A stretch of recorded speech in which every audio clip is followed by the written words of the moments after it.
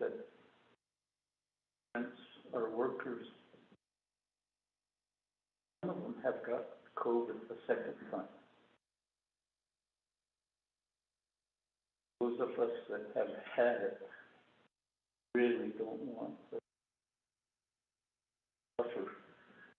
We have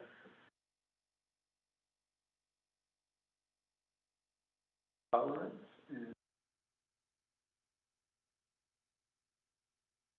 and latitude to face workers, to our fellow human beings, to basically recover. Even with that recovery, mental health, this recovery process takes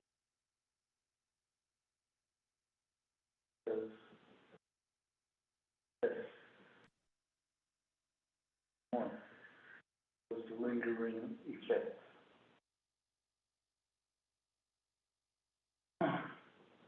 Effects linger. Affects people's behavior.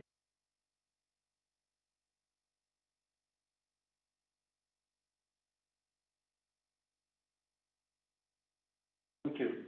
With that, committee members, do you have any announcements?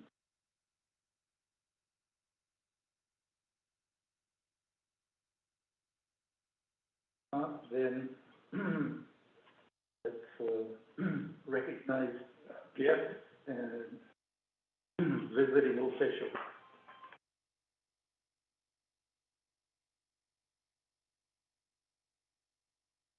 Dan, are you on the call?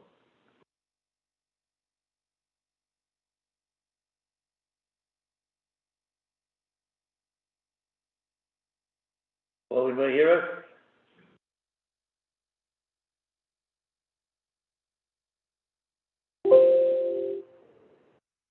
6.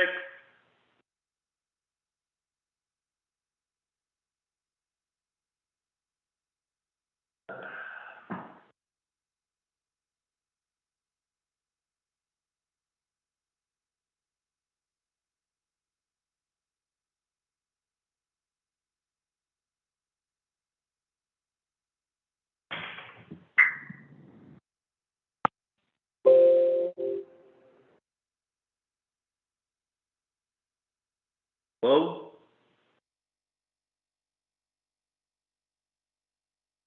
Hello?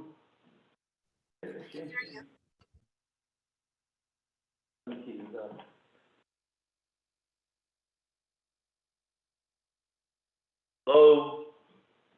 You guys hear us? Vice Chair? I can hear you. Can you hear me? Yes, I can. Okay.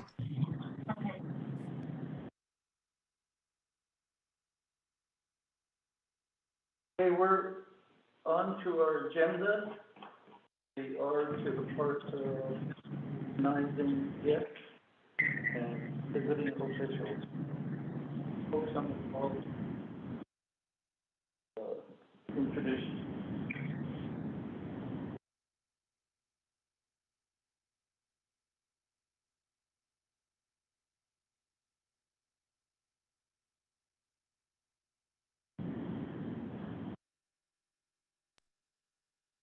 Good morning. This is Waya Hanalachni Henderson with OLC. Good morning, Chair and delegates. I will be covering this morning for about an hour, and then Chad Abeda will be taking over over the afternoon. And so we are going to be working, we'll be working with OLS during the time that there won't be a OLC attorney present. So I just wanted to inform the committee. Thank you. And good morning.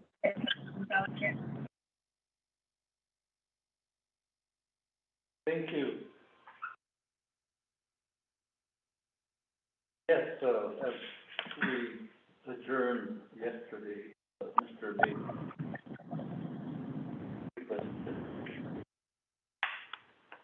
would be another discovery. To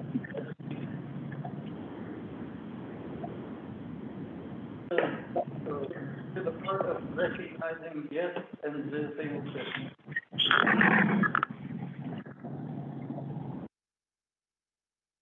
We have folks from Diné Education, Veterans Administration.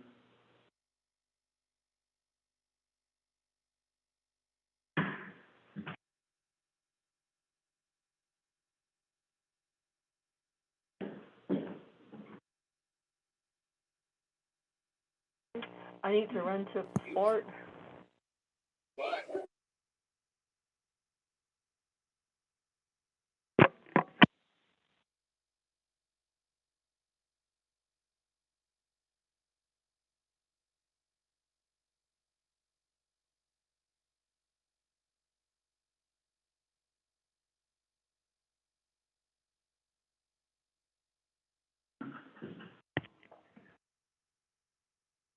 Okay. Miss Angelique Benoli, let's review the agenda with the committee for today. Yes, Mr. Chair and members of the Health, Education, and Human Services, Yat A. Benim, and all that are joining on the Zoom.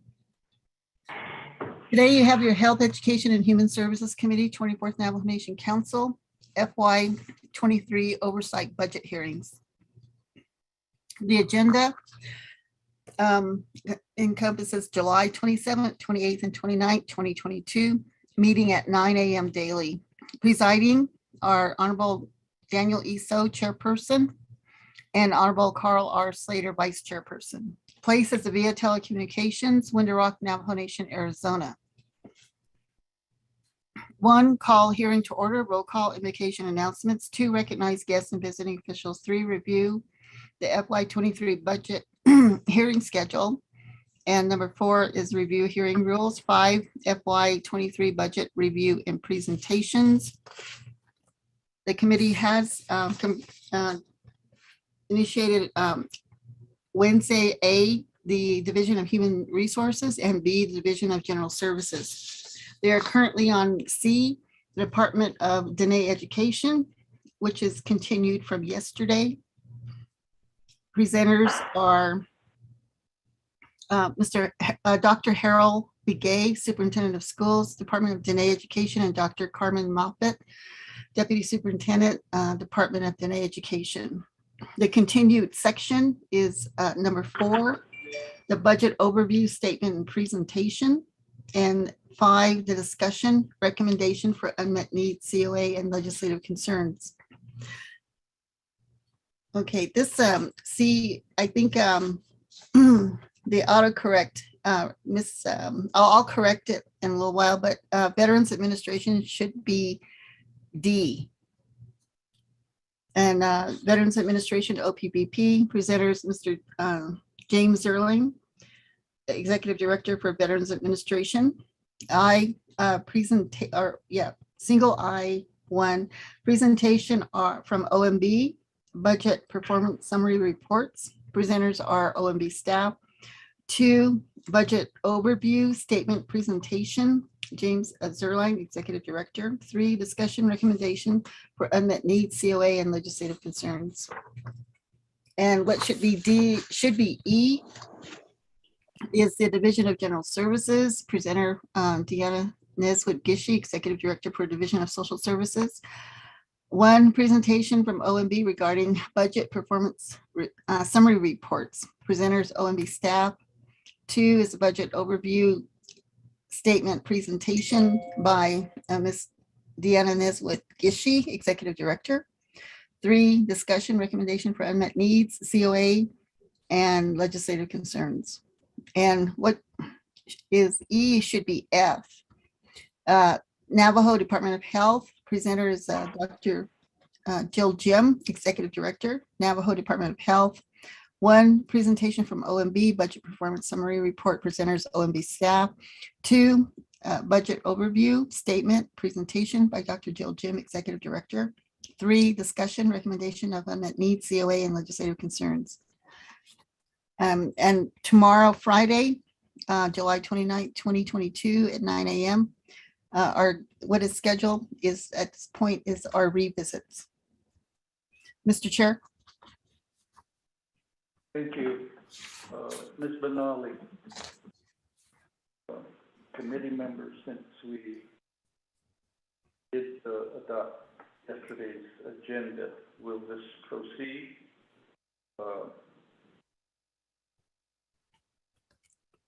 Went through part of the unmet needs table, and we're going to resume at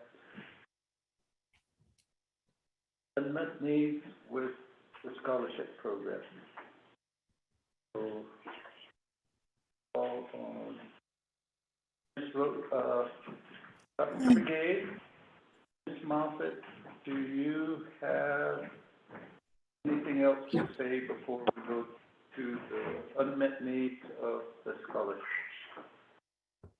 No, I don't, sir. Good morning, everyone, Mr. Chairman, Vice Chair, council members.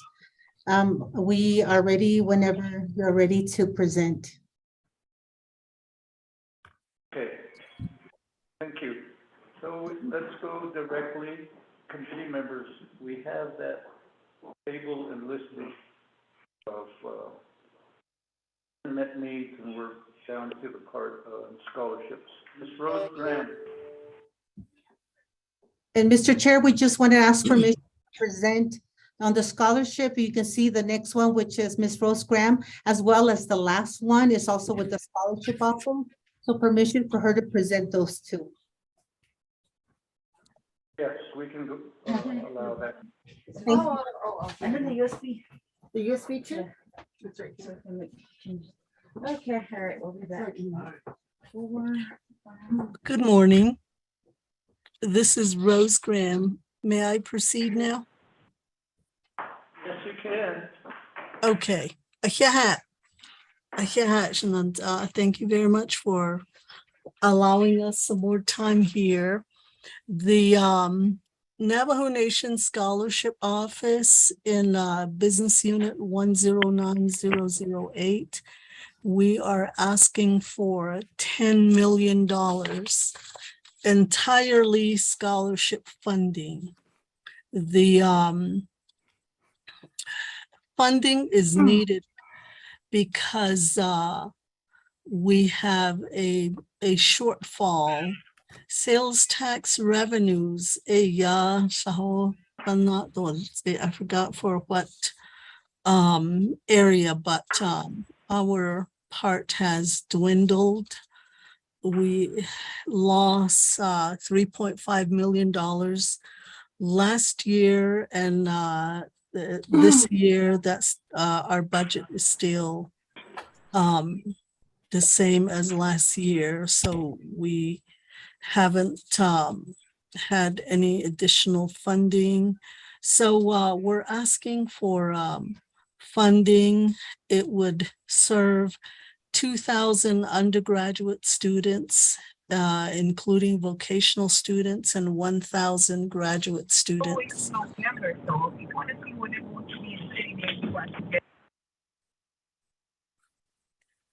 I'm sorry, somebody's talking and I can't hear that. If there's a question, you can't hear that. There's no question? Okay, so I will then go to the last one. Under the Doty Scholarship Office. In this area, we're asking for $250,000.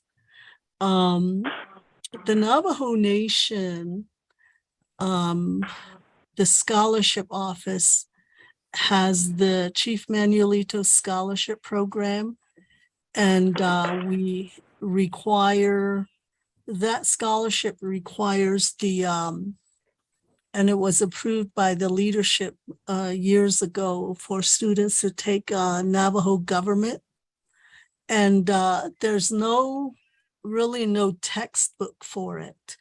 So we have a work group that we're talking with. Dr. Jennifer Danette Dale from UNM. And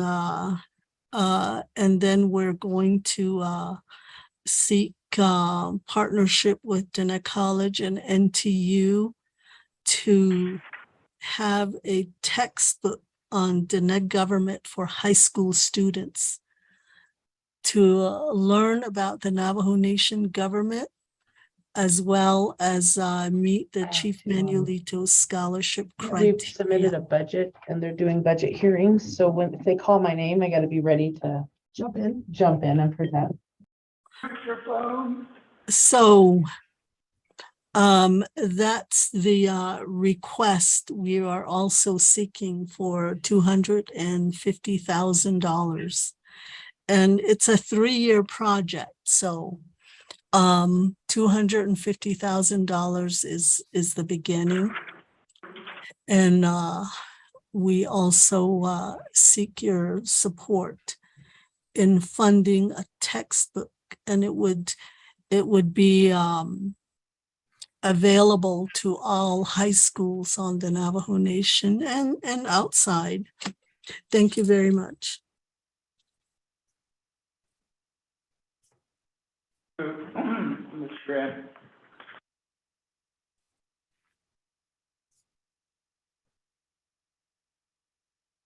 Dr. Moffett, who do we have up next? Mr. Chair, next we have the State Education Agency planning in the amount of 10 million. Mr. Roy Tracy.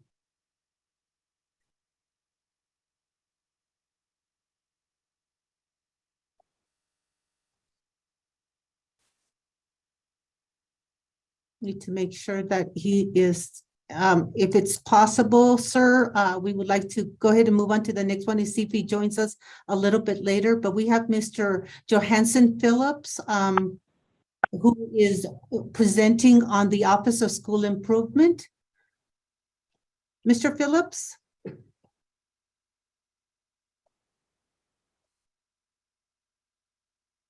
Yes, proceed.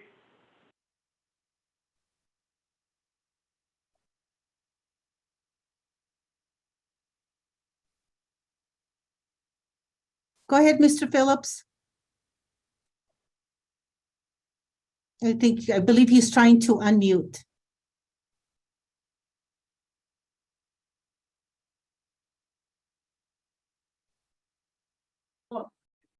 Dr. Moffat, he'll be using my computer. He can't seem to unmute himself on the other.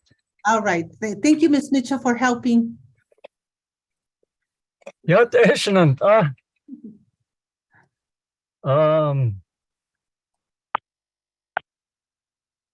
Excellent. Johansson Phillips, ja. Katschini den Ernst dort Aschisch Zerat Edo. Turich dat Edo Kiani. Shinolidat Eho. Ich I've seen a Shade, Jeritore, do Ade Chishike. Ich qua deep benefit qua. Ado History Committee, Arnold Scott. Do Navajo Nation Council, that's not Arnold Scott here, do Shnant Alto, Dr. Harold Gate or Dr. Moffat. Ich do presentation filter, Arnold Scott, ich quite based on not the unique, we are thinking 100,000. Being not honest to continue working to build our K-12 curriculum development. It's not honest. Although to build standards, educational standards, K-12, and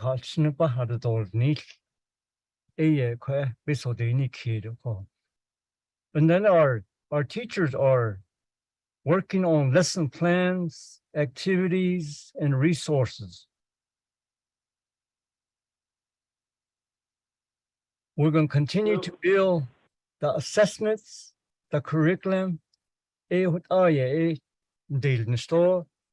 teachers across the Navajo Nation, in Handa, Ado, these adults, Nisa no, we're going to continue to work throughout the year.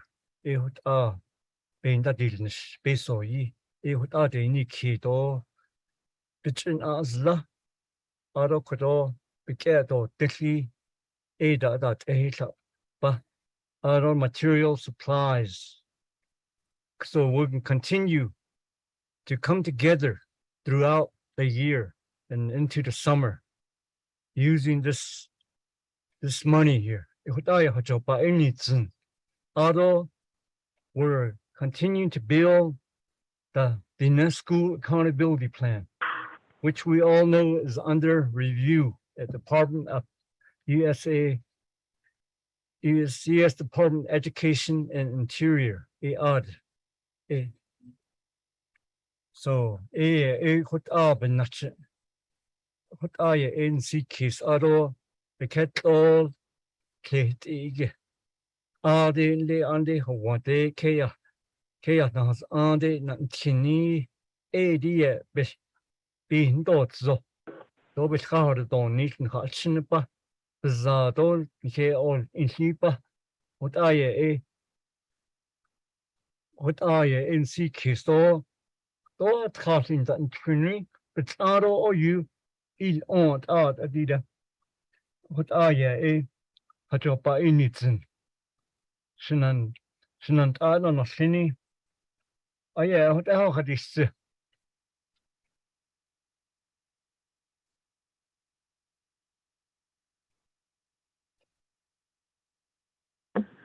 Okay, thank you.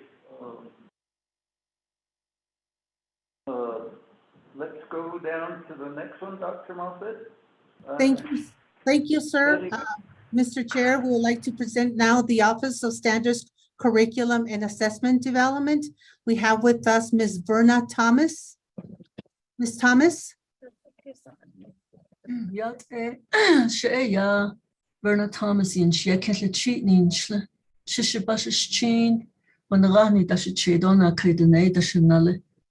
Yeah, Shnat Ani, Chairman So, Vice Chairman Slater, Hesse Administration Council Delegate, members of the audience, Adoshanat Ani, Dodi da, my colleagues, Ebeda Gego, Yat E Benedo, Shat Quaggy, Shado, 54,000 AHK, Senior Traditional Count Coordinator, but the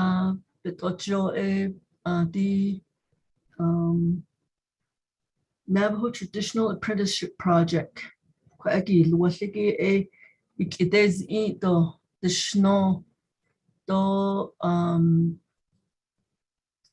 reason is to actually increase the almost extinct or the near extinct ceremonies. In 1995,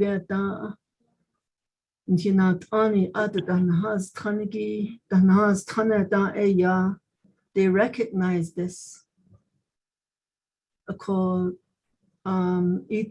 They said that there was only approximately 34 different traditional ceremonies left. And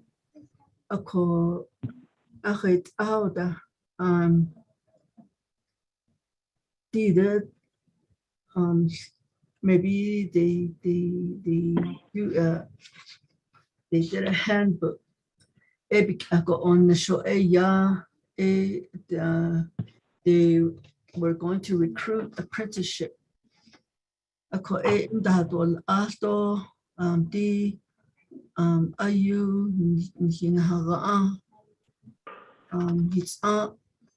a bit neat. Ishin Saban Quaggy is yes a dagi it is in Doyan Yashtio Ado and late Hautrata Ade recruitment will yagi ego Ado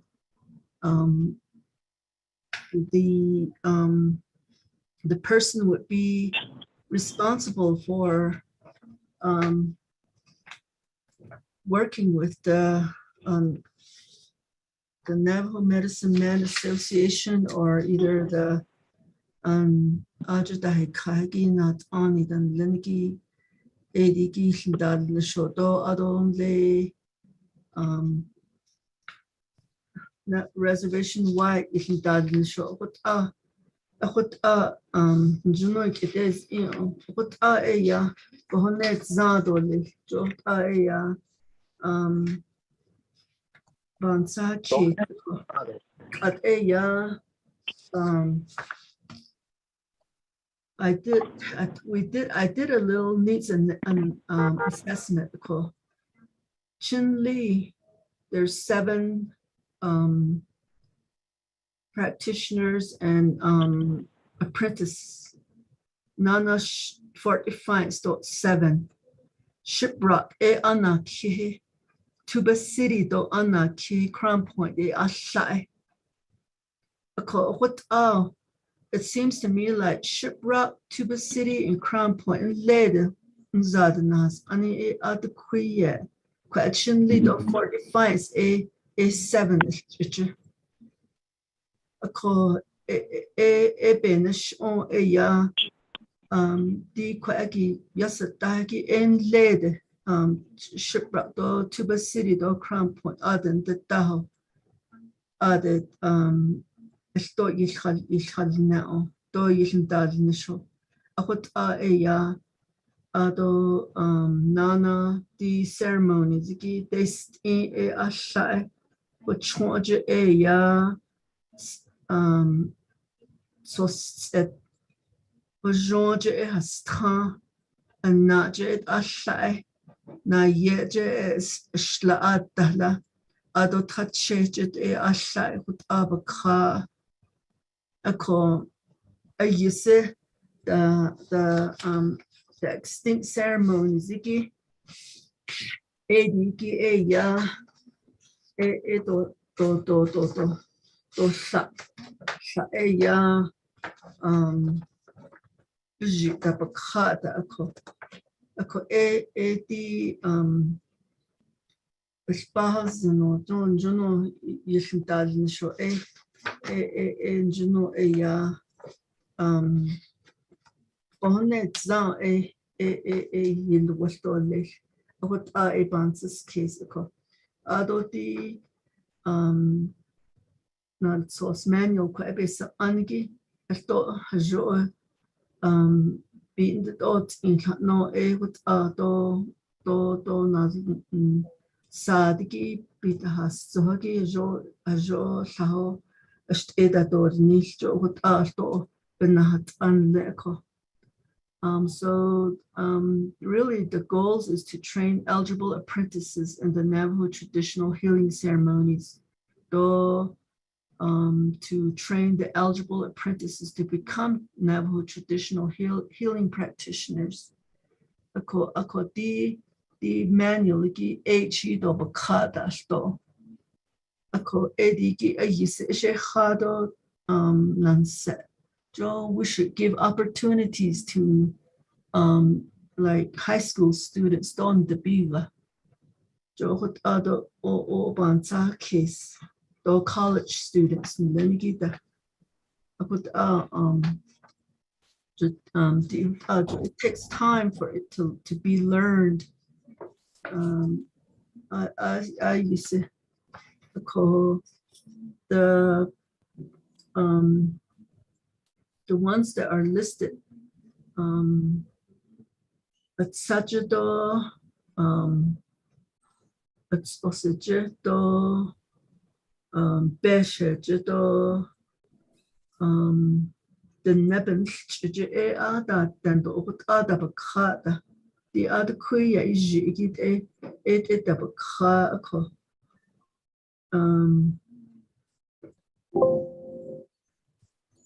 Hoye jida wala chije do yo eje to adonana azena kiedigi egi edista do bakada ko that egi sa jita bakha ya po ne zado ni what aya Abansis case ako ashonde the traditional coordinator ki juno days to asati bandol tkelto asati days on lede ya halina to reports that ya ni to based on lineage kid put the dollar here.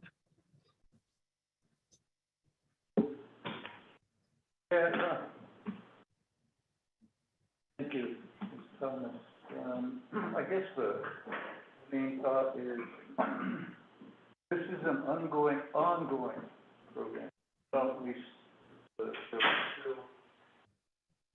apprentice getting a stipend from the program. So that I had gotten an email and forwarded the program as well as to Dr. Brigade. I never got a response from him, whether it was ongoing. One of those were practitioners wanting to learn new ceremonies, but this particular practitioner had also taken on apprentice. There was two ways that individual was preserving ceremony. Was a question on eligibility. I never got an answer regarding that. That's that another time. In this, for all the folks on the call, I guess the main thing is, we didn't get direction from anyone. There was the president, or the speaker, or the controller.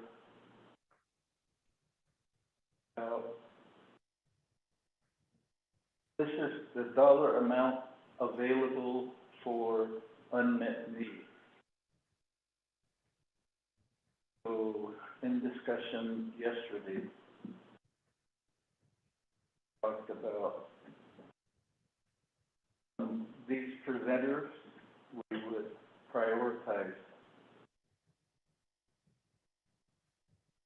We would prioritize which program or funding schedule would be on the unmet needs list. So, please understand that. Unmet needs budget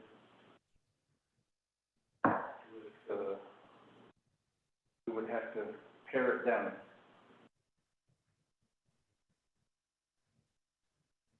Thank you. Mr. Chair, this is Angelita Benelli. Yes. Mr. Chair, just a reminder to keep in on our schedule, because we have 3 other programs that the committee needs to hear today, that's scheduled today at least. Maybe limiting the presentation to 5 minutes for each of the unmet needs. And also, I think it's important for the committee to be informed if these programs of these proposed unmet needs, if the programs have also applied for the ARPA monies to fund these unmet needs. Also, if they've gone to private parties like philanthropy organizations to request for fundings for these unmet needs projects, because they are surprisingly available from the government or private parties. Mr. Chair, thank you. Thank you. Thank you, Ms. Benali. Oh, Yananat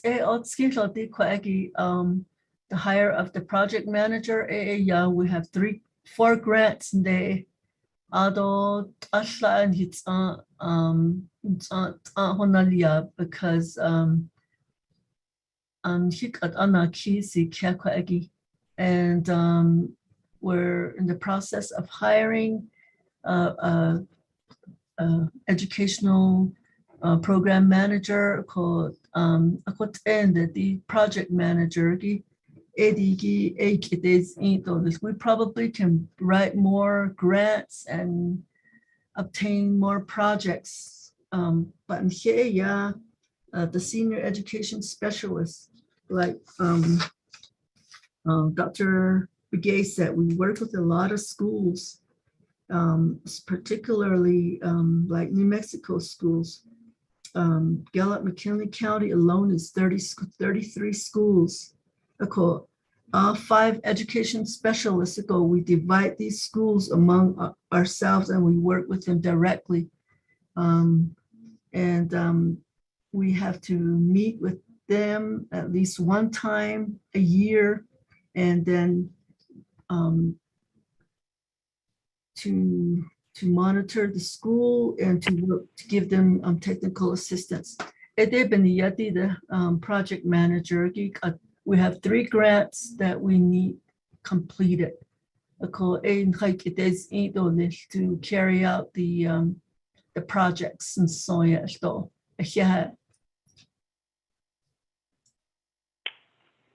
Oh. We'll make notation of that. Thank you. Dr. Moffett, next presenter. Thank you. And our last one is the State Education Agency Planning, and that is going to be presented by Mr. Roy Tracy. Mr. Tracy?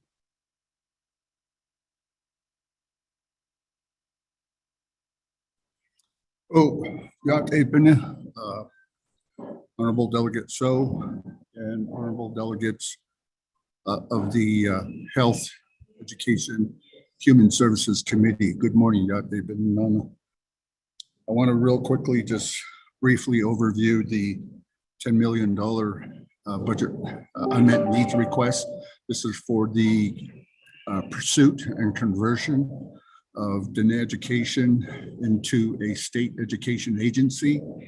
All the principles of the Sovereignty and Education Act of 2005 has given that authority to the Navajo Nation.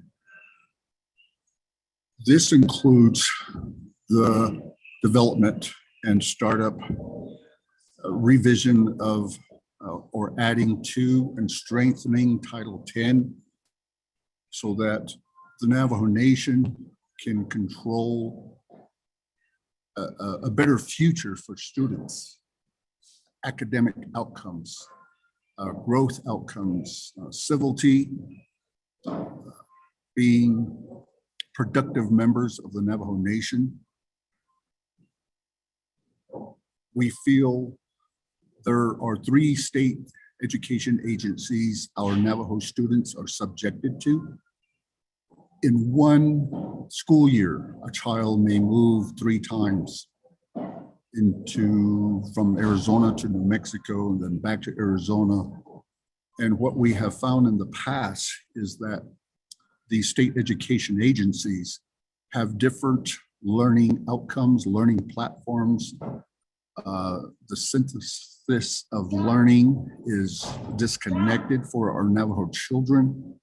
So they are subject to 3 different state end of year tests, or what we call critical or high stakes testing. It's a federal term that's required. So the movement of this process is to really establish a state education agency solely for the Navajo Nation, so that the nation can govern the academic outcomes, which includes the Diné culture language, which also includes building a better society for our communities, for our healthcare systems, our infrastructure, our educational institutions. And so we feel that this move that the 2005 Act states that we should be able to establish our own quasi-state education agency, and that the BIE and those authorities that are granted at that federal level should belong to the Navajo Nation. There is a 2010 memorandum of understanding between the U.S. Department of Interior and the Department of Education. And so this includes the Navajo Nation being approved for a accountability plan. And that was for Title I schools, Part A and Part B funds. And so what needs to happen is the development, the platforming needs to take place. And this is what the $10 million will be used for. And we have the accountability plan. We like to look at how we can possibly explore, with recommendations from HESI in the past, maybe a tribal charter model. We want to look at how we can consolidate, but still give autonomy to the schools and the nation having their principles of learning outcomes and established Diné content standards, academic proficiency outcomes and such. This includes teacher certification, administrator certification. And so solely, this is really all laid out in Title 10. These can be updated and along with partners, both at the higher education level, the Tribal College University with Diné College and Navajo Technical University, outside universities as well. We have a number of Navajo scholars that are available to help out in this manner too. And so really, I think this is something that we've consistently talked about. And so this would be this establishment of Diné education into a state education agency. And we respectfully request that, and hopefully, we look at it from a positive perspective that our Navajo students need this type of assistance to increase the rigor, to increase the management, to become better performing individuals in our society that can give back to our society. And so we respectfully request this in this manner. Thank you, Honorable So and Health, Education, and Human Services Committee members. Yeah.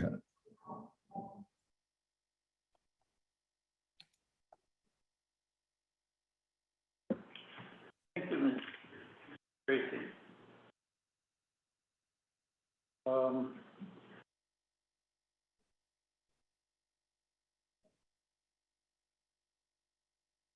Those documents that you referred to, the MOA between Department of Education and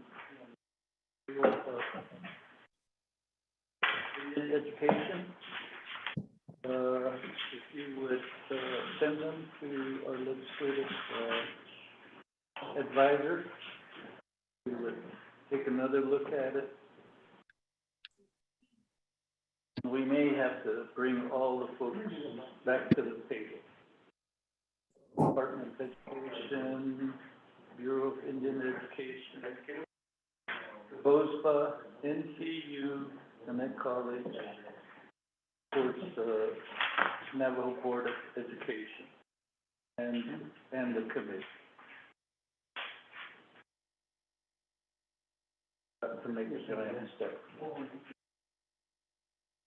Thank you. Thank you, Chair. We will send those documents up. Okay. All right.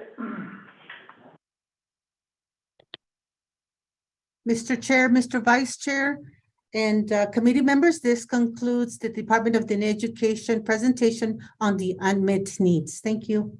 Yeah. Thank you. Again, the committee will prioritize and know that right now we feel like can't fund or request to have funded every unmet need. Each of the other oversight committees will present their unmet needs. So in that aspect, most preliminary thought is focus on the youth and scholarship. For health,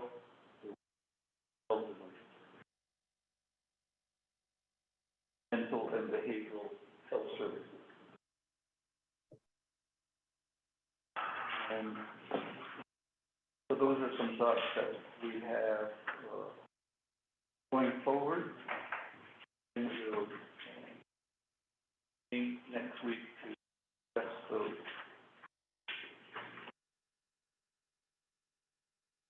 Thank you, Dr.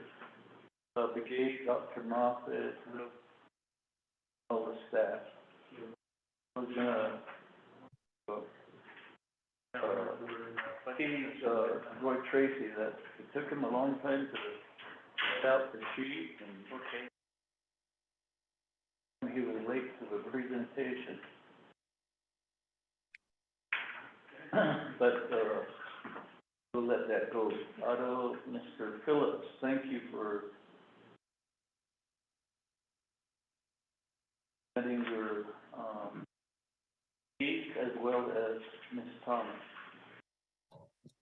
As you stated, the program was established in I heard on the council up in January. So we really need. I have one thought. There's a group, a nonprofit, the initials NDN Collective. And right now they're calling for papers about self-determination. I'm wondering if the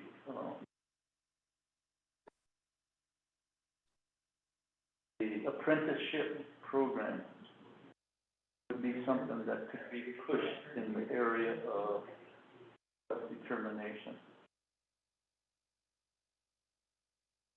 Basis for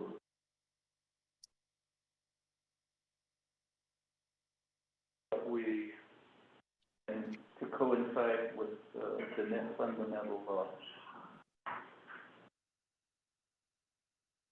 Those are some thoughts. They have a deadline of August 1. We do have some Navajo individuals within that collective that will representing Southwest. On that website and that's it. Thank you. With that, committee members, do you have any questions, comments? Honorable Edison Juanitas. Thank you. I wanted to, can't remember the gentleman's name that provided the information on Alpha of School Improvement, that the net character standards. To what extent can you provide more information on that?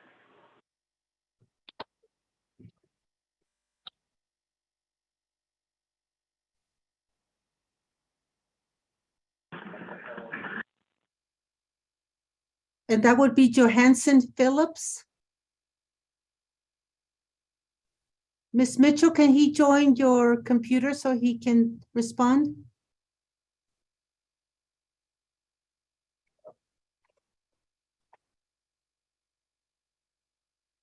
While we're waiting for him to be on board, Honorable Councilman Edison, I just want to let you know, we have the content standards.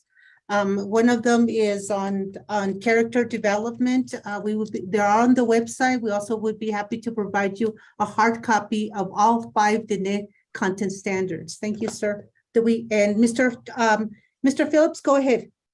Yeah, there's none. No. These character development standards had a nahi.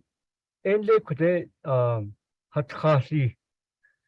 To the he must send on his shaven and tini.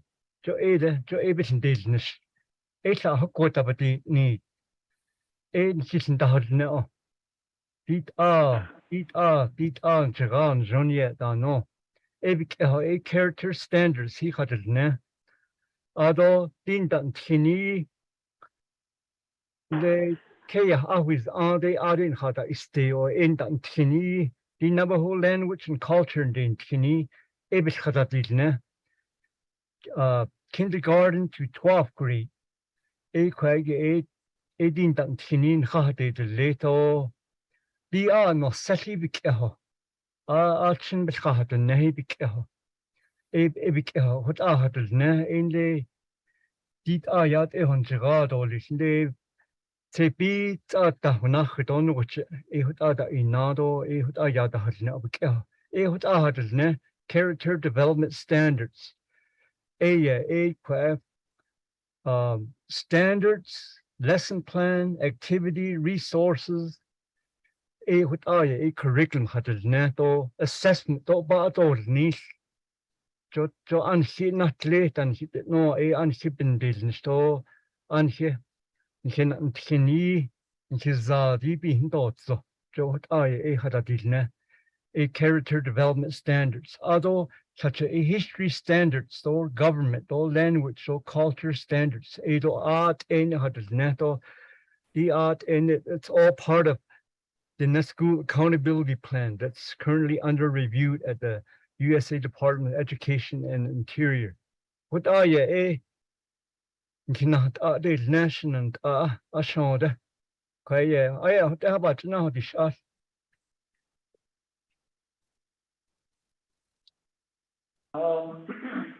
Yeah, Mr. Phillips, Honorable Wanika, do you have follow-up? Yes, thank you, Chair. Mr. Phillips, I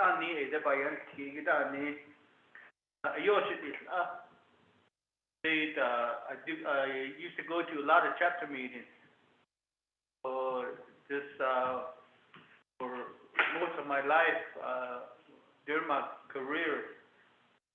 Chapter and I see a difference.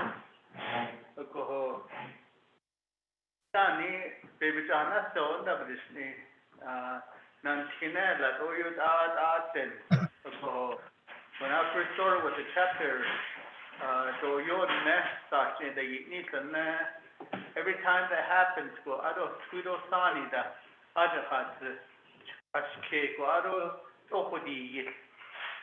later on, some years back, a lot of people used to run for chapter official. And all of a sudden, those positions were not being applied for. And I asked why. That one of the people told me, he said, they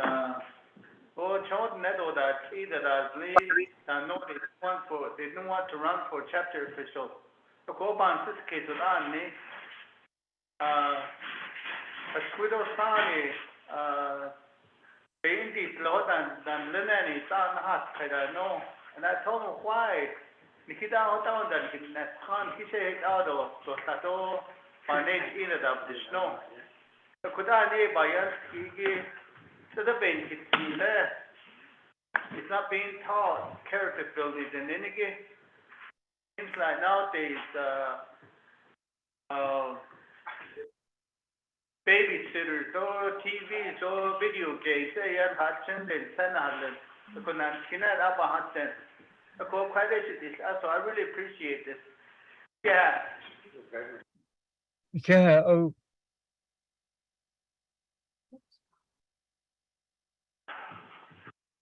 And, to Ms. Thomas, Mr. Phillips, how you can, basically join up your work to do and apply to this intellect. I think it would, it's as, the Senate Honorable Wanika. You see,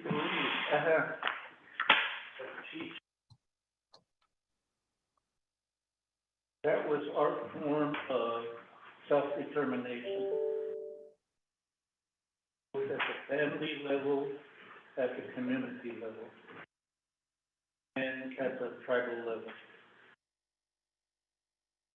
So that's a perspective I think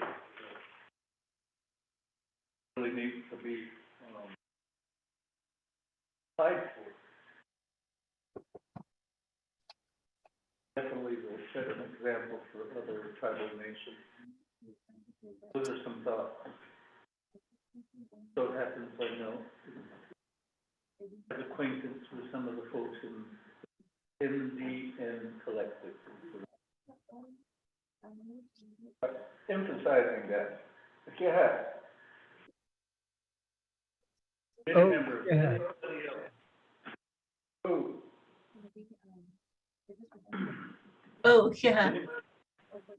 Oh, Fukushima, and then, be prepared for a revisit. Next week, on the 4th and the 5th, we'll put together the unmet needs list after we discuss again. Priorities, work with again. Ideas on this, condition of appropriation.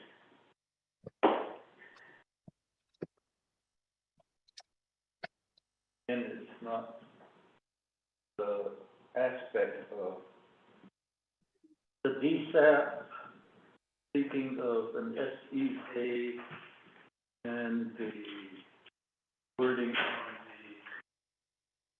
the how do we move forward?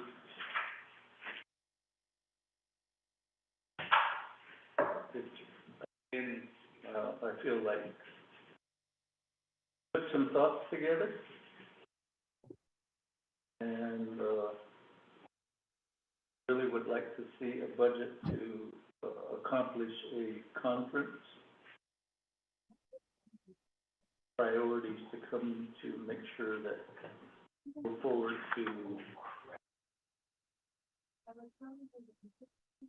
and it's going to, a lot of items will play into this. Plan of operation for the Board of Education, that talks about DSAP, the SY, the state education agency, and then on the state side, money for developing the tribal departments of education. And part that I pretty much about. So there's multi-directional efforts to occur. And we have friends at the White House, and the Congress, and at the state, trying to step for Navajo education. Thank you. With that, Ms. Angelita Benali, please review with the committee the next step, the next.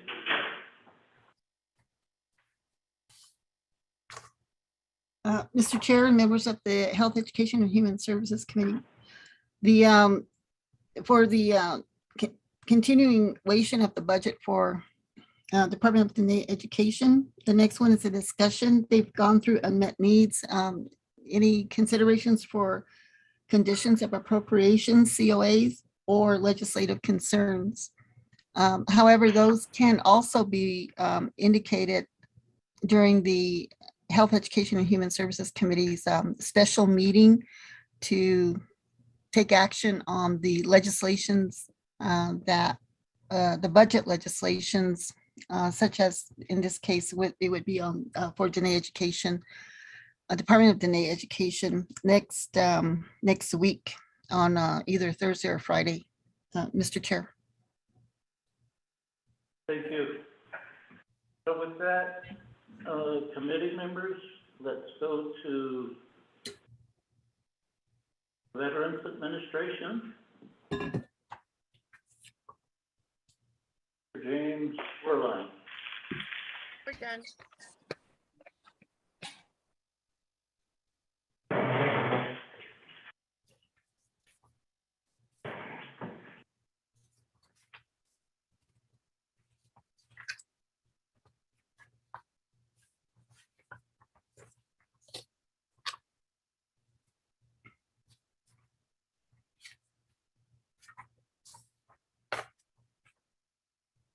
Mr. Chair, the OMB would be giving their budget performance summary report, and it would be by OMB staff. And I believe it's Ms. Nanette Francisco from OMB, but I do see Mr. Dominic Bial on the line too. Mr. Chair. Thank you. Let's go to staff then. Committee members, you've gotten, those of us in the room at BNF, we've gotten the OMB report printed out, and committee members on the call, you'll have to find that particular email.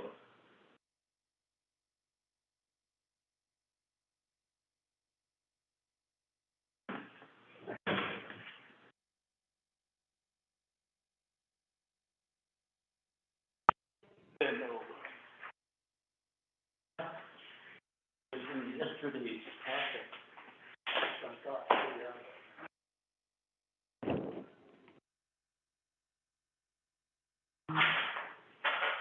Okay. I don't want to.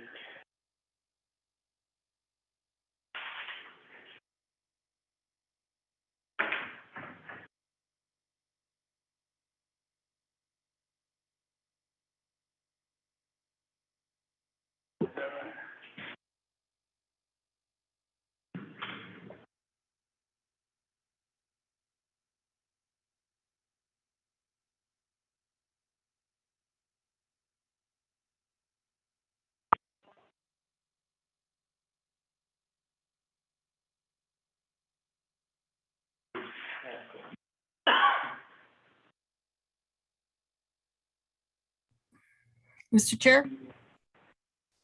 Yes. I looked in my email and I did not receive the OMB report summary for the Veterans Administration, nor the Division of Social Services or the Department of Health. But I'll contact OMB asking them to forward those particular reports.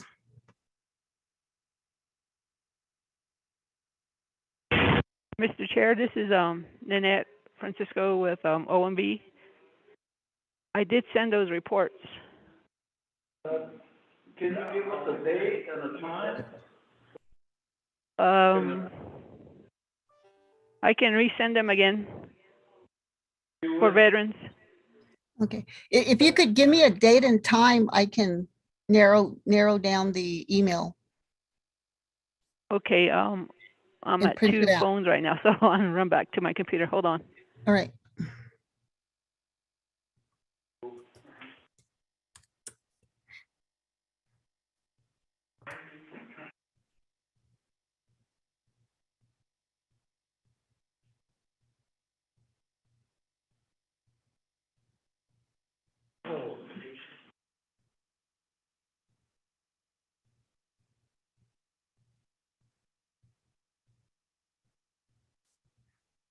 Yeah. Can you make it hard? Yeah. They're sending it right now. And you're looking for it.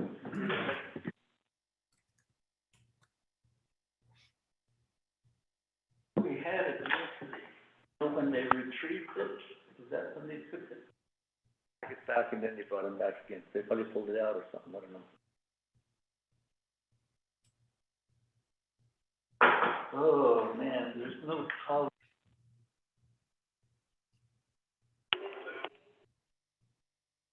Mr. Chair, this is Nanette with OMB. It was sent yesterday at 5:14 for the veterans.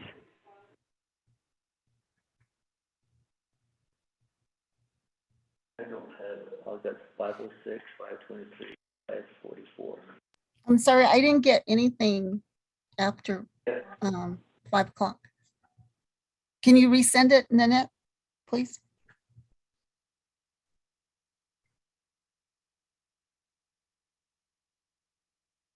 The only one I got was the OMB report for Doty.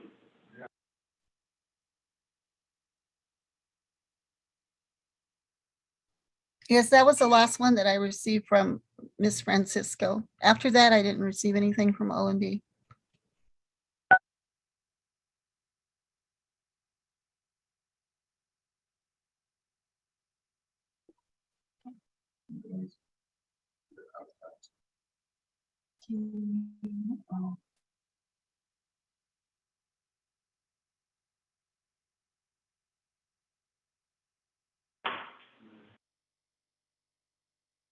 Angelique, did you get it? I just sent it.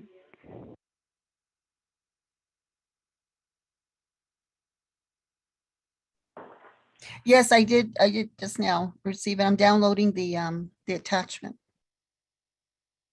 Okay.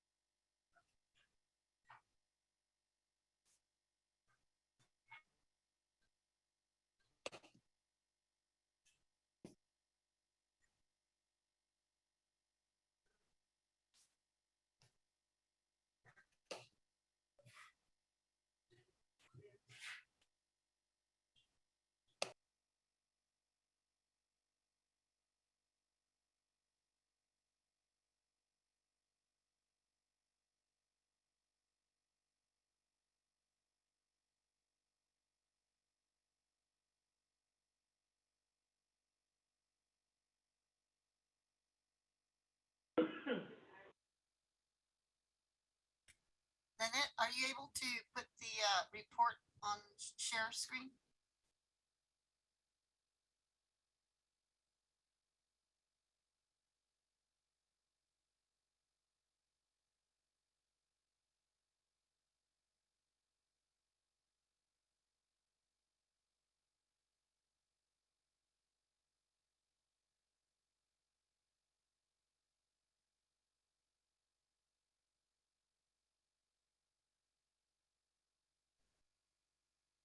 I put it on share screen.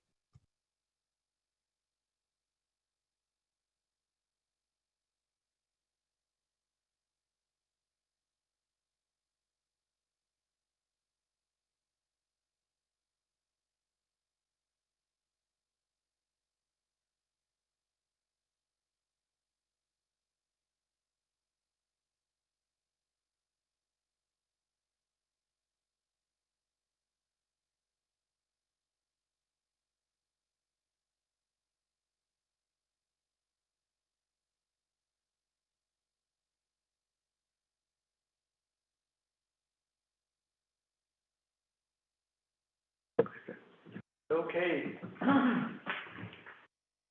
Let's go to the OMB report. We've got, for the three of us, Honorable Colonna, Honorable Wanika, and myself were in those printed the report for us, committee members, new email. Whatever program they're going to, you read the business unit, the title, go through each line. So let's go to that particular report. Miss Lynette, was it? Yes, Mr. Chair. Yes, so you have the teleconference floor. Okay. Good morning, Mr. Chair, members of the Health, Education, and Human Services Committee. This is the report for the Veterans Administration. You have the table of contents. You have A, B, C, D, E, F, and G, and we'll go through each one of these. Tab A is your FY 2023 Fund Type Budget Summary.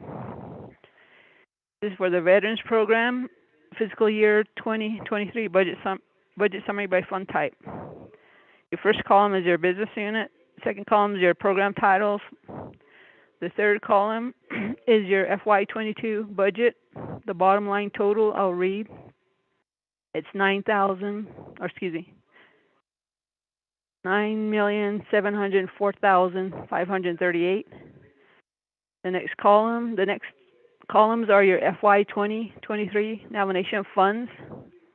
So the first one is the proposed general fund budget. The bottom line total is $1,798,000. Indirect cost is 0. Personal lapse fund is $34,481. Proprietary, bottom line total is $15,000. Proprietary, bottom line total is $6,372,977. Special revenue internal is 0. Special revenue external is 0, giving you a total of all funds $8,220,458. Going on to B, you have your FY 2022 third quarter budget status report. This budget status report is as of June 30th, 2022. Again, you have your business units and your program titles. Then you have your original budget column. I'll read the bottom line total, $9,704,538. Your revised bottom line total is $12,818,597.13. Your actual bottom line total is $6,451,780.48. Your encumbrance bottom line total is $35,581.06. Budget available is $6,331,235.59. Your percentage expended is 50.61. There's 2 notes at the bottom. Double the asterisk means the program is overspending by 85% or more. Single asterisk, they're under expending by 65% or less. And Rhonda will go on to the next tab. Committee members, under tab C is your FY 2022 third quarter performance assessment report. And these are for the 7 business units. First quarter 2.14, second quarter 1.96, third quarter 1.96, and the scoring system is listed right there. Under tab D is your FY 2022 third quarter plans of operation status report. And these are for the 7 business units. Again, the last time the plan of operation was amended in 1998, but the Department of Navajo Veterans Affairs, that one is for 2020. Under tab E is your FY 2022 Conditions of Appropriation Legislative Concern Report for the Veterans Program. You will note that there's a legislative concern number 1 and a number 2. Number 1, we didn't get any response for third quarter, therefore the status is non-compliant. And your LC number 2, third quarter, no response, and the status is non-compliant also. Under tab F is your external funds expenditure report. There is none. And tab G, your FY 2020 single audit report is none. That completes OMB's report.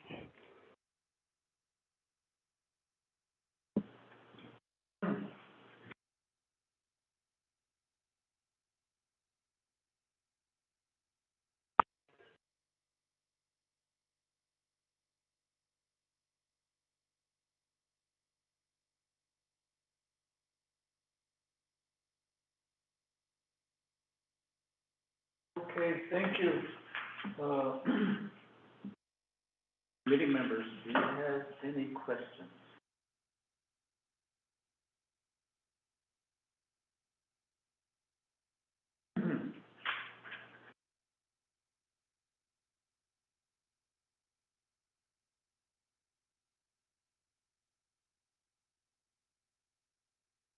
There's,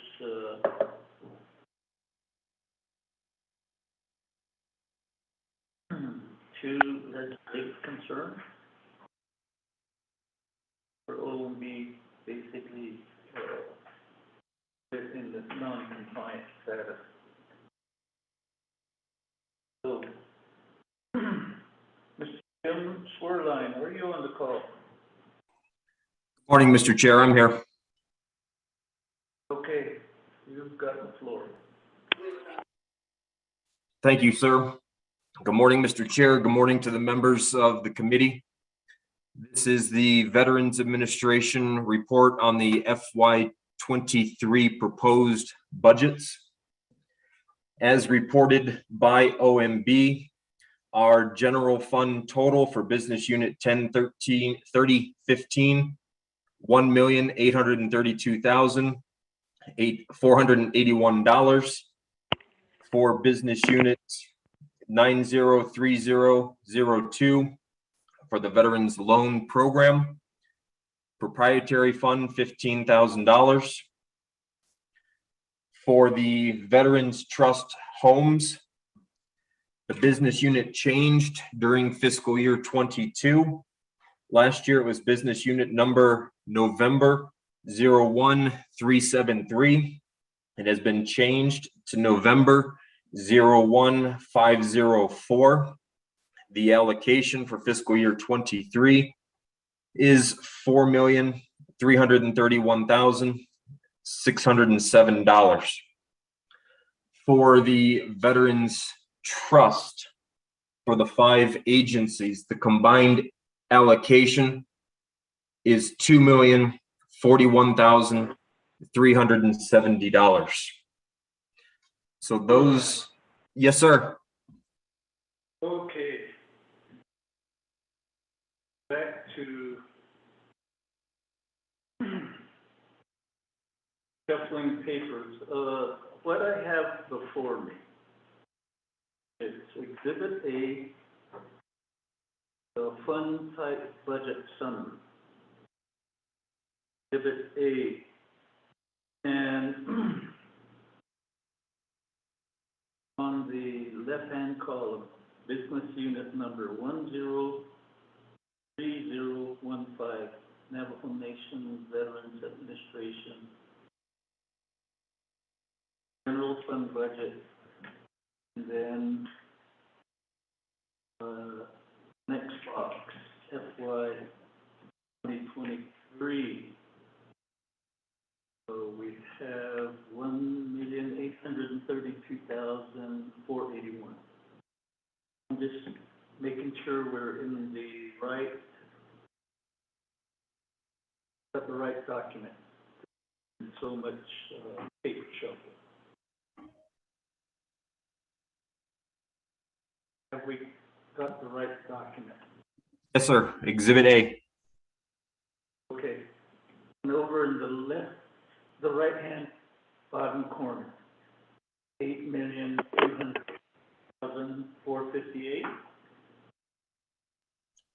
There's some noise on the line, sir. I heard you say 8,220,458. Yes, sir. Continue.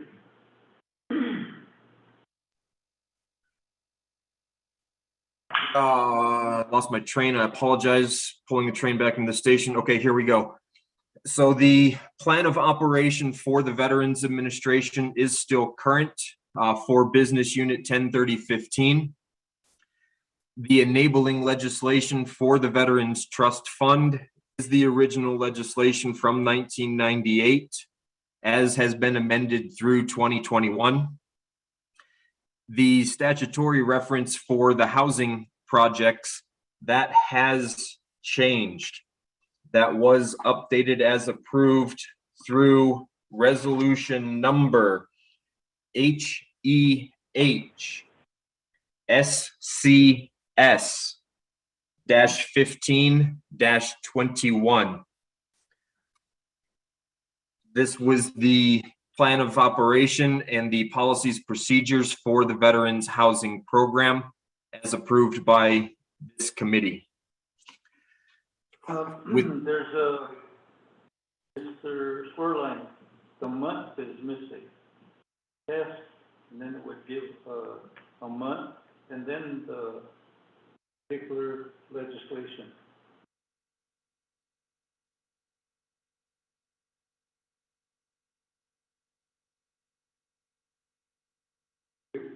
What you,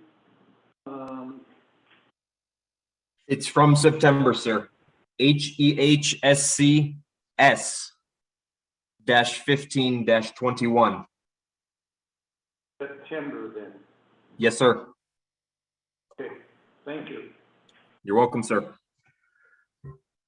For legislative concerns of the administration, this program was required to submit a written response to legislative concerns 1 and 2. Those written responses were submitted to the HES committee, all 6 members, on March 6, 2022 at 2:40 p.m. That same report was forwarded over to OMB on March 16th at 11:55. So we have learned that the reason that we are being marked as non-compliant is because a hard copy of the report was not sent along with a copy of the quarterly Form 2s.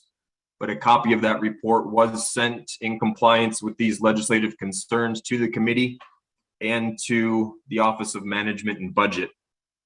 The only portion that is non-compliant is the program has not been asked to come before the committee to provide that report verbally.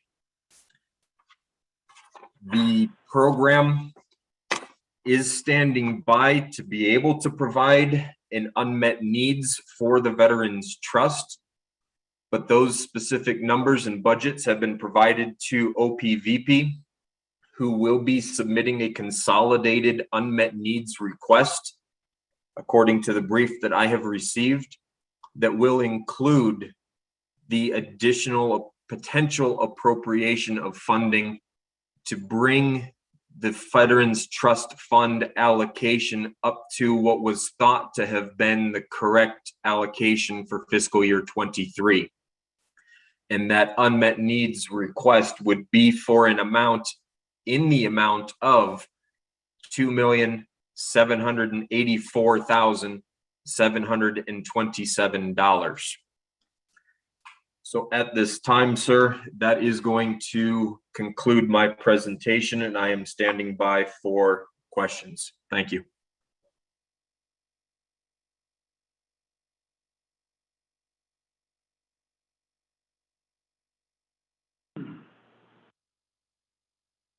Committee members.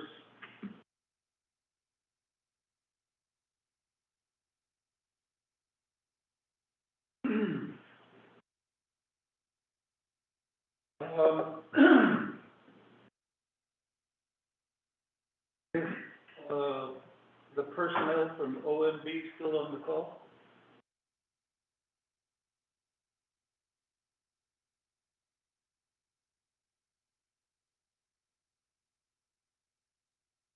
Francisco?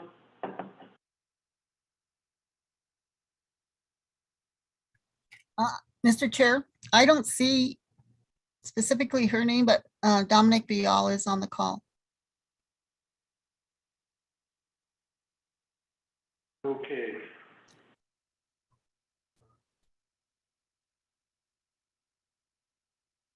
Budget summary. Mr. Shoreline. Sir. The protocol we were walking down is, number one, the business unit 103015. Go through part B, part 3, summary, part 4. And we would go down to other business units. What you presented is just the summary. The programs have basically walked down the general fund budget.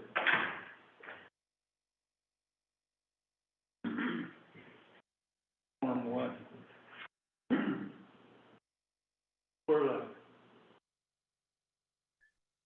Sir, if you would like me to go into detail on each of the individual business unit Form 1s, I am prepared to do so. Okay. Thank you. That was Honorable Paloma saying, please do.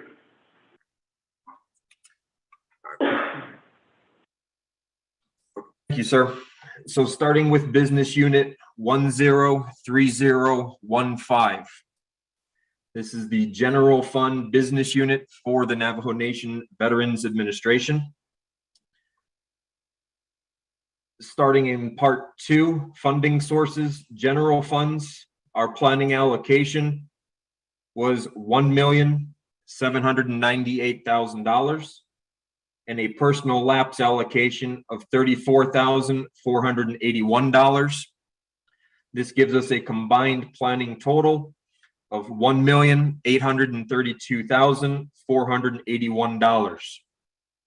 The administration has allocated in Object Code 2001 for personnel expenses, $1,392,471 for a total of 28 positions.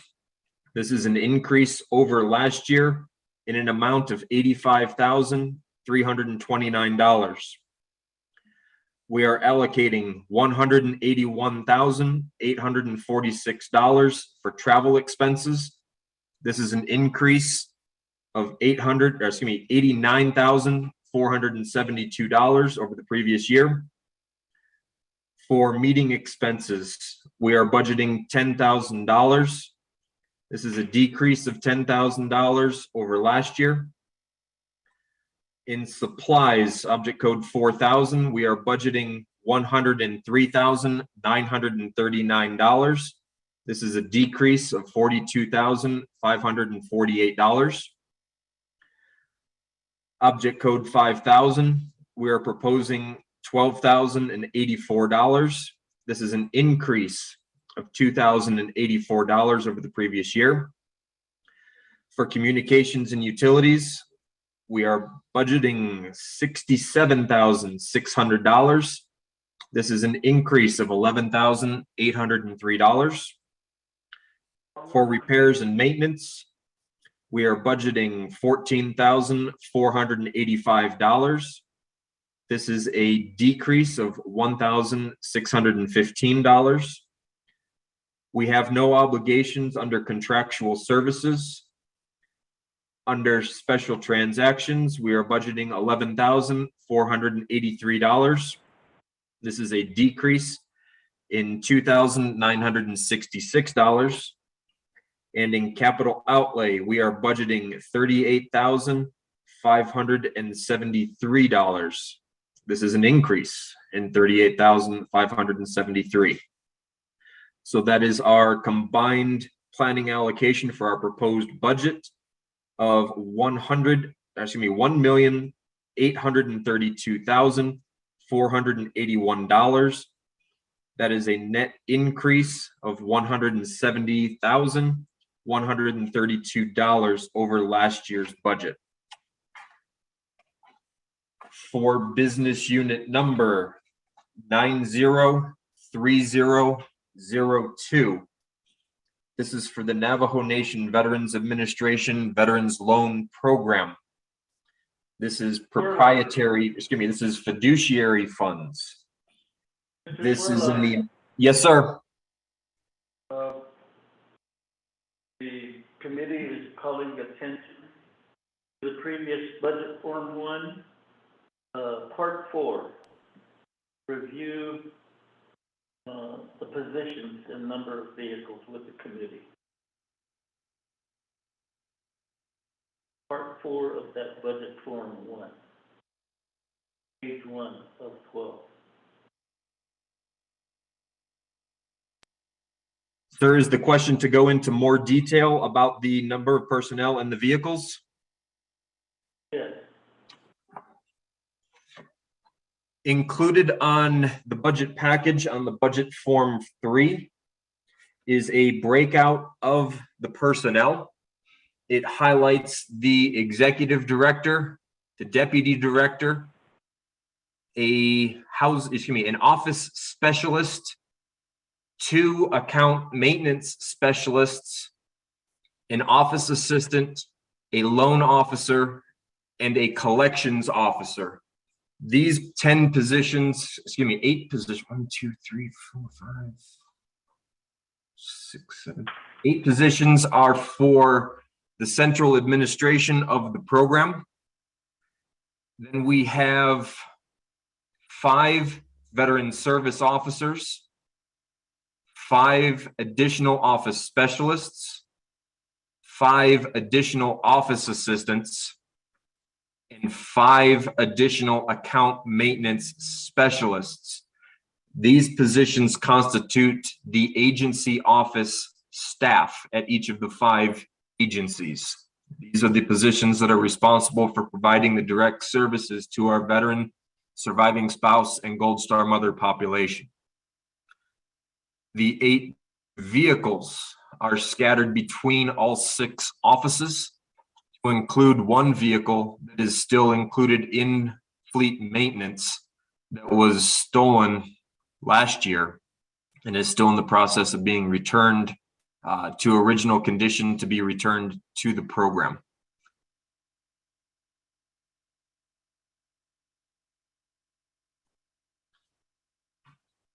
Do any members of the committee have any questions on our personnel or our vehicles at this time?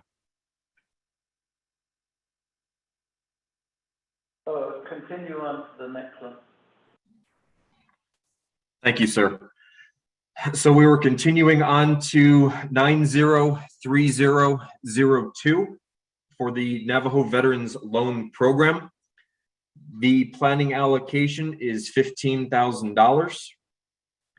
The program is budgeting $2,017 in travel expenses, $4,770 in supplies. That is a decrease of $3,538 from the previous year. Repairs and maintenance, $3,713. That is a decrease in $2,979 from the previous year. And contractual services in the amount of $4,500 for a combined total of $15,000. This account does not account for budgeted positions nor any vehicles. Are there any questions on this business unit before I move on?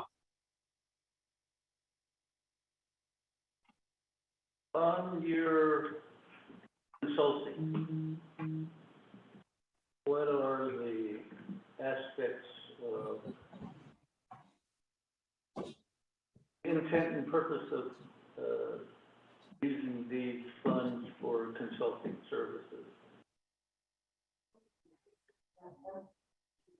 Sir, I apologize. I'm not hearing you very well. I know that in that conference room, the microphone isn't usually directly in front of you, but it sounded like you were asking what is the intent behind the funding in contractual services, the $4,500? Yes. The contractual services, the loan program has procured new programming software for the tracking and entering and processing of veteran loans.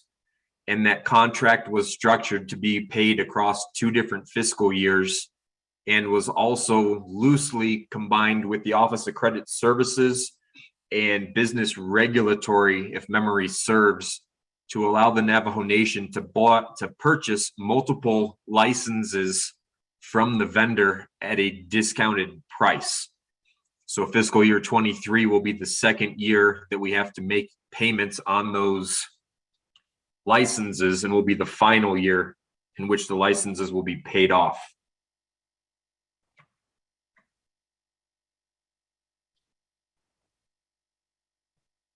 Yeah, I guess that brings up the question, how come in the previous budget there wasn't the contractual services? The contract was entered into during fiscal year 22, and we did a budget revision request and moved funds from supplies and repairs and maintenance into contractual services to be able to start paying on that contract. Okay, thank you. Yes, sir. Do any other members have questions on this business unit, or may I move on? Honorable Pernell Halona. Thank you, Chair and committee members. I was checking the travel expenses. Last year, now this year.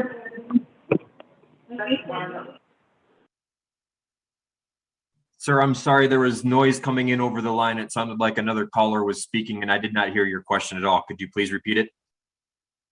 Sure. I was asking about the travel expenses. You didn't have anything on that for last year, and then you got another 2017 for this year. What does that consist of? That consists of the staff members, the loan officer, the collections officer, and 1 account maintenance specialist being able to travel to receive the training on the operations of this new software program. Okay, so that was not included last year in this new software program that you're working on? Correct, sir. Thank you. Okay. Any members, if there's no more questions, Mr. Schwerlein, let's go on to the next one. Mr. Chair, if this is Angelina Benelli. Benelli? Yes, Yes. I like to ask the callers to mute their phones voluntarily unless they are recognized to speak. That way it'll maybe strengthen the audio, and plus it'll eliminate the background noise. Thank you. Thank you, Ms. Benelli. Schwerlein. Thank you, sir. We are moving on to business unit November 01504. This is for Veterans Trust Fund Housing. The planning allocation, $4,331,000. $607. We are proposing a budget of $487,618 for personnel expenses. This is an increase of $41,213 over last year. We are planning a proposed budget of $10,000 for travel-related expenses, $5,000 for supplies, neither of which were budgeted for last year. At the time of the budget submission, we did not have program staff to be able to make determinations on those numbers. Contractual services, the lion's share of the allocation in $3,825,915. That is an increase of $529,218 over last year. And special transactions, $3,074. That is a decrease in $284. That is a total of 7 positions that are budgeted through this account. Included on the Form 3 under this business unit, those 7 positions are outlined. The first position is a Program Supervisor 1. The second is a Senior Housing Specialist. Those 2 positions are located in the Central Administration Office. Then there are 5 Housing Specialist positions, 1 located at each of the 5 agency offices. I will make a note to mention that these positions receive funding reimbursement through the NAHASDA subrecipient agreement that the NNVA has with NHA. So those HUD dollars are reimbursing expenses that the program incurs for personnel. So that is a reimbursable cost that gets put back into the overall budget for housing construction. Are there any questions on this business unit before I move on to the next?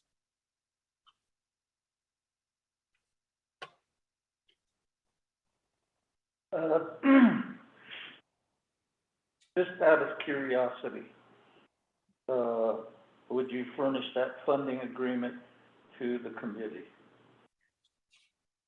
I will have to get that from the program supervisor, but yes, sir. As soon as I have that, I will be able to provide that. Thank you. Committee members, any questions on this particular item? We do see that there's 1 position that's not filled.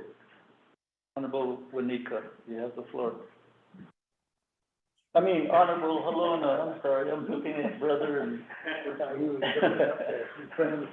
Okay, thank you, committee members, and Mr. Zola, I see here again, we have the travel expenses. There's 10,000 there. There was nothing there last year.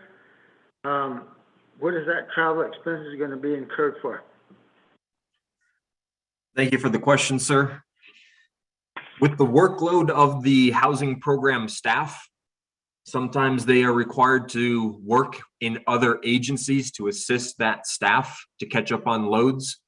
And it just becomes practical that with the travel involved from where some of these staff members are coming, for them to bill it closer to the offices that they're going to be providing assistance. We do not fully anticipate expending the full 10,000 on travel expenses. And as we get closer into the year and we're able to better grasp what we expect to be expending in those fundings, we expect to be able to transfer them out of that object code and over to contractual services. Honorable Halona, follow-up question? Thank you, Mr. Zola, I appreciate that. And the other follow-up question that I was looking at is that contractual services on the other budget that you just talked about, there was $4,500 for contractual services. This one here under 1504, is that a different category as far as contractual services is concerned? Because you're putting over $500,000 there addition. That amount in, thank you, sir. That amount in $3,800,000 That is for the actual construction of veterans' homes and for the major and minor improvement and renovation projects. That is the account that we use to enter into contracts with Navajo-owned enterprises to actually perform that work on behalf of our veterans.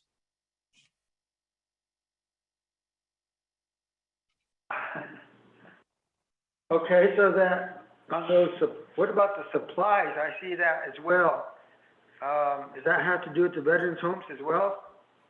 That's administrative supplies, sir, for the program to be able to operate. Items like printer paper, cartridges, pens, any other additional supplies that they may need to do inspections on the job sites in case they need tape measures, safety boots, hard hats, things along those lines. Okay, so back to the contractual services, you said that was all for housing, building houses? Yes, sir. I missed that part, Mr. Zoe.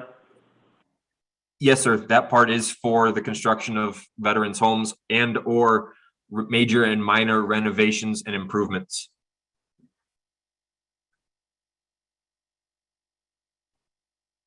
That's the 500,000 extra that you're using for that?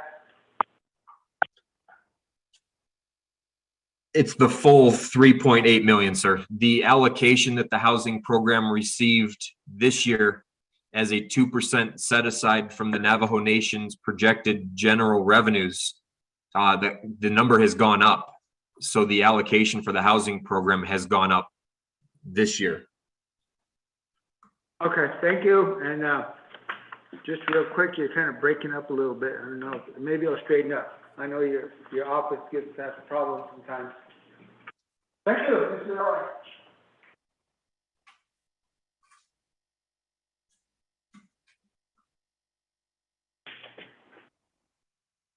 Did the committee have any other questions on this business unit, sir, or may I continue to the next? Mr. Swerline. Sir. Question for the chair. What is your anticipated completion of homes in each of the quarters?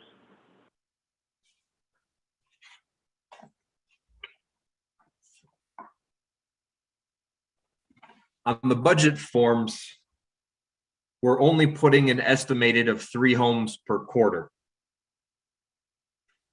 In reality, with this fiscal year coming up in the ARPA funding, the money that is being appropriated through this budget will be put on hold, and a 100% focus of effort will be on the expenditure of the ARPA funds. So with the variables and the amounts of money and the ever-changing costs of construction materials, it would be premature to put in the budget forms definitive numbers when we can't tell tomorrow what the cost of construction is going to be. So we started with a low number that we know we can achieve, and if we get more, then we're more successful.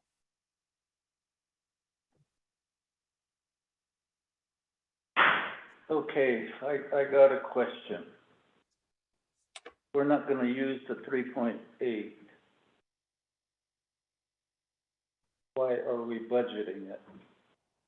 Why can't it remain with the trust fund?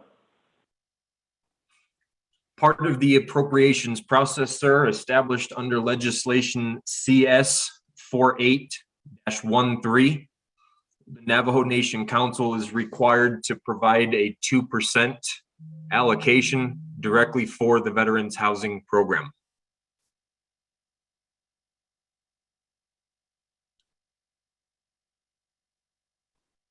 Okay,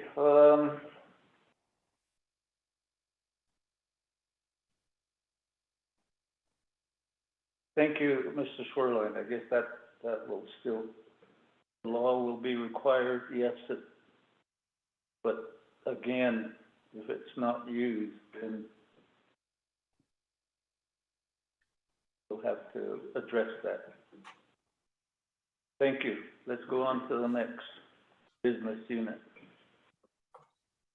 Thank you, sir. The next business unit is 703125. This is for Veterans Trust for Fort Defiance Agency. The allocation for Fort Defiance Agency is $510,958. 100% of that allocation is being put into public assistance. That is a decrease from last year of $743,940. This account does not budget for positions or vehicles.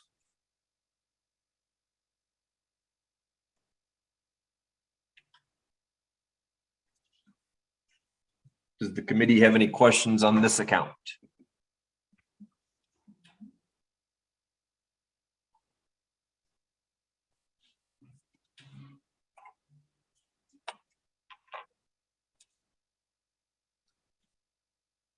Mr.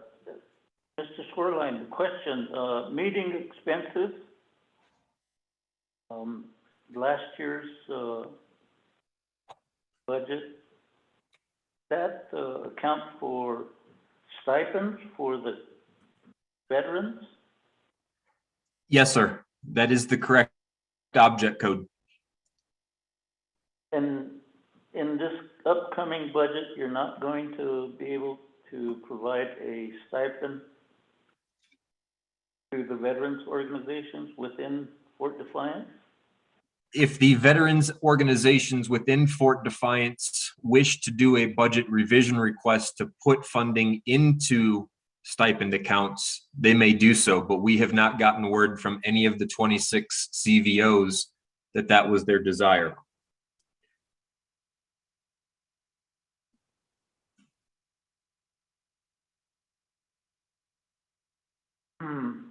Okay.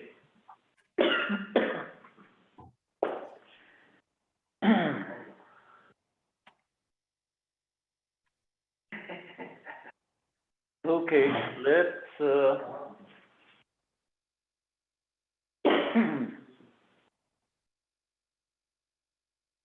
ahead and continue unless the committee has, okay. Let's go back to budget form 2. You have,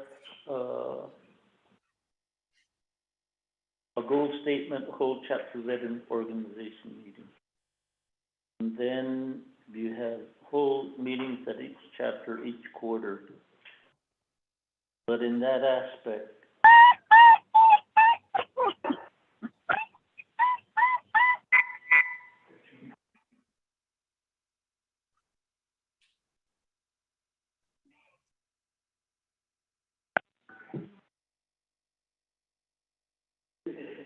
okay, so we're not gonna provide them a stipend. Not in the initial budget, no, sir. But once the budget is approved and then loaded and we enter into the new fiscal year, if any one CVO wishes to move assistance away from the 8,000 account for the energy assistance, hardship assistance, and the self-help assistance, they may choose to do so. And then we will process that paperwork accordingly with OMB, and then the veterans would be able to receive stipends for their meetings.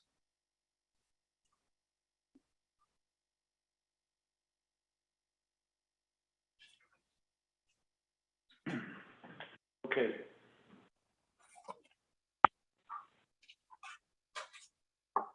Yeah, all right. Let's move on to the next one. The next business unit is 703126. This is for Western Agency for the Veterans Trust with a planning allocation of $413,398. They submitted a proposed agency budget.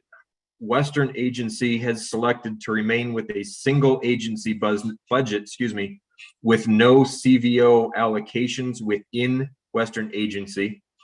So they are sticking with a meeting expense proposed budget of $64,800. They are requesting $9,000 in supplies, $5,000 in contractual services, $27,000 under special transactions, and the remaining balance of $307,589 under $8,000 for public assistance. This business unit also does not budget for positions or vehicles.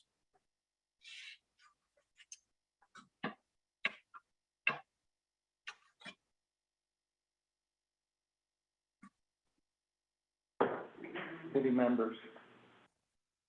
Any questions? Yeah, I have a question. Honorable Cornell Helona. Mr. Zorn, Sir.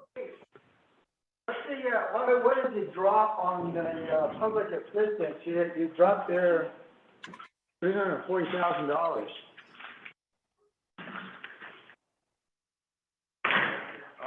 Last year's budget, you had over $600,000. This year, you're only putting $300,000, and that's for the public assistance? Why are we dropping that? The drop, sir, I apologize that we just noticed that there's an error here. In column C, that should be red and in parentheses showing the decrease. But the decrease in the allocation is because the trust fund allocation following the law appropriately this year resulted in a net decrease. So with almost 60% less funding, there's almost 60% less overall for a lot of the agencies. Okay, and then the question on contractual services, is this for the same contractual services that you've been awarding, or is it a different one again? This is different, sir. For contractual services, that is actually the payment of stipends for honor guard and color guard. It does not actually fall under stipend payments under 3,500 for meetings. So this is the services performed by the honor guards and color guards. Okay, and then that's not in part of the special transactions? No, sir. Special transactions are the gifts and awards and refreshments as selected by this agency.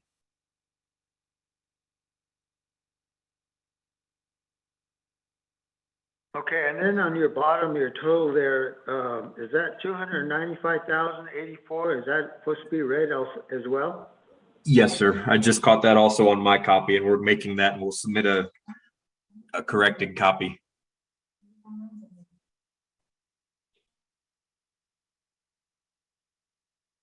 Okay, thank you. I just, I'm wondering why it was 709,000 last year and it's only 413 this year. You know, those are big drops. I'm just curious about that. Yes, sir. All 5 agencies have a significant drop.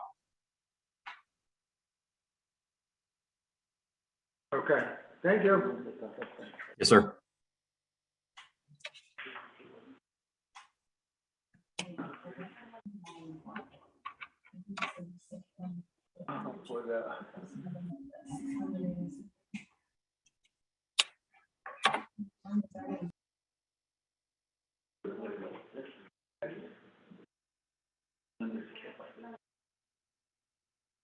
Okay, committee members, any other questions? If not, then Mr. Squirrline, the next business unit. Thank you, sir. The next business unit should be 703127. This is Veterans Trust for Northern Agency or Shiprock Agency. No meeting expenses being budgeted at this time, just like Fort Defiance Agency. If these CVOs with their own allocations under this business unit choose to be able to do a budget revision to move portions of their allocation, they would be able to do so. Otherwise, 100% of the allocation is going into public assistance. in the amount of $338,548.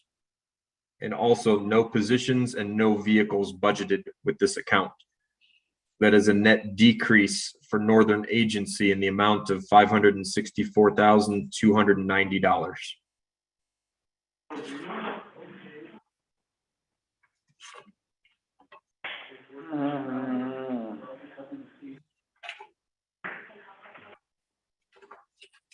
Okay.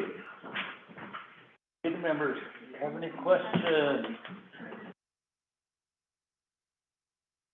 Nope.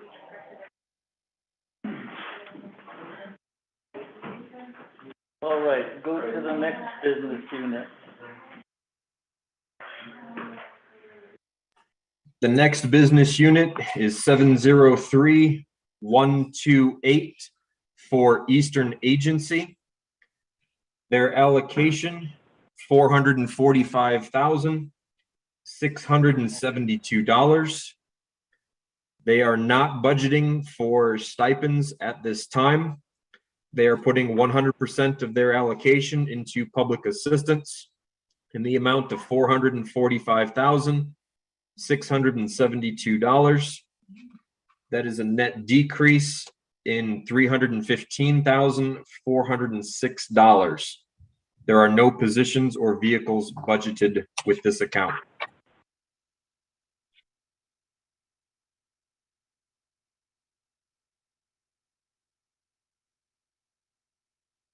Okay.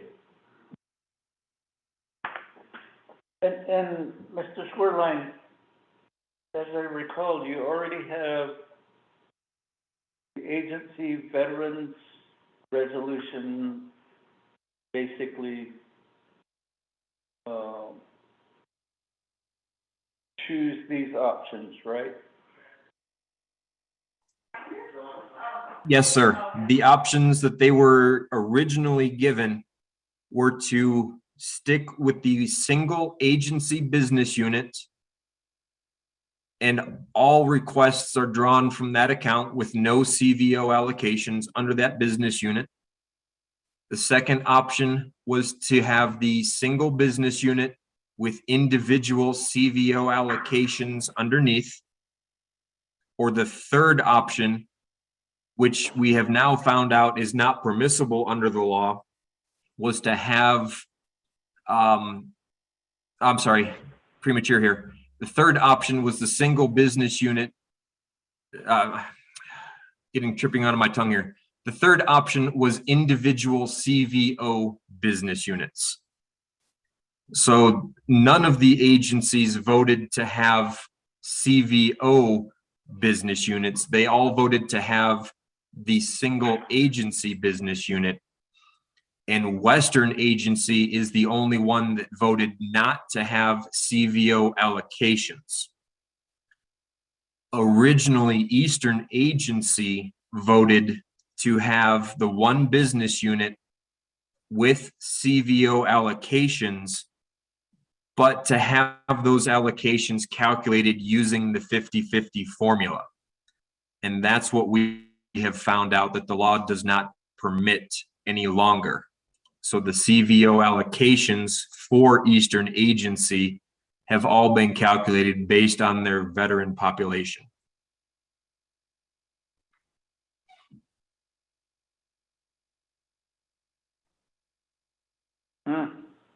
Okay. Committee members, any questions?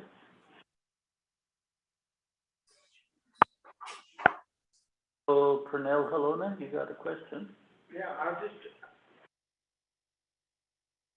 Mr. Zerline, you were saying that they were all going to be decreased as far as the, all these public assistance, the numbers? That all of them were going to be decreased, and I see this one here is decreased to $200,000. Why are we why are they all going to be decreased? I'm just curious to find out why that's written that way. Last year's planning allocation for the trust fund was, if memory serves, $4.2 million and change. This year's planning allocation is just over $2 million. So there's less money to go to the 5 agencies, and that makes everyone's numbers go down.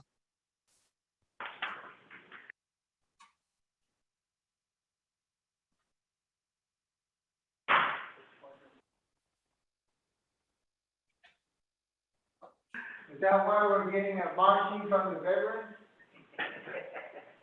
I'm sorry, sir, I didn't hear the question. Oh, just throwing your leg, why the veterans are marching. Mr. Squirline. Sir. The 2.7, almost $2.8 million unmet needs request, where would they basically go? If the 2.8 million is funded, where would those monies go?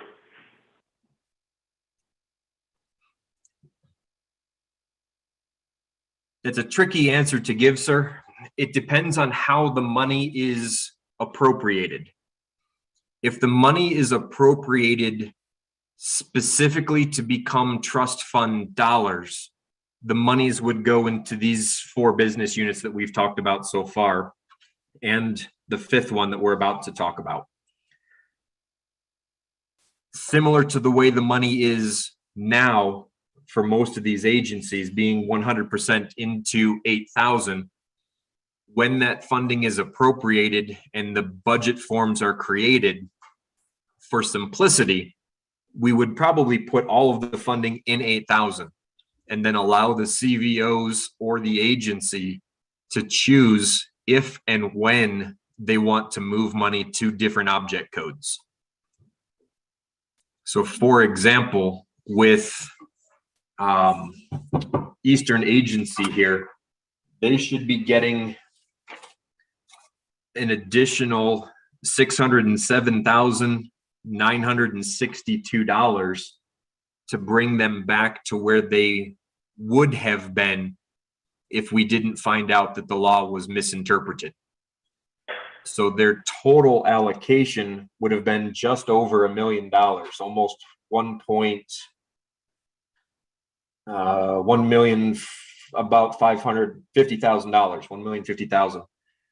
So if Eastern chooses then to have any of that allocation put into stipends, that is their choice to do so.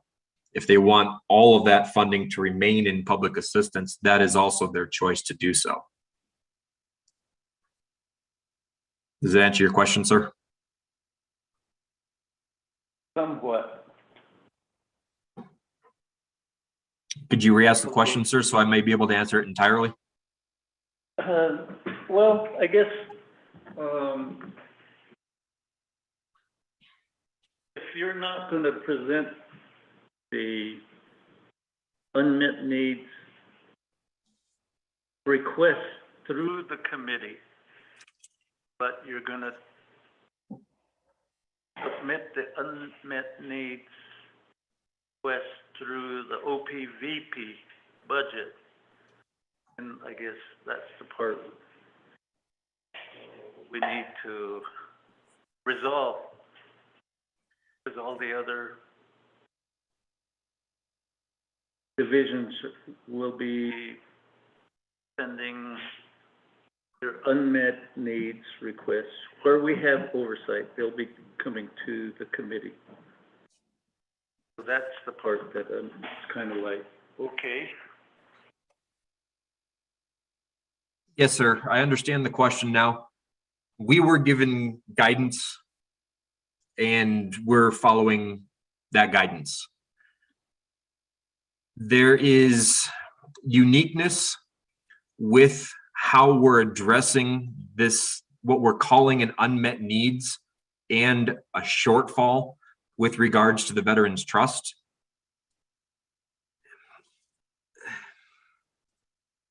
There's a unique way that council is allowed to appropriate funds with the way that the law is currently written. And if there is a legal advisor on the line for you to be able to answer this question, I don't want to overstep. but the portion of the law says that the council must budget a sum equal to at least 4% of the projected revenues.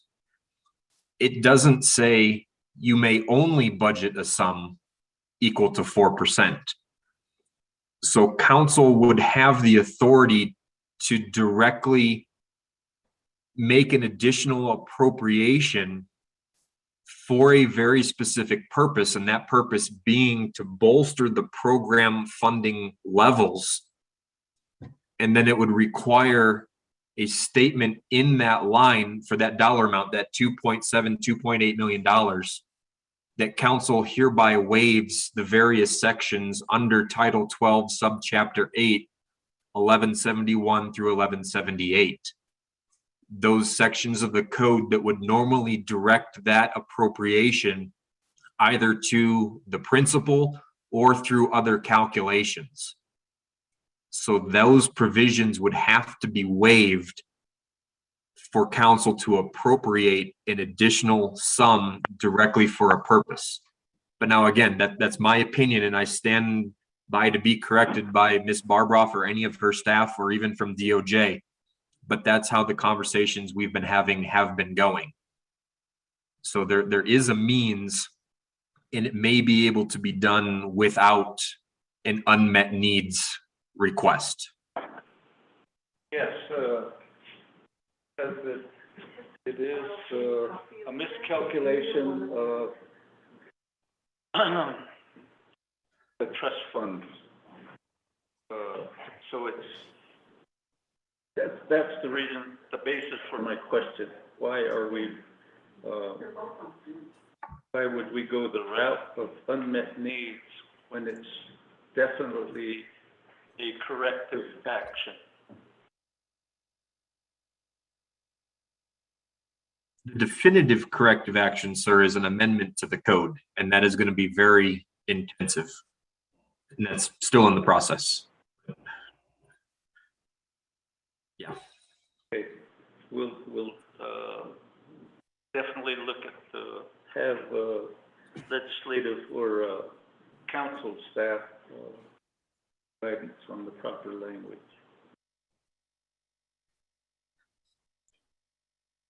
Thank you. Sir, were there any question, Chair? Honorable Slater? Yes, I apologize. I've been trying to get in.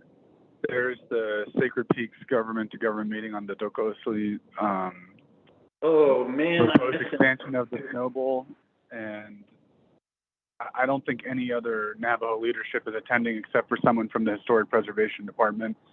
And I thought it was important to be there as a Navajo leader. It's something we care about as a committee and have discussed in the past. So I've been participating, but lost coverage a couple of times there. And that's just the way it goes with the job we have. So, Zerline, I know that there's the decrease, and it's based off the duplicate language for the reinvestment. And I think you just mentioned that that provision could be waived. What I was hoping we could do was take UUFB monies from this past fiscal year, that is FY22, and allocate them toward making the assistance program whole and keeping the 3.1 that's going to be reinvested into the Veterans Trust Fund as being reinvested. I don't know that we'll be able to accomplish that based off of the allocations that were made in council the past at the special session. We think made a 13.3 or maybe it was $13.7 million allocation to help provide access to people with disabilities to use Navajo Nation buildings. And that's what the council decided. And, you know, it's an important use of our funding that we need to address. So I want to get a revised calculation from OOC once that is signed or vetoed by the president. Then I think we as a committee could go from there. I think it'd be best to use the unused money from fiscal year 22. And what we could do, and the reason I'm saying this is I want to see that reinvestment because the stock market's down right now. the money that's invested will only grow in the future. And this is the best time to invest funding. So that means in the future, there's going to be more money, more income, earnings for the Veterans Trust Fund. And then we can work on a legislative fix for the duplicate language in the bill that was passed last summer. But another option, I think, is if we do that, if there's some funding to provide assistance, say, for the first 2 quarters of the year, then the council could come in and allocate further funding from either the UFB as it grows during fiscal year 23, or once the carryovers are calculated from unspent program monies across the Navajo Nation government, we could get that full calculation, which, you know, sometimes comes in the first quarter, but I feel like usually comes in the beginning of the second quarter, and then pass a new allocation that would make those assistance. Finally got it right? So that's, I think, a few different options we can work on for ensuring there's funding for the whole year, or for the whole amounts that traditionally have been allocated for assistance. And I know that we're not able to meet with our chief legislative counsel right now, and we're praying for her, but I just want us to stay dedicated to this issue. I know that the committee is going to come up with a solution before, you know, the final budget is passed, but we have options, and I don't think, you know, if there's any veterans who are listening to the line, there's plenty of ways to figure out how to make sure these declines that you're hearing of right now aren't permanent for fiscal year 23. And, you know, this committee and your entire council is dedicated to making sure that we prop up the programs, but also potentially provide some one-time funding. That said, if none of those options become feasible, then I think that the waiver language that you've discussed for the reinvestment is possible. But I just really hate how, as a tribe, I shouldn't say hate, I really dislike how, as a tribe, we don't respect our own laws and we pass them and then waive them willy-nilly. So I would prefer that either we repeal it instead of waive it, or we come up with a creative solution in the interim.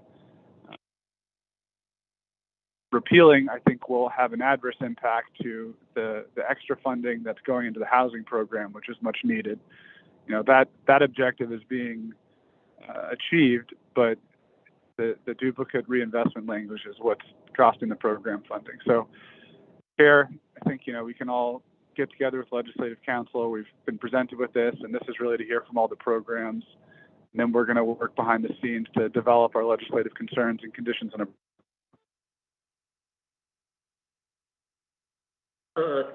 Thank you, Cecilia, Vice Chair Slater.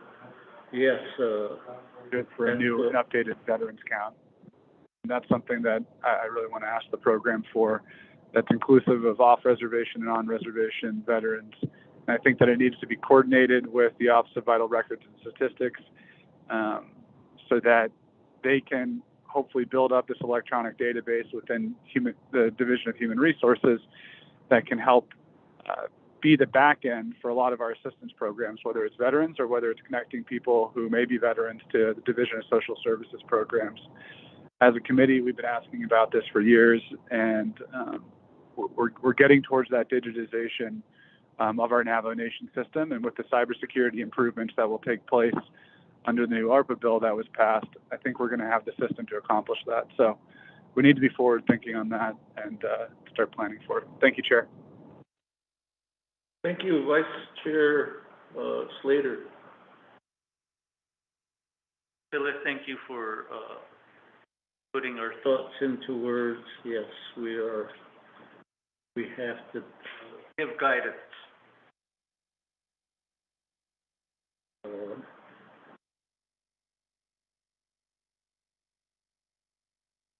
So we'll the language, we'll work closely with Legislative Council to come up with the appropriate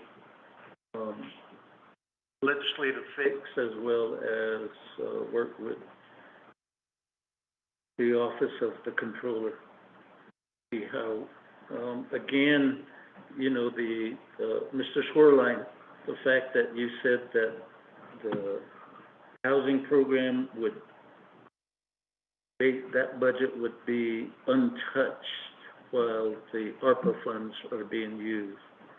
And so that part might be for short term.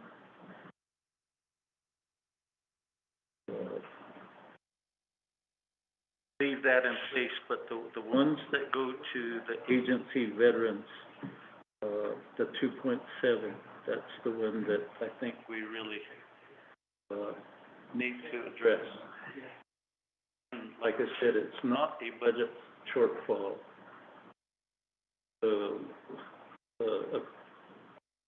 A corrective action during this budget season, and then in the next budget cycle, that the proper implementation of the two competing legislations will be fixed, is the way I see it. But in this short term, we've got to come up with budgetary and a policy language, be able to fund the missing or the misappropriated 2.7, almost $2.8 million. Thank you, committee members. Any other questions, statements? Not, Mr. Schwerlein, on to the next business unit. Thank you, sir. Next business unit is 703129, and this is for Chinle Agency Veterans Trust. The allocation for the agency is $335,794.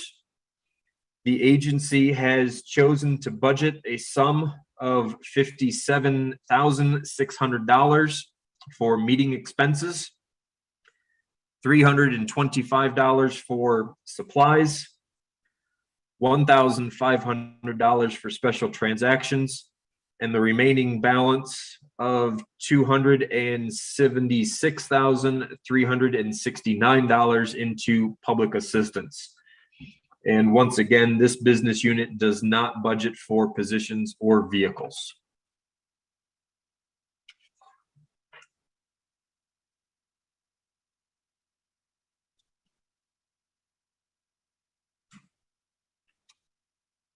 Does the committee have any questions on Chinle's? Yes, and again, committee members, perhaps in the first quarter, that's when we will have direction. The program will have direction from each of the veteran organizations, agency veterans organizations, on how they would want to use their budget.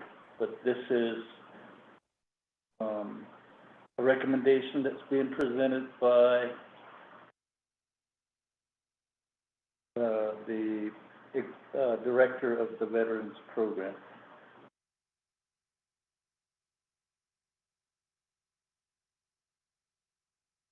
Any members, any questions? Not, then Mr. Schwerlein, on to the next one. Mr. Chair, that is the final business unit. We have covered all 8.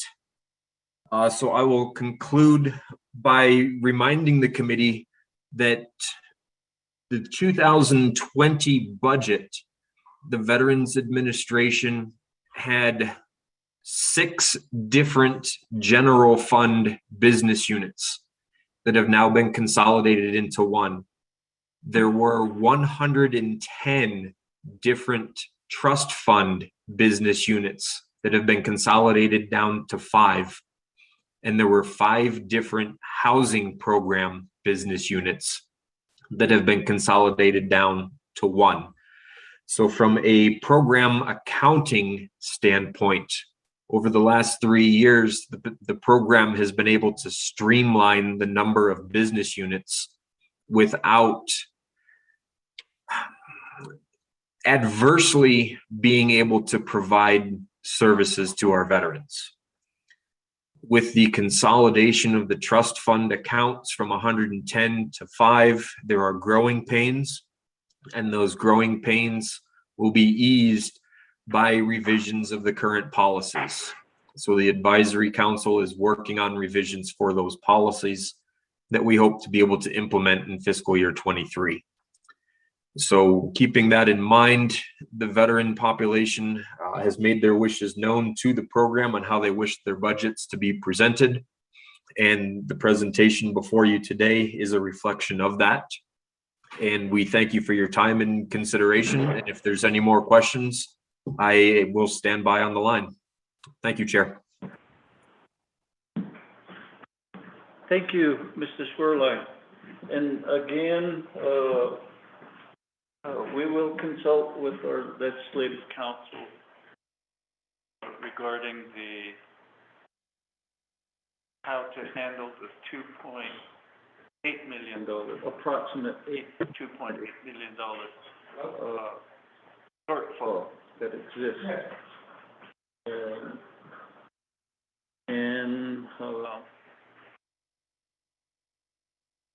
in conferring with the committee, we may ask for a revisit to this budget on August 4th or 5th. We'll give you advance notice on what the committee would be looking at. Thank you, Mr. Schwerlein. Thank you, Chair and members of the committee. With that, committee members, we are on to Division of Social Services. Ms. Diana Nesbitt-Gishi, are you on the call? Good afternoon, Chairman So, as well as members of the Health, Education, Human Services Committee. This is Diana Nesbitt-Gishi available. Thank you.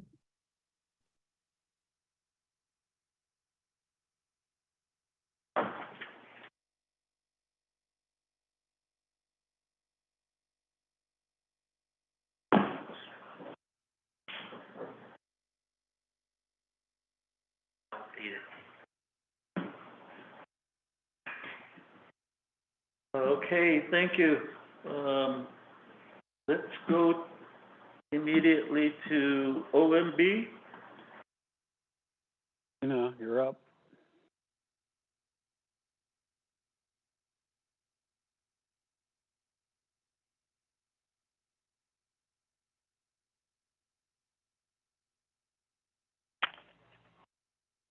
Good morning. This is Selena with the OMB Senior Budget Analyst.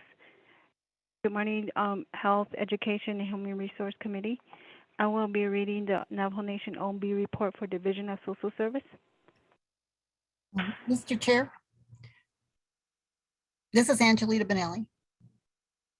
Ms. Benelli? Yes, I'd like to ask Ms. Selena Begay if she had emailed the Division of Social Services OMB program summary, also the Navajo Department of Health OMB report.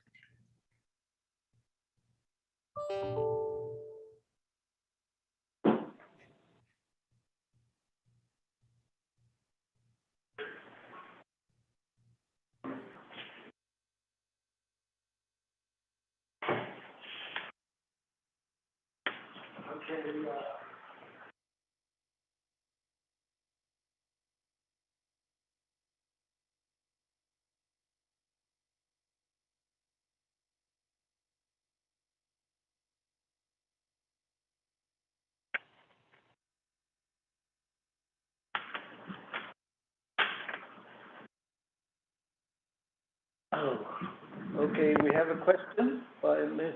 Angelita Benelli.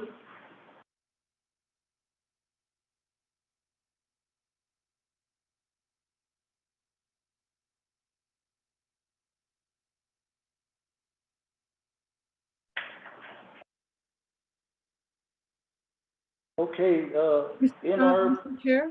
binder, we have, At tab 2, the one for Division of Social Services binder, we do have the OMB report. I am, Jesse. Okay,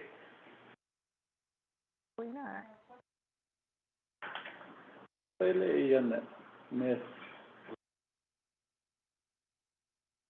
Begay with OMB, you have the floor. Good morning. Health, Education, Human Resource Committees. This is Selena Begay, Senior Budget Analyst for OMB. I will be reading the Navajo Nation OMB report for Division of Social Service. The second page has the table of contents. A, FY 2023 Fund Type Budget Summary. B, FY 2022 Third Quarter Budget Expenditure Report. C, FY 2022 Third Quarter Performance Assessment Report. D, FY 2022 Third Quarter Plan of Operation Status Report. E, FY 2022 Condition Appropriation Legislative Concern Report. F, FY 2022 External Fund Expenditure Report. G, FY 2022 External Audit Report. Next page is A, FY 2023 Fund Type Budget Summary. The next page has a worksheet, the Navajo Nation Fund Type Summary Report for Division of Social Service, FY 2023. This is listed by the business unit and division program title. And then I will be reading the last row, FY 22 General Fund Budget. The amount for that is $4,161,183. Proposed General Fund Budget is $4,161,183. Indirect costs amount is $409,791. General wage adjustment PLF $51,081. Fiduciary proprietary fund $46,000. Special revenue funds external $227,592,796. Total $232,261,851. The next page is B, FY 22 Third Quarter Budget Status Report. Budget Status Report is as of June 30, 2022 for Division of Social Services. I will be reading the one for General Fund Grand Total. This is listed by the business unit, program title. Original budget is $4,662,758. Revised budget $7,232,872.7 cents. Actual $2,638,717.77. Encumbrance $2,218,361.19. Budget available $2,179,797.11. Percent of expended is 69.88%. The next column is proprietary funds grand total. Original budget $15,000. Revised budget $59,862.78. Actual $15,994.09. Encumbrance $26,191.07. Budget available $17,687.62. Total expended percentage is 70.45. The next page, MPS will be reading that. Moving on to tab C, the Program Assessment Report. There are 6 business units within the Division of Social Services. The scoring, 3 exceeds their goal statement, 2 meet their goal statement, 1 did not meet their goal statement, 0 The program did not report the actual results to OMB. I will read the quarterly average scores, beginning with the first quarter, 2.80, or 2.08. Second quarter is 2.06. Third quarter is 2.06. Moving on to tab D, the plans of operation status report. Again, there are 6 business units within the Division of Social Services. Below is the listed plan of operations resolution number. It is update and current. Moving on to tab E, the condition of appropriations legislative concern report.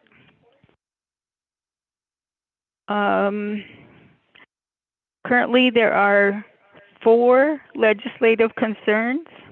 The first one is the Division of Social Services Administration, with 3 business units involved, which include Division of Public Safety, Department of Justice, Office of the Prosecutor, which is due the end of the second quarter. There was only one response from the Division of Social Services. The other 2 programs did not respond, therefore the status report is non-compliant. The second legislative concern is due at the end of the second quarter with a response, and the status is non-compliant. The third legislative concern is due at the end of the second quarter, again with 3 other business units with the Division of Human Resources, Division of General Services, and the Division of Social Services. Again, the only response was from the Division of Social Services. The other 2 divisions did not respond. The status of this is non-compliant. Fourth legislative concern involves the Office of the Controller and the Division of Social Services, along with the Department of Justice. Again, the only response was the Division of Social Services. The other 2 business units did not respond, and the status is non-compliant. Tab F, the contracts and grant staff will continue with the external funds expenditure report. Good morning, this is Dan James, Principal Contract Analyst. Can you hear me?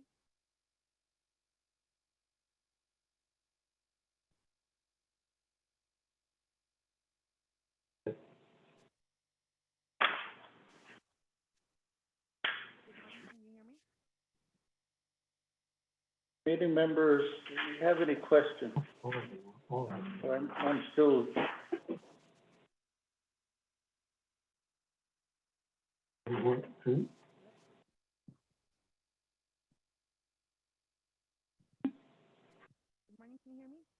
Yeah.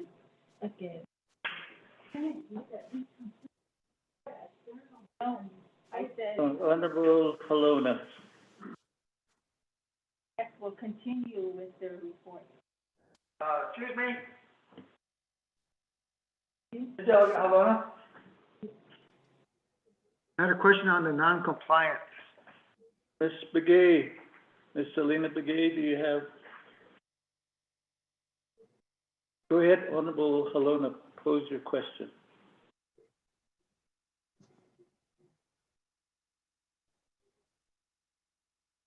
Again, I just had a question on your legislative concerns where you said there were no response and they're non-compliant. So if the status is non-compliant and no response, what is the next step to get them to comply?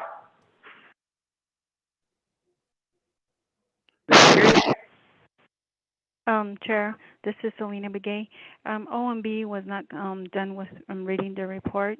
The FY22 External Fund Expenditure Report needs to be read by CGS.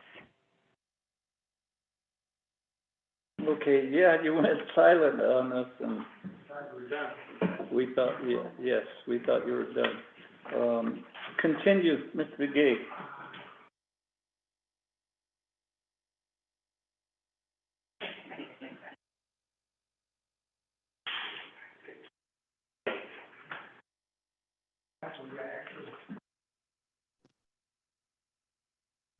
Good morning, can you hear me? We can hear you now.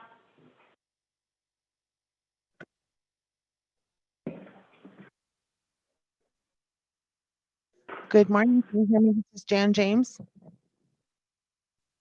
Yes, we can hear you. Go ahead. I'm sorry, I'm having some microphone issues here. I'm going to be reading in the tab F, the external fund expenditure report. And if you'll see, we'll go. Miss James, you're fading out. Okay, can you hear me now? Yes, that's better. Okay. Like I said, I'm having some microphone issues here. I'm going to read off the total on the last row, 152 on the budget expenditure report. And I will be the number of business units for DSS is 110. The number of company units is 40, and revised budget is set at $448,838,061.02. The expenditure is $195,308,095.68. The open commitments is at $14,751,250.87. The available balance is at $238,778,714.47. Percentage spent is 47%, and percentage balance left is 53%. And as we go to tab G, the FY 2020 single audit report, there are 3 that has been listed, and the as it is described in column G, you'll find that it is 3 different areas of DSS, which one is Department of Family Services, CCDF, and again, Department of Family Services. All of these have not been finalized at this point. That would be the end of the report. Thank you.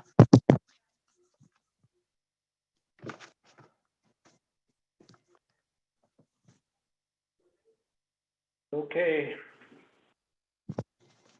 Let's continue.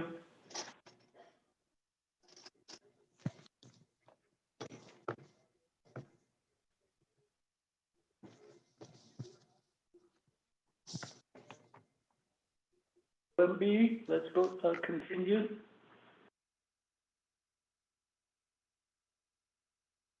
This completes the OMB report. We have you went silent on us for a good portion, that last portion, and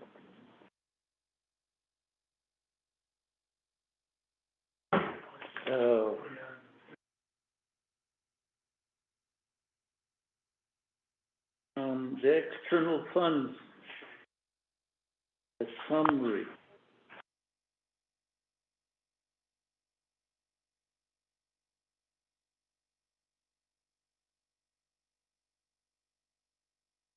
Did you do the single audit report 1, 2? There's none in this. Yes, both the external fund and the single audit report were read in. Did you read it into the record? Like I said, you went silent on us. Was not all of the outside funding report was audible, and audit findings report were inaudible also.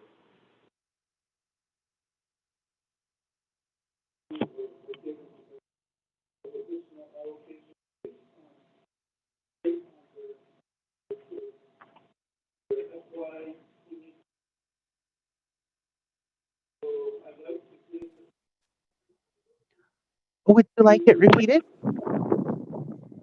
Yes, if you would, please. We're kind of tilting our heads trying to listen. Is that just for the single audit report or the entire external portion? The one, the active external restricted funds. I think that was a major concern of the committee as well. The review, the single audit report, those items. Even if you just do the balances.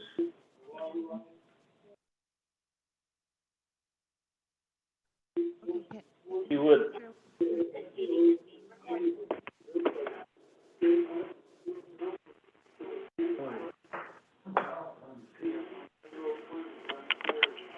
Yeah, the single audit report talks about FY21. Yeah, see, that's what has to be put on record.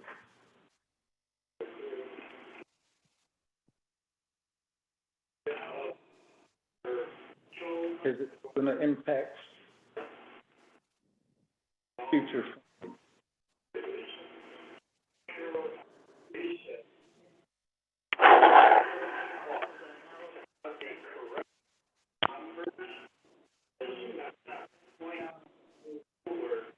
Ms. Begay?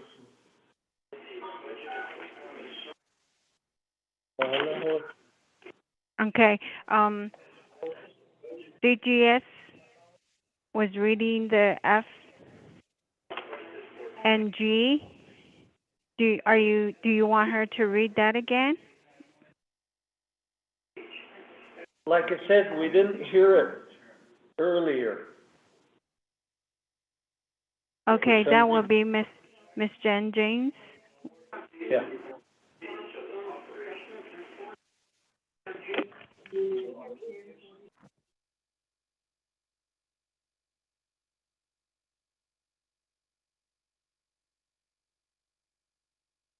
Jen, do you want to read that into the records again, F and G, as requested by Hesse?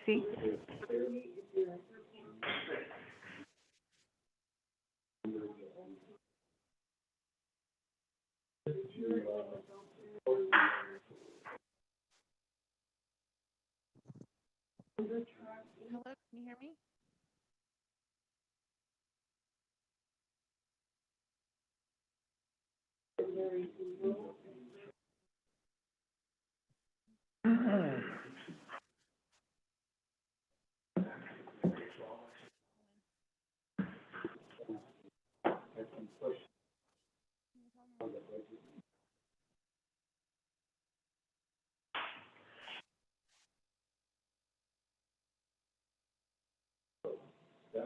Yeah, yeah, the system went blank on us, so we didn't hear all of it. OMB, can you guys hear us? I Don't can hear you. guys. Okay, Ms. James, waiting on you.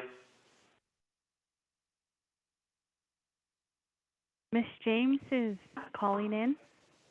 It sounds the same on my laptop. Ms. James.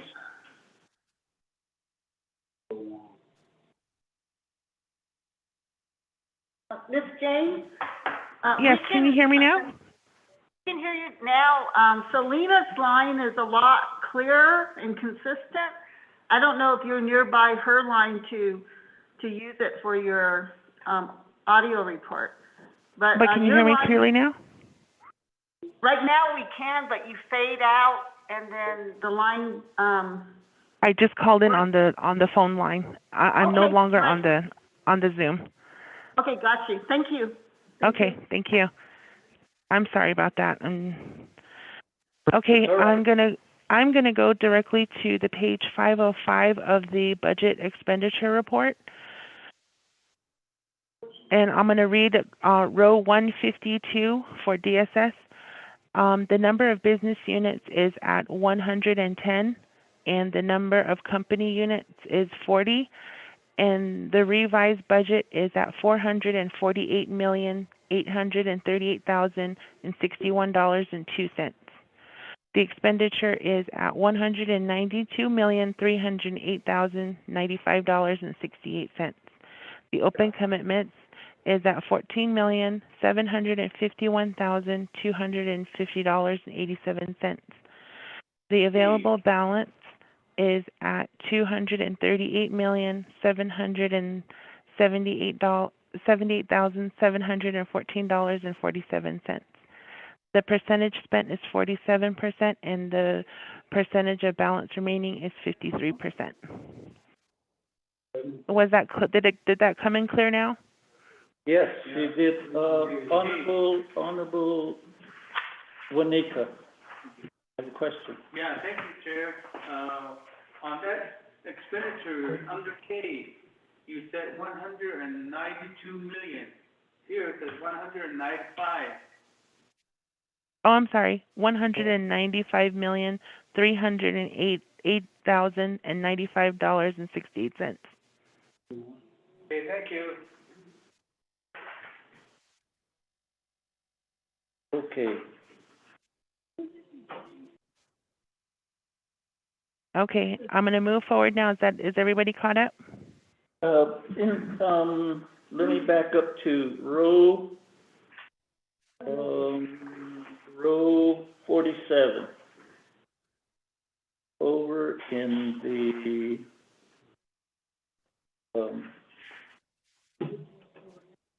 it basically in description.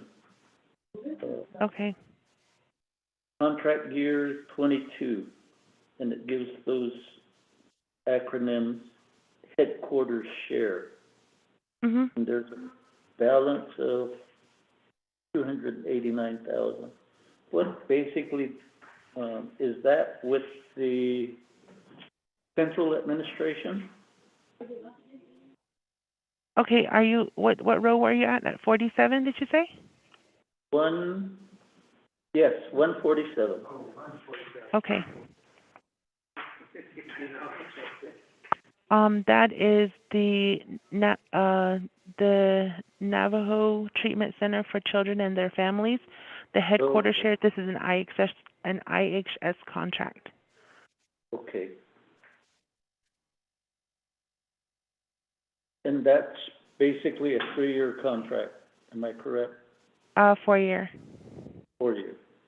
Yeah. So as it indicates on the column C where it says contract ID, it started in 2020 and it ends in 2024. Okay. So there's no jeopardy of funding to be relapsed. Yeah. Thank you. That does give me a better idea of how to read particular table. Thank you. You're welcome. Committee members, any questions?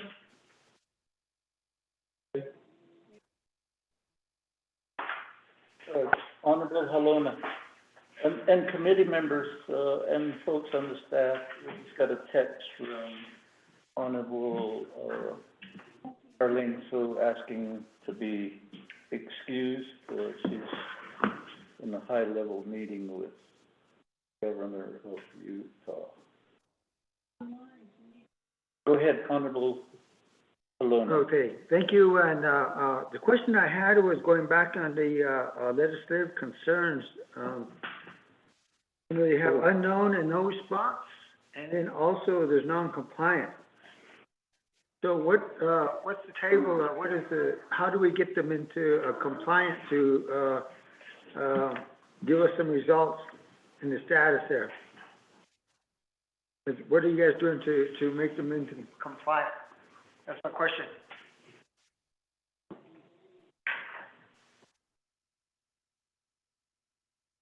Ms. Begay, I think that you were the one that presented that particular page. This is Selena Begay. I will refer the question to MPS, Ms. Janet McKay. Okay. Mr. Chair and members of the Health and Education Human Services Committee, thank you for the question. As I read through this report, I indicated there were other business units involved with these legislative concerns. The first one included Division of Public Safety and the Department of Justice, the Office of the Prosecutor. If you look at that report under the business unit column, the Division of Social Services did respond. However, the Division of Public Safety and the Department of Justice Office of the Prosecutor did not respond, which created this non-compliance. In order to comply with this legislative concern, the Division of Public Safety and the Office of the Prosecutor need to respond as well. And in this legislative concern, it indicates that the Division of Social Services should provide a report regarding the progress to the NABI committee. I'm not sure if that has been completed. That will put that legislative concern into compliance. And for the legislative concern number 2, I am not sure why the Department of Family Services and Family Harmony Program has not provided that report to the NABI committee as well. And that puts them in non-compliance for that reason. And then moving on to the third legislative concern, again, there are other divisions involved, which include the Division of Human Resources and the Division of General Services. And the Division of Social Services is required to provide a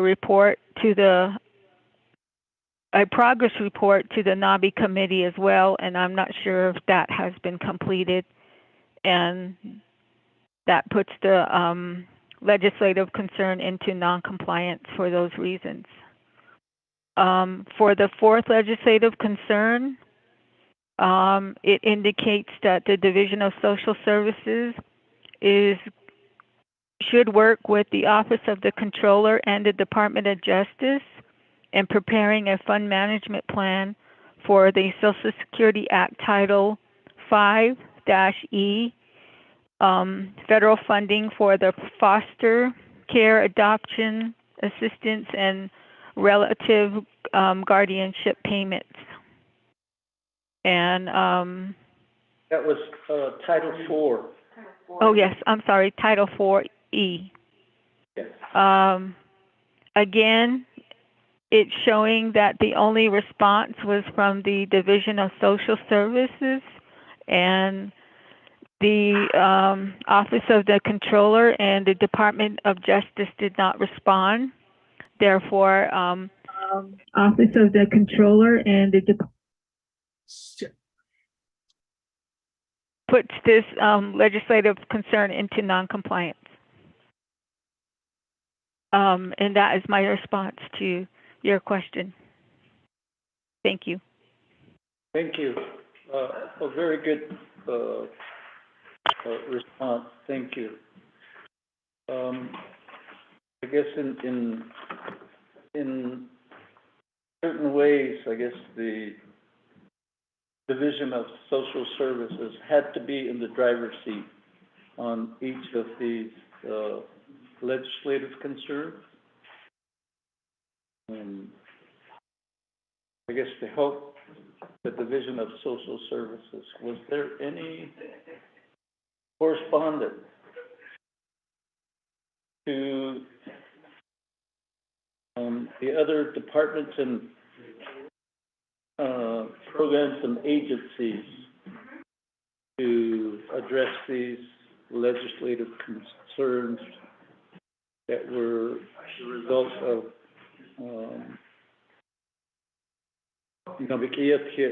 review of the FY 22 budget. Ms. Deanna Neswood-Gishi.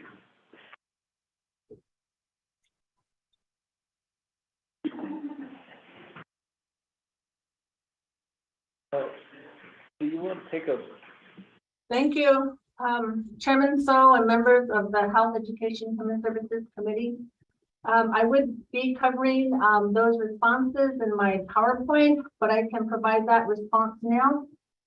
In regards to the legislative concern, number one, Board Division should work with Public Safety Department of Justice to establish a plan of operation, to develop a child advocacy center for the Navajo Nation and to provide a response. So we did have meetings with Office of the Prosecutor, Department of Justice, and other stakeholders to see which division would be more appropriately to take on a child advocacy center.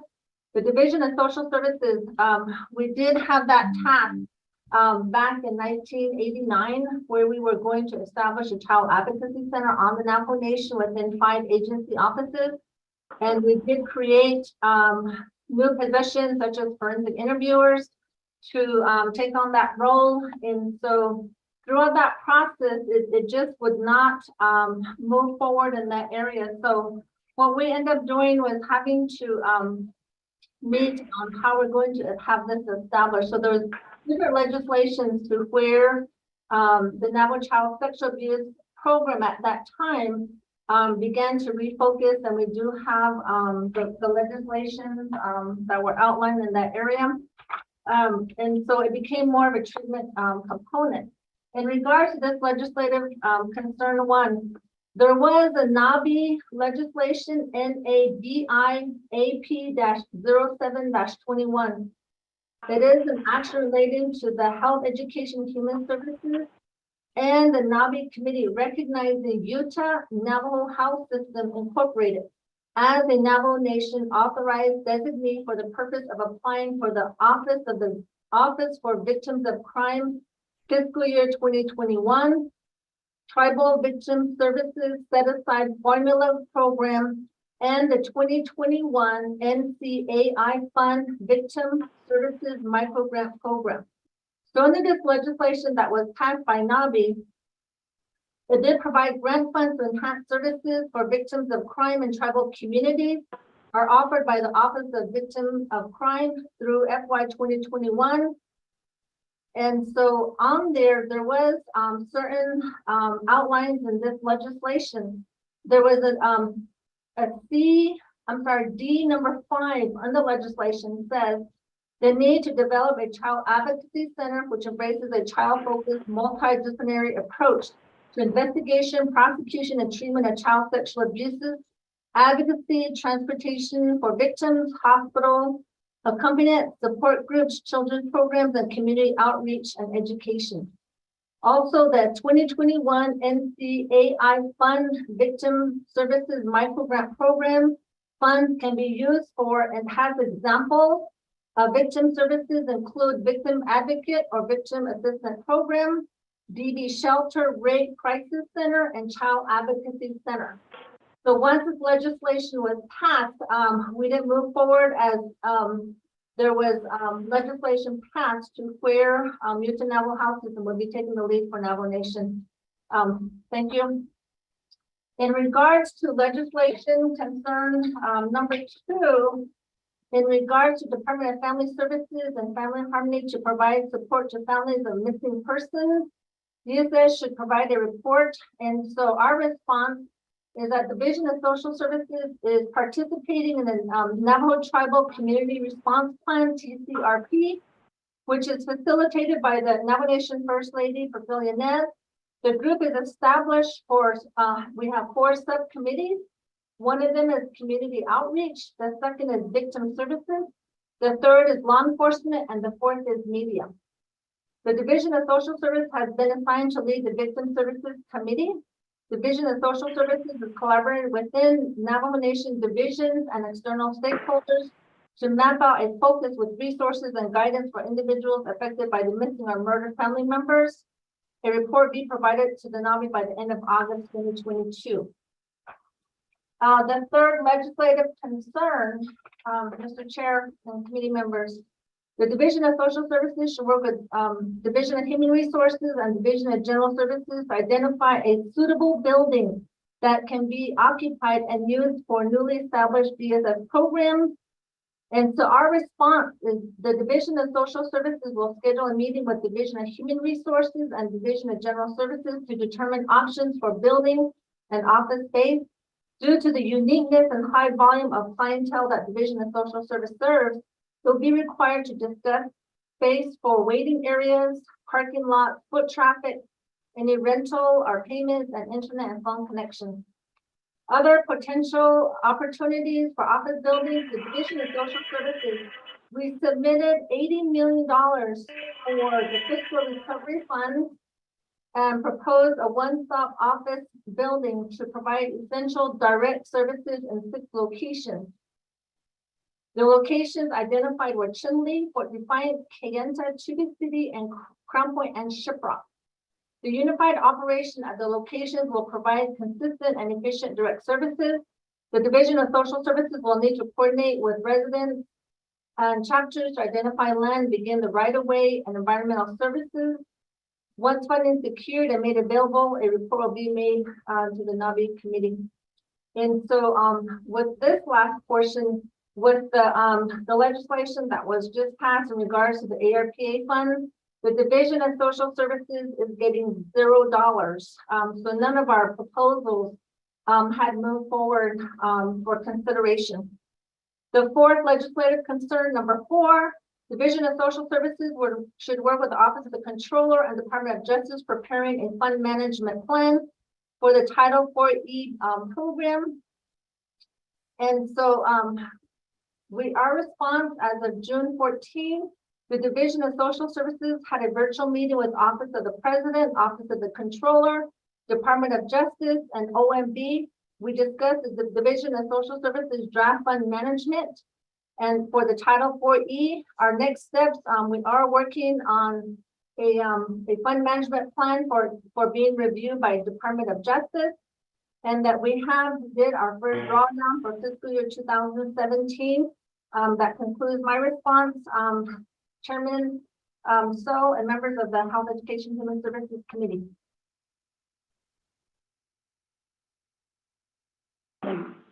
Honorable Halona, you have a question.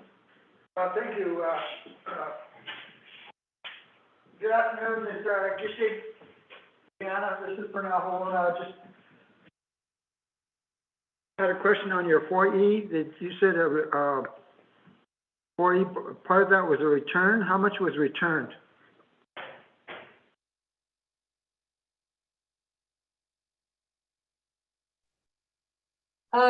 Chairman Halona, I will get that information to you within a few minutes. So, so the way the federal government is, any funds that we have submitted our reports for reimbursement, they go after 5 years. They do close out those fiscal years, and so that's where we were successful to work with Office of the Controller to get a drawdown from 2017. Last year in 2021.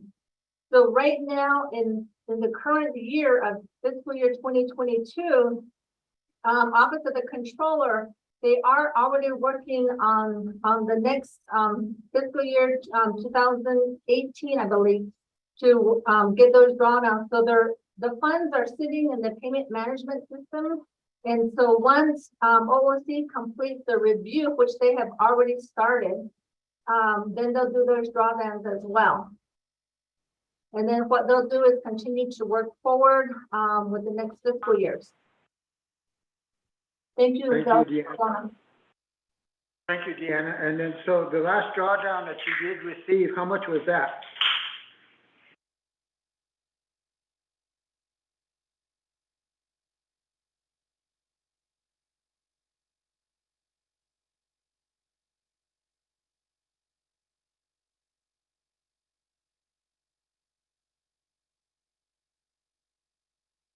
Ms. Gishu, did you catch that? How much was the last drawdown that was received? Yes, thank you, Dr. Hamona. I'm trying to look through my presentation. Those are some areas that I was going to present when I was given the opportunity. I will get that information to you when I begin my presentation. Thank you. Okay, I appreciate that. Thank you. You know, that's one of the things that we've been working on, was getting that 4E program back online. So thank you.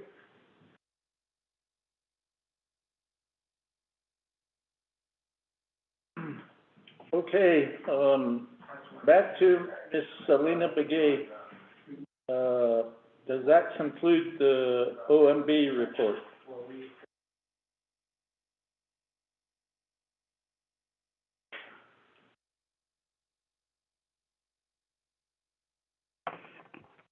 Hello, this is Selena. What was Yes. the question? Does that complete the OMB report? Yes, that completes the Navajo Nation OMB report for Division of Social Service. Okay.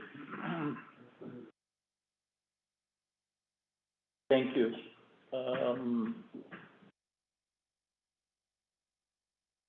So let's move on to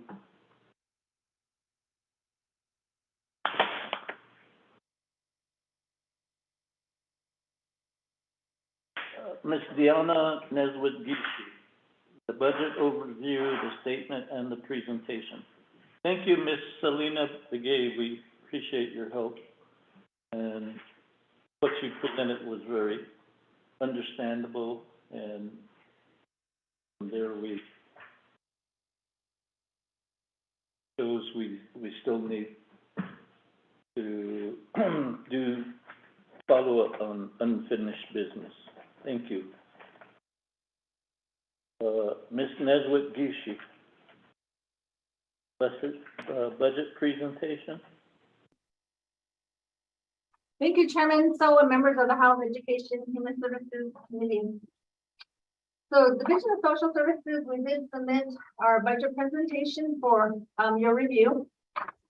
We do have our presentation outline, which is executive summary, our FY 2021 major accomplishments, and then open for any questions. The first presentation is showing our mission and vision statement. The next page has the Division of Social Services. We have Office of the Executive Director. There are 7 components within Office of the Executive Director. And under Departments and Programs, there are 7 different departments and programs. Department for Self-Reliance, Department of Family Services, Department of Child Care and Development, Developmental Disabilities Program, Navajo Indian Child Welfare Act Program, Navajo Family Assistance Services, and Navajo Treatment Center for Children and Families.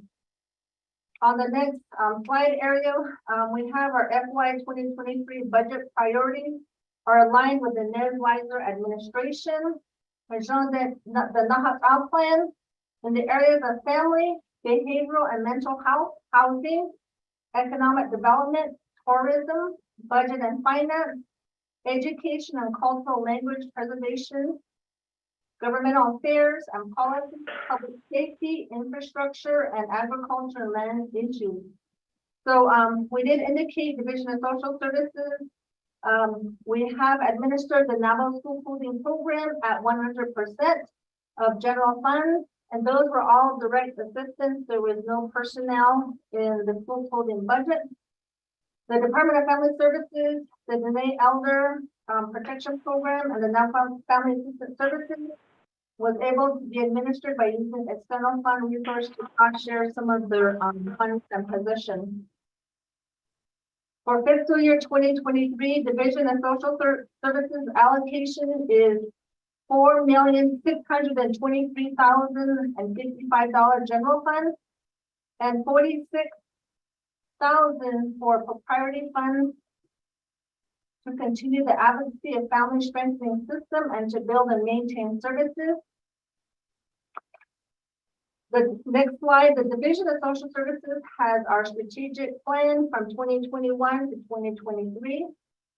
We have completed our strategic planning. We have 6 strategic priorities have been identified from the direct service team, and the department program managers and field supervisors have collectively started to implement each innovation area.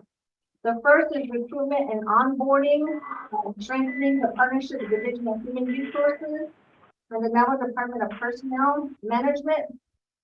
Implemented the DSS qualification assessment. So Department of Human Resources, they reached out to divisions who wanted to start doing their own qualification assessment. So we had each of our HRs within the Department of Programs get trained by Department of Personnel Management so we can do our own assessment. The applications are still sent into DPM, and once the period ends of when the advertisement is, we are contacted and we pick them up and we do the assessments so that we can help get those through the process. We also develop plans to support new employees transition into their new positions, job requirements, and introducing them to the culture of the organization. The next innovation area is staff development. Develop and establish training modules for each division of business service program. Develop applicable procedures and practices for employees to develop their knowledge and skills to perform their job requirements. We have a career path training, eligibility requirement training, job shadowing, e-learning, and our title assistance system, which is our case management database module training. The third strategic plan is communication, to improve communication and customer services by using technology.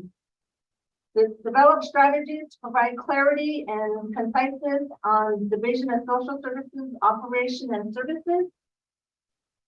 We do have our website that we're looking at as far as constantly trying to update it with the personnel listing and any applications that can be downloaded for the families to have easy access.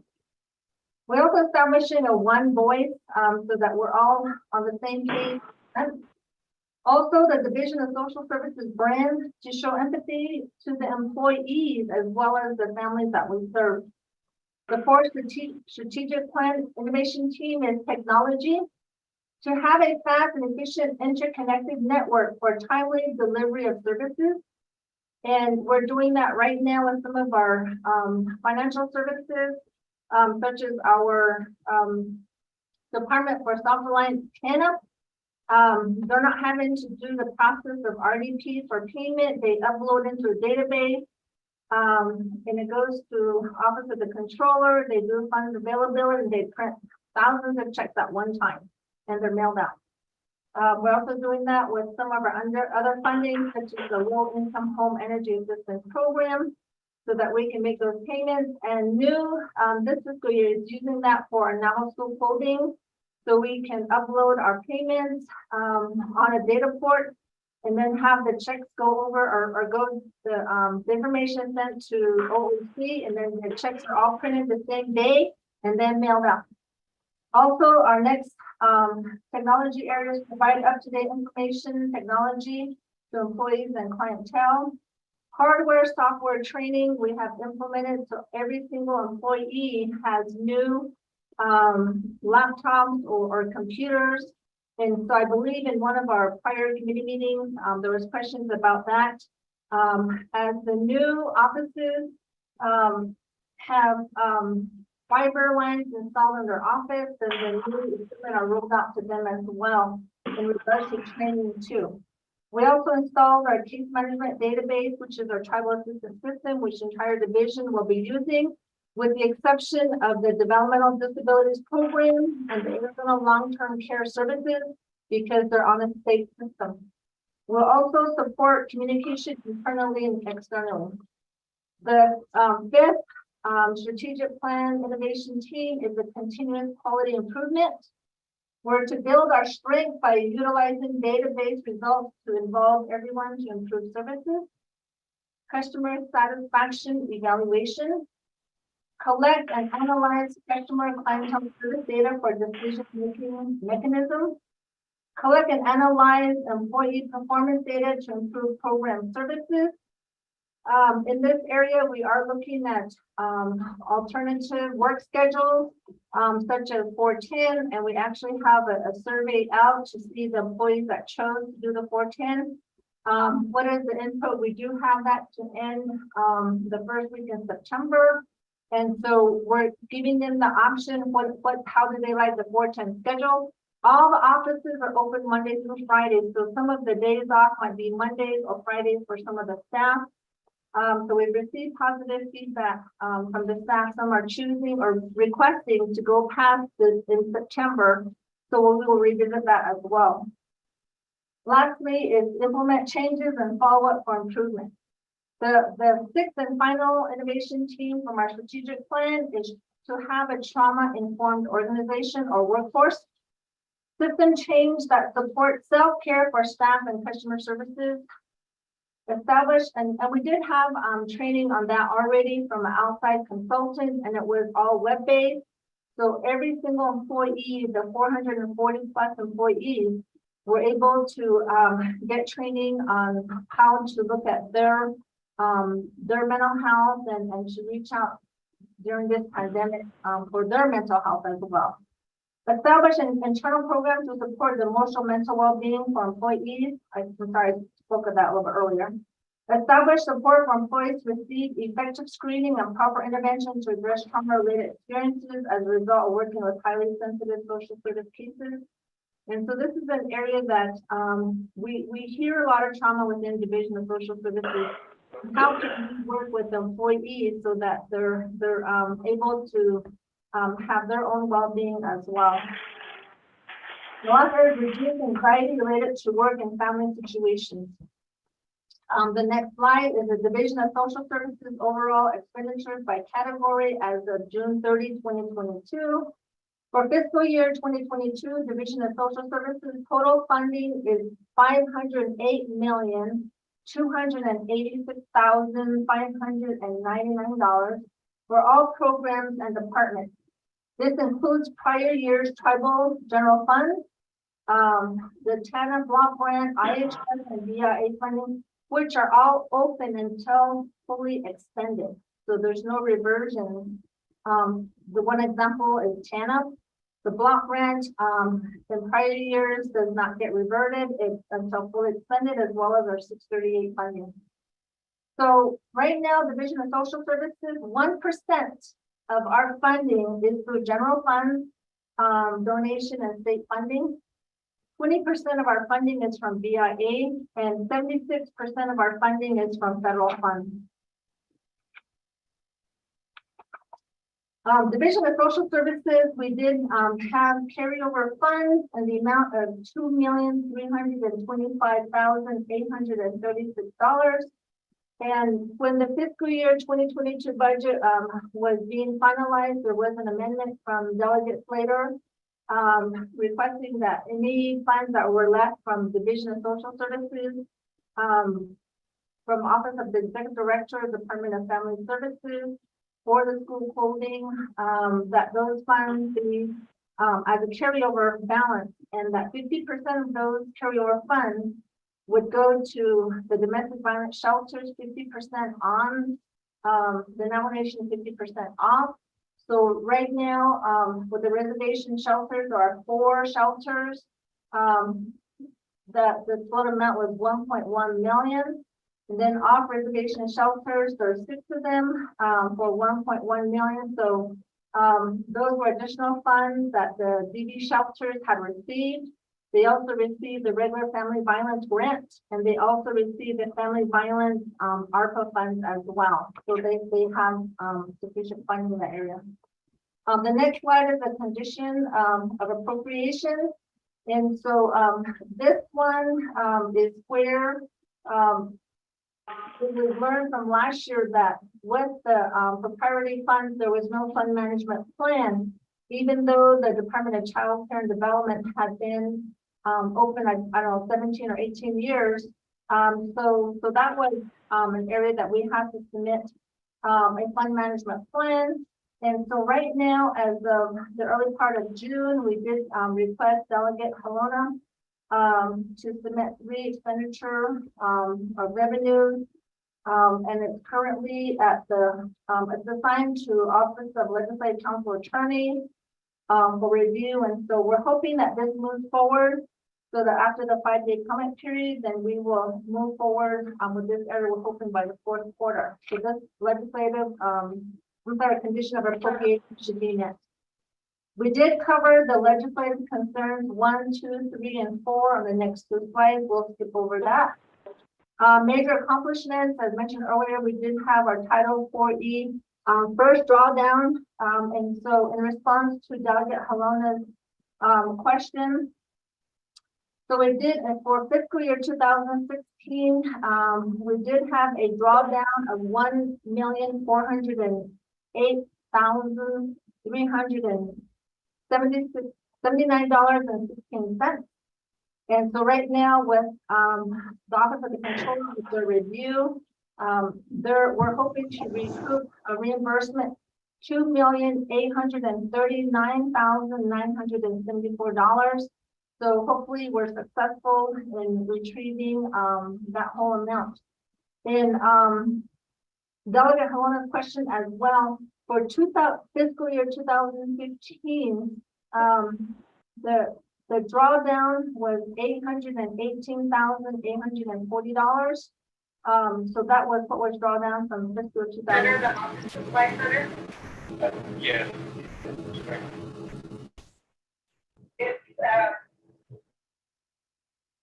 Thank you. The other is fully spent our school clothing amount. The Division of Social Services, we get 1.2, 1 million. I have it here.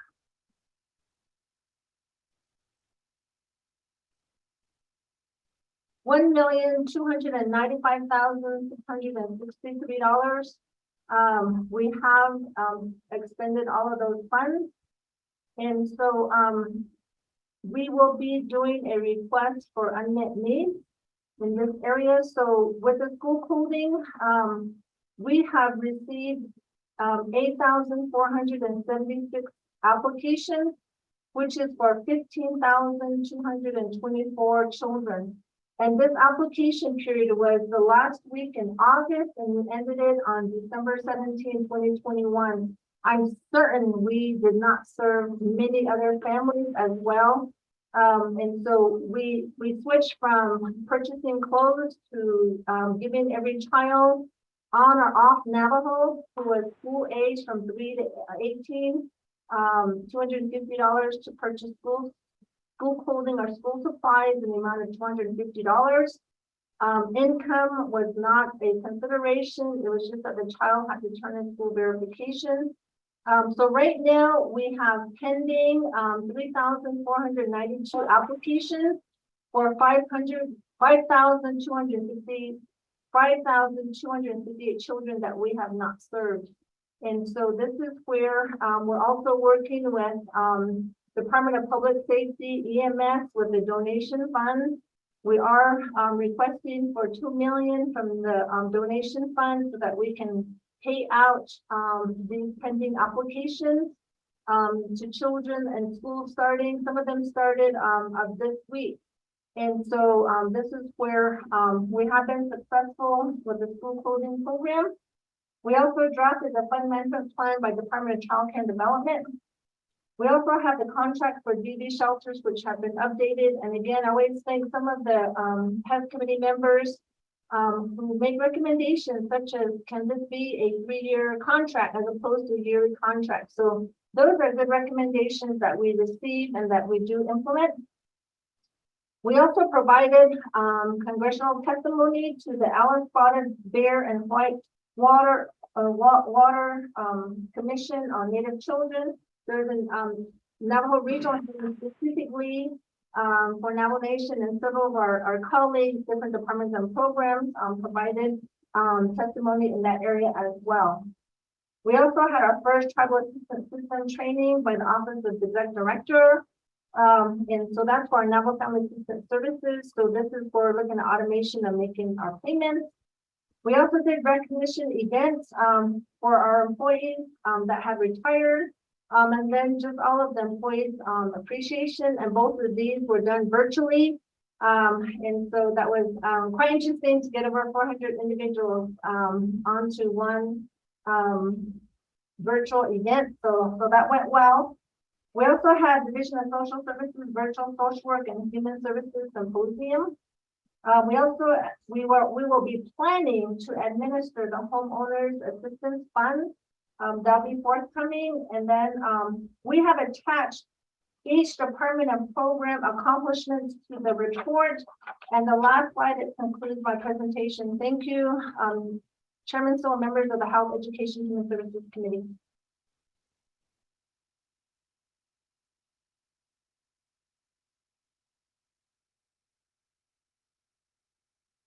Thank you, Ms. Angelita Benali. I don't believe you had forwarded that PowerPoint presentation to us, but took it in stride. Committee members, questions? Mr. Chair, this is Angelita Benali. The presenter was Ms. Deanna Neswood Gishi, the Division Director for Social Services. Thank you. Yes, thank you. Yeah, Honorable Helona just laughing away at it. Sorry about that, Ms. Deanna Neswood Gishi. Mr. Chair, this is Deanna. I forgot to add one point. Go ahead. Thank you, Chairman. I just wanted to provide additional information in regards to the point on our performance report. And so I know we did meet overall our performance objectives, but I wanted to just provide one area, and this is in regards to the Department of Child Care and Development. They have received some rating scores of a 1 or a 1.8. And I just wanted to provide that clarification that the child care centers, in regards to the legislation to where the emergency order to close down in March of 2022, so they did close all the child care centers. And so in August 2nd, 2021, the child care centers reopened in phases. According to the Navajo Nation School Reopening Framework. And so as of today, 13 child care centers are in operation and 4 remain closed due to building deficiencies. And in regards to the enrollment data, right now, Chinle region has a total of 6 centers that are open, and they have 27 enrolled children. 36 are on a waiting list. Again, we cannot open the child care centers to full capacity as prior to the pandemic. Crown Point region has 1 child care center open with 20 enrolled and 36 are on a waiting list. Fort Defiance region, they have 2 open child care centers. They currently have an enrollment of 67 children and 46 are on a waiting list. Shiprock region, they have 3 open child care centers. 1 is closed, which is 2 Gray Hills. They have 15 enrolled, and so 2 are on a waiting list. Tuba City region has 2 open child care centers with 13 children enrolled, 0 on a waiting list. So since as of August 2nd, 2021, there's a total of open enrollment of 142 children and 84 are on a waiting list. So this is where their numbers were looking low in the first few quarters. So they should be able to meet or exceed as we move forward now that the centers are reopening back up. And then we do have private providers as well. Total children served in, they're sort of like independent providers in the sense where they provide the care in their home. 1,162 children are being served from the private providers. And there's currently 471 providers providing services within the home. So Mr. Chair, I want to provide that additional information in regards to our performance for the primary child care. Those will be going up. Thank you.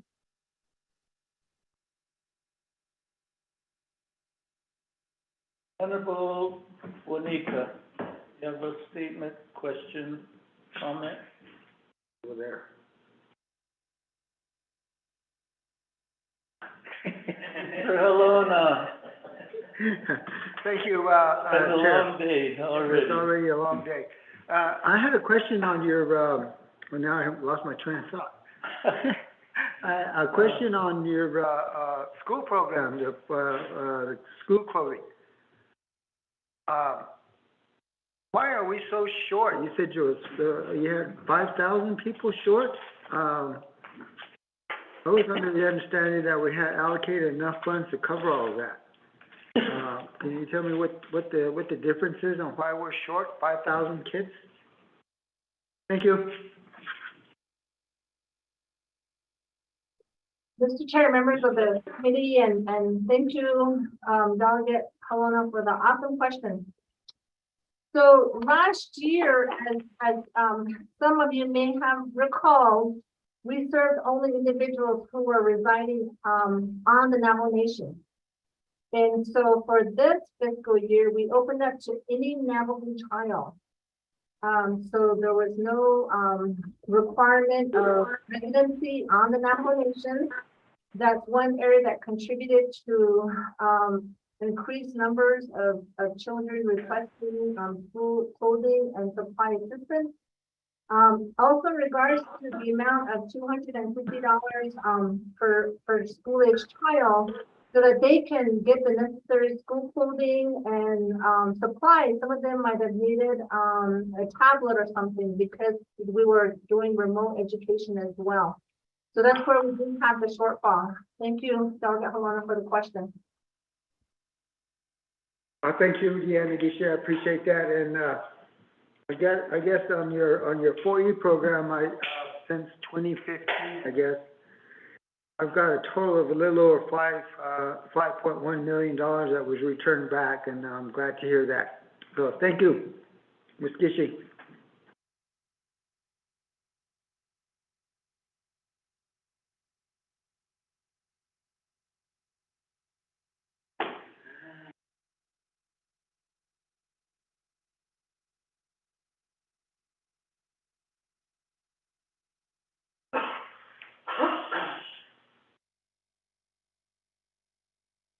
Okay. Now, that was your budget message.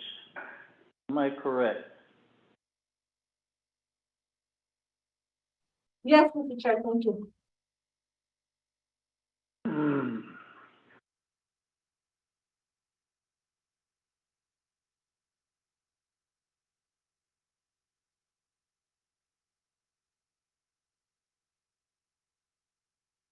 Now, let's go to the overview. Maybe the overview won't take as long as the presentation.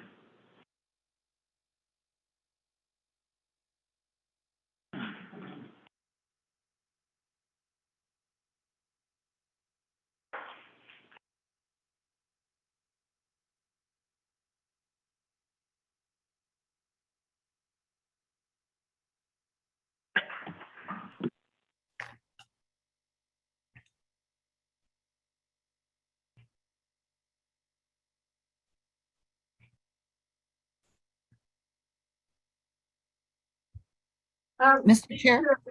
Mr. Chair, before I turn over to Brenda Sophie, our accountant. One more time?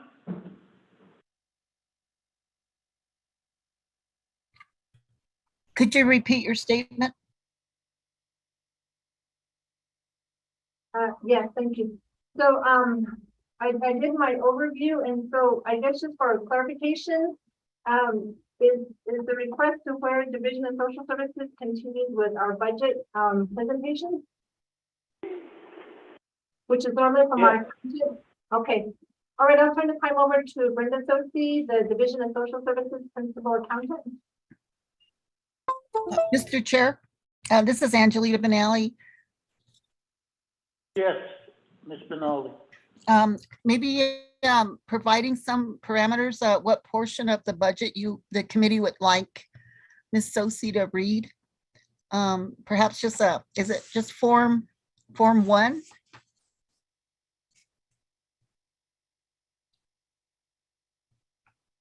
Yes, Form 1 and respective of the general fund budget. Form 1, Part 1, 2, 3, 4.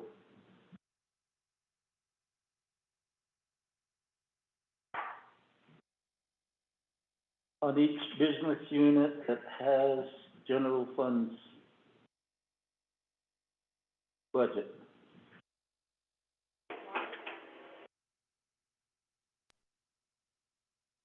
Thank you, Mr. Chair, for that clarification. Brenda, can you provide the information on our general fund budget? Thank you. Okay, good afternoon. My name is Brenda Sosi. I work with the Office of the Executive Director. And good afternoon, Chairman So and members of the Health, Education, and Human Service Committee. I will be providing information on the FY 2023 General Funds Budget for Business Unit 117001. That's Office of the Executive Director. I'm going to read the budget Form 1. I'll read the overall total for the original approved budget for FY 22 was $1,697,608. The proposed 2023 budget is $1,660,103. So there's a difference of a minus of or a difference of a decrease of $37,505. Then the number of positions budgeted for FY 22 and 23 is the same. It's at 11. The numbers of vehicles budgeted is also 4 for 22 and 23. Then moving on to the program performance criteria, budget Form 2. And the goal statement. They secure program and are in compliance with human resource guidelines and fill all vacant positions. The program performance measure objective. The executive will review all programs, human resource functions. Quarter 1, 2, 3, and 4, they're all at 6. Goal statement 2, coordinate and enhance collaboration with Navajo Nation, federal, state, and other entities to improve services to clients. The program performance measure objective, the executive will attend consultations with state, federal agencies, and other agencies. First, second, third, and fourth quarter, all at 6. Goal statement 3, improve communications and services delivery by upgrading the IT infrastructure at all service areas. Program performance measure objective. The executive information system staff will review and support 6 program departments for the use of technology, infrastructure, bandwidth, improvements, and IT recommendations. Quarter 1, 2, 3, and 4 is 6. Goal statement 4, expand direct services and increase financial accountability through increased administrative support. Program performance measure objectives. The executive will review program financial management and direct service data. 1, 2, 3, and 4 quarters are all at 6. Goal statement 5, expand direct services and focus on strengthening the family unit and family values. Program performance measure objective, coordinate and facilitate family-oriented initiatives involving all members of a family network. For first, second, third, and fourth quarters, all at 6. Then we go into the budget Form 3. Those are the number of positions we have, the 11. It totals to $656,633. Then budget Form 4 is a detailed budget and justification of the budgeted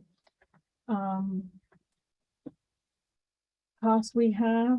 And then budget form 6, there are pages from 14 to 66. Those are all the external contract and grants funding information. So that's for the business unit 117001. Now we go into the business unit 117008. That's the school clothing program. And the budget form 1, the overall total for FY22 that was budgeted was 1,296,990. For FY23, the proposed budget is 1,295,663. There's an increase of $92,563. Number of positions budgeted for FY22 and 23, 0. Number of vehicles budgeted for FY22 and 23 is 0 as well. Budget form 2, program performance criteria. Goal statement 1, serve eligible Navajo children with incentive for clothing and supplies for school. Program performance measure, number of clothing stipends provided per quarter. First quarter is 6,000, second quarter is 2,313, third and fourth quarter is not applicable. Goal statement 2, serve eligible children with emergency clothing assistance. Program performance measure objective, number of emergency clothing assistance provided per quarter. First, second, third, and fourth quarter at 5. Goal statement 3, submit quarterly reports timely and accurately. Program performance measure, quarterly reports will be submitted after each quarter. Quarter 1, 2, 3, and 4 all at 1. Goal statement 4, quarterly reports will be submitted each quarter. Program performance annual report will be submitted after fiscal year ends. First, second, third quarter does not apply. Fourth quarter is it says 30. It should have been 1. So there'll be a correction on that. Goal statement 5, provide trainings to keep families informed of the eligibility criteria and timelines. Training provided. First quarter 1, second, third, fourth quarter is not applicable. Budget form 3 is a listing of position and assigned by business unit. What we have in here is for overtime. And then budget form 4 is detailed budget and justification. That's just the detailed budget we have. Then moving on to the Department of Child Care and Development. Chinle Child Care, this is the proprietary funds. Business unit 117010. For FY22, the budget approved was 5,000. For 23, it's 5,000. Number of positions budgeted in vehicles, they're both 0 for 22 and 23. Then budget form 2, program performance criteria. Goal statement 1, program income revenue generated from family co-payments to be reinvested back into the program. Program performance measure objective, report quarterly revenue of 4,000 or more from child care center payment fees. First, second, third, fourth quarter, 4,000. Goal statement 2, purchase and provide operating supplies to enhance literacy, culture, nutrition, and physical activities at child care centers. Program performance measure, 9 child care centers will conduct 2 thematic activities per month on literacy, culture, nutrition, and physical activities. Quarter 1, 2, 3, and 4, 54. Goal statement 3, provide daily nutritional meals for AM snack, lunch, and PM snack at 9 childcare centers. Program performance measure, 186 meals and snacks served per quarter at 9 childcare centers. First, second, third quarter at 1,674. Goal statement 4, compliance with all health and safety requirements for all children, childcare center staff. Program performance, each quarter supervisors are to conduct a review of 52 childcare center staff to ensure all requirements are met. 1, first quarter, second, third, and fourth, all at 52. Goal statement 5, provide and maintain appropriate child enrollment number per child care center. Program performance, provide child care services to 80 or more children per quarter. First, second, third, fourth quarter, 80. Budget Form 3, there's no personnel, so it's not included. Budget Form 4 is the detailed budget and justification. And then as we go on to the Fort Defiance Child Care Business Unit 117011. This is also proprietary funds for FY22. Budget was 5,000 for FY23. It's 36,000. So there's a difference of additional 31,000. Number of budget positions and vehicles for FY22 and 23 is both at 0. The budget form 2, program performance criteria, goal statement 1, program income revenue generated from the family co-payments to be reinvested back into the program. Program performance measure, report revenue of 10,000 or more from child care center payment fees. Quarter 1, 2, 3, and 4, 10,000. Goal statement 2, purchase and provide operating supplies to enhance literacy, culture, nutrition, and physical activities at child care centers. Program performance measure, 5 child care centers will conduct 2 thematic activities per month on literacy, culture, nutrition, and physical activities. Kerrigan, Little Miss Muffet, Loop, Tuba City, Fort Defiance, and child care. First, second, third, fourth quarter, 30. Goal statement 3, provide daily nutritional meals for AM snack, lunch, and PM snack at 5 childcare centers. 100 program performance measure, 186 meals and snacks served per quarter at 5 childcare centers.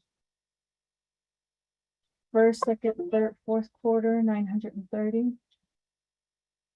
Goal statement 4, compliance with all health and safety requirements for all child care center staff. Program performance, each quarter supervisors are to conduct review of 55 child care center staff to ensure all requirements are met. First, second, third, fourth quarter, 55.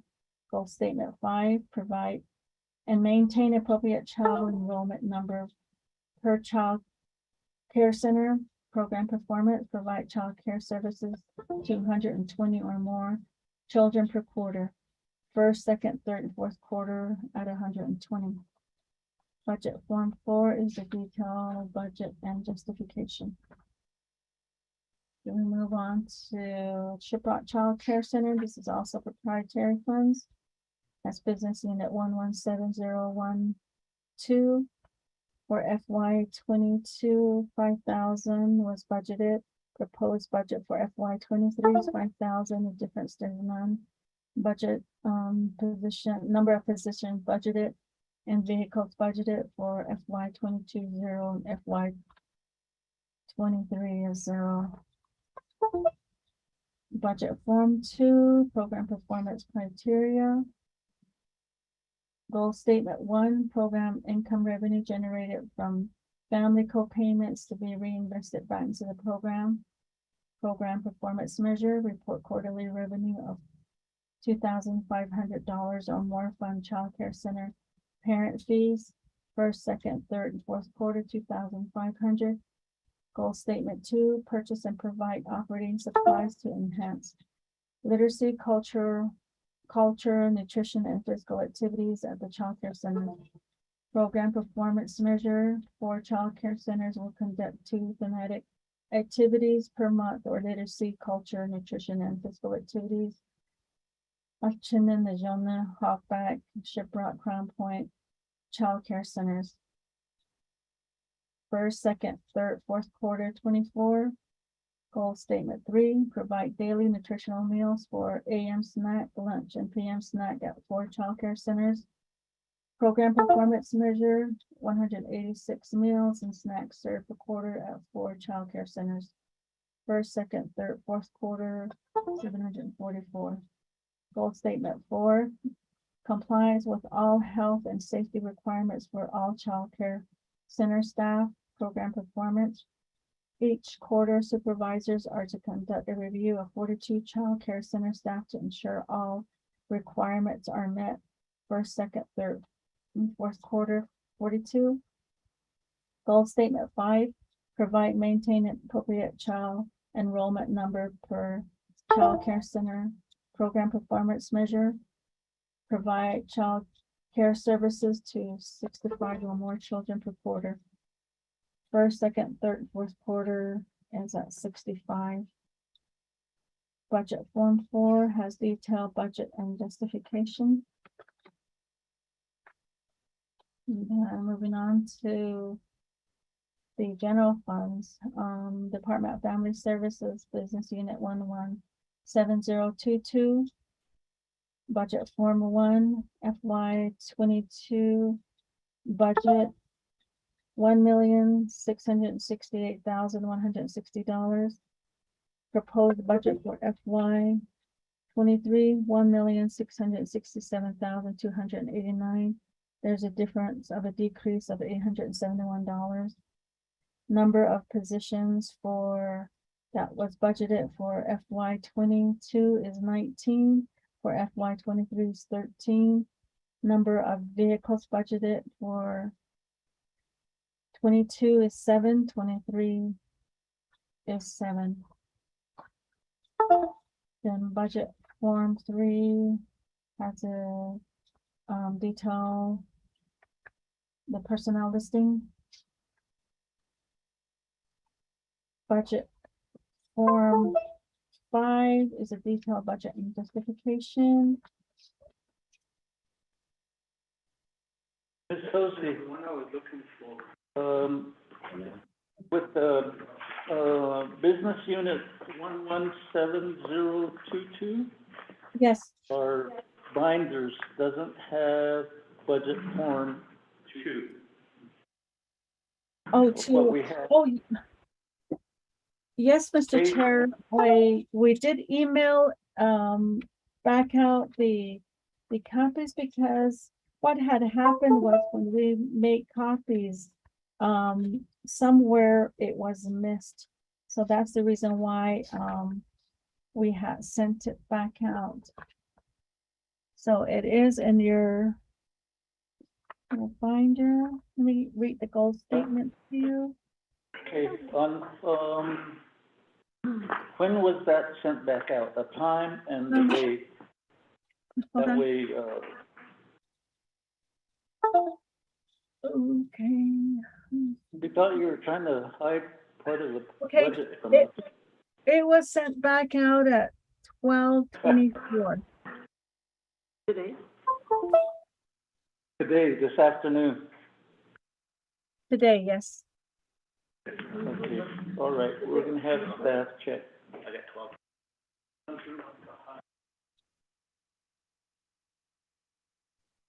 Okay, Mr. Mose, while we're waiting for that form, put us on mute.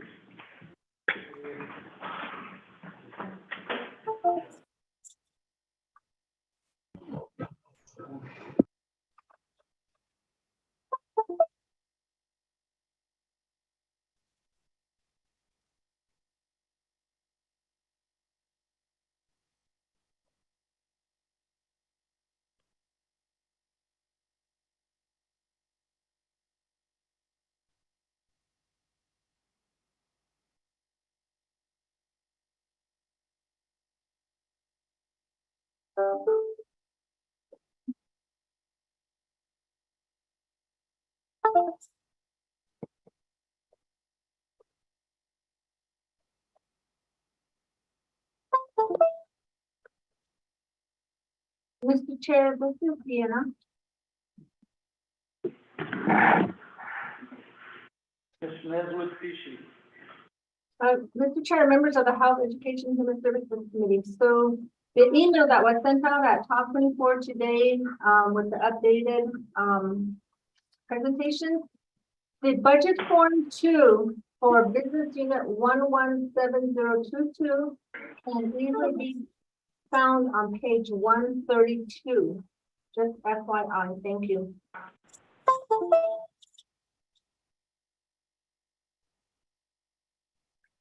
You're talking about that email that was sent.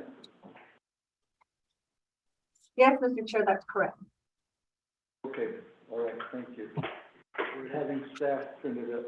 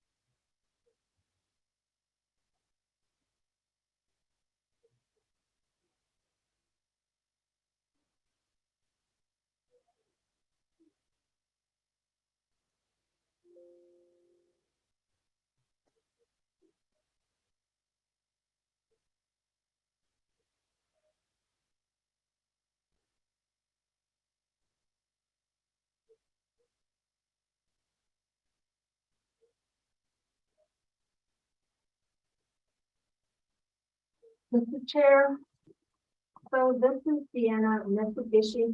I did resend it. It may have gone to the Sendio. It was sent by Valentina. And it came from the Navajo Nation Division of Social Services email, so it may be sitting in your spam box. So I have resent it again just now. Thank you.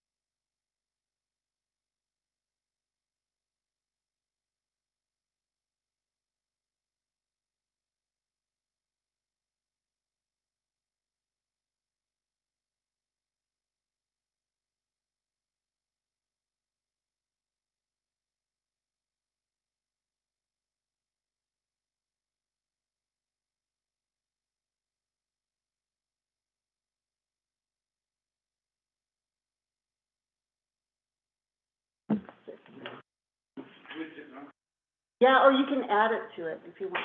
If you choose, just add the I just stick mine out. stapled section. Yeah.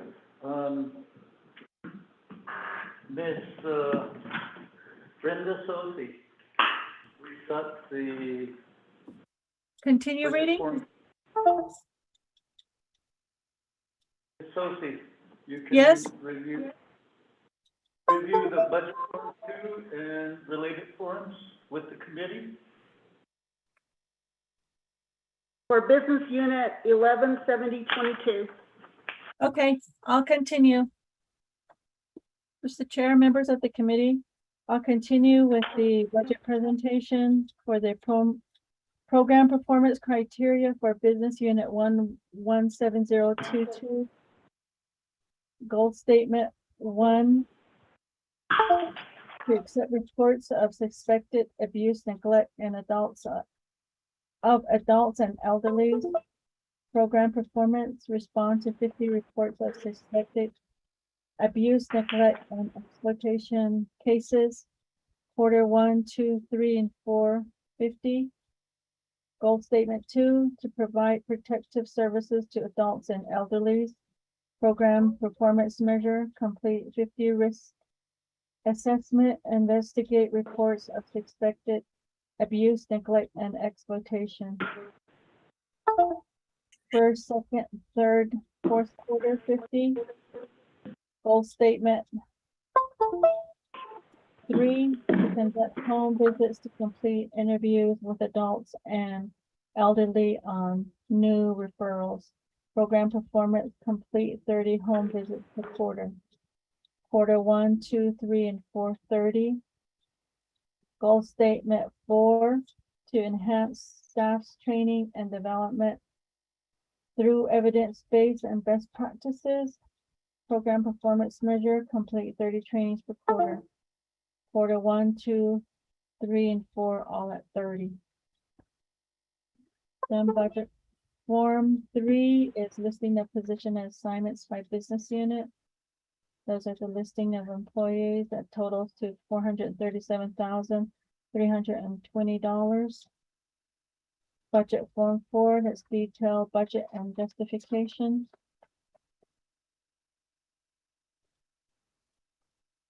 And budget form 5, that is the summary of changes to budgeted positions. This is where it has the types of changes to the personnel budget positions that are cost sharing, and some are transferring out to other business units. And also that completes the budgets, and there are attachments as well, which are the exhibits. A, do you need me to go through that as well? That's exhibit A, that's the oversight recommendations and whatnot. Mr. Chair? Thank you. And that pretty much completes the budget presentation.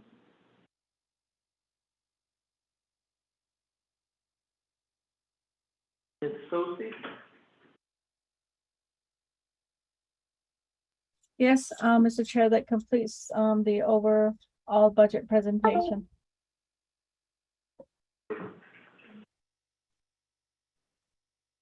Mr. Chair, this is Deanna Nefugishi. The committee members, do you have any questions? Honorable Edison Wanika. Yeah, I'm a little concerned about Form 5. 4, 6, 8, please.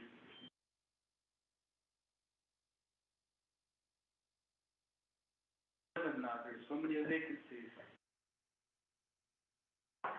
10 vacancies. Ms. Sophie, Ms. Neswadishi, this is respective of business unit 117022.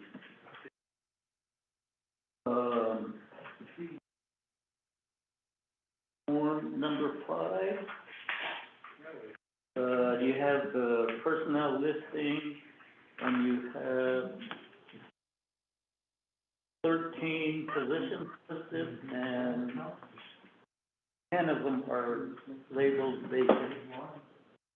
And that's what the Honorable Edison Juanita is questioning. And then the other is, with these vacancies, then how would you then, in budget form 2, meet the performance measures and objectives, as well as meeting the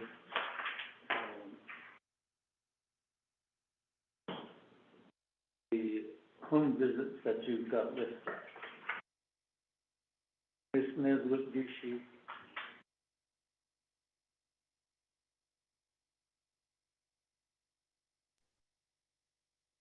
Thank you, Chairman So and members of the Health, Education, Human Services Committee.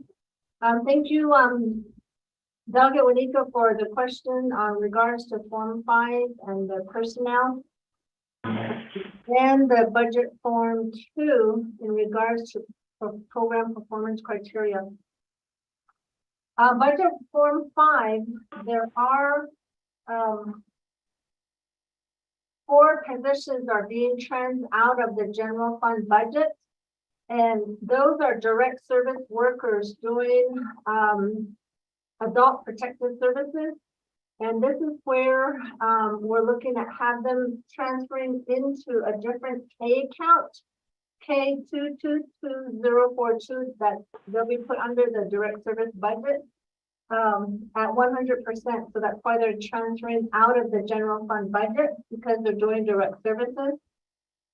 In regards to, the senior accountant, 2 accountants, and the account maintenance specialist. They oversee and administer all of the external fund accounts that Department of Family Services oversees, and that's where we were looking at having them cost share with general funds, and then one of the external grants that they're overseeing as well. So that's in response to budget form 5. In regards to the vacancy, that is an area that we're tag teaming with the Department of Family Services to assist with filling vacancies. I have been seeing several Department of Family Service direct service positions and administration, such as accountants, on the DPM website. So those positions are being advertised to increase the staffing out in the field offices for Department of Family Services. In regards to the program performance, those are areas that they're looking at as far as suspected abuse of neglect and elders. So we do have Child Protective Services, which is currently being funded under the Arizona Title 20 contracts with Arizona, New Mexico, and Utah. So those positions have been filled, and they're providing that service. And I hope that answers your question, Dr. Bonita. Thank you.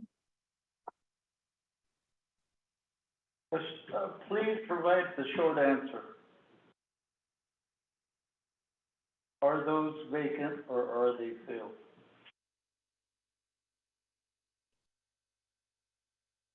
The positions on budget form 5, 8 are vacant. Okay, and right now, as I recall, the proposed legislation that Honorable Halona is sponsoring, and the committee has not acted on. This Department of Family Services exists and does not report directly to or the executive director. Am I correct?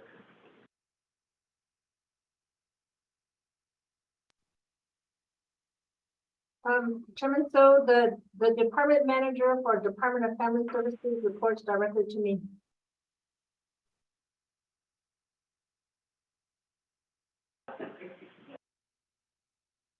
Okay, we'll revisit.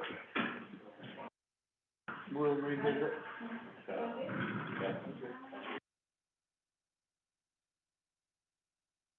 Honorable Wanika, Honorable Halona. Other statement. I agree.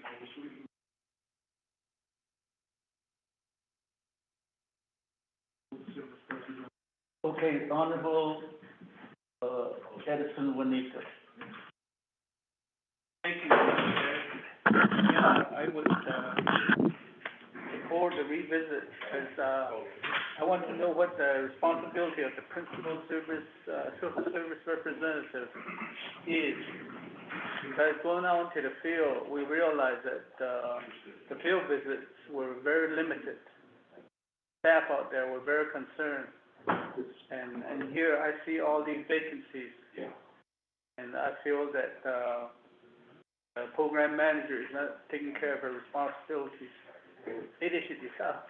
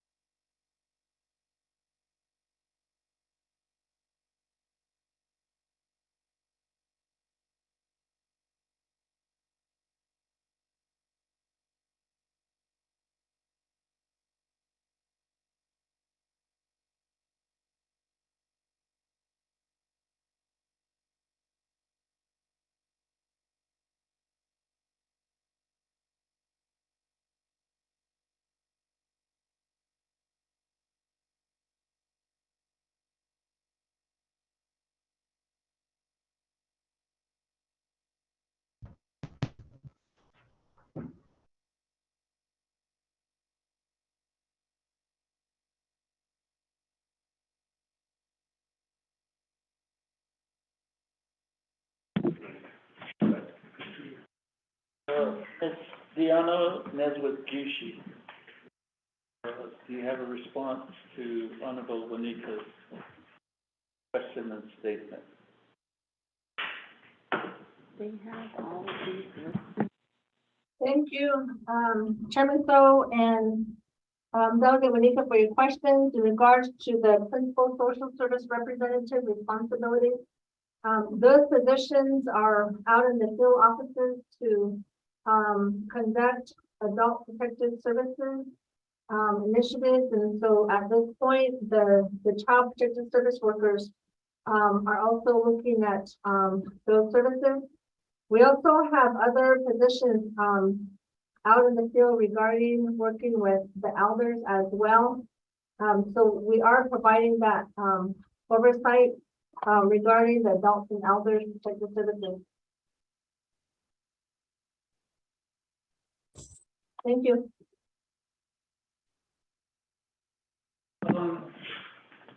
I'd like to turn the budget hearing floor to Ms. Angelica Benali for the legislative advice as well as some technical advice on the budget. Benali. Mr. Chair and members of the Health, Education, and Human Services Committee and Ms. Gishi, the on page, I guess one of one, it's the FY 2023 listing of positions and assignment by business unit. It's not a budget form.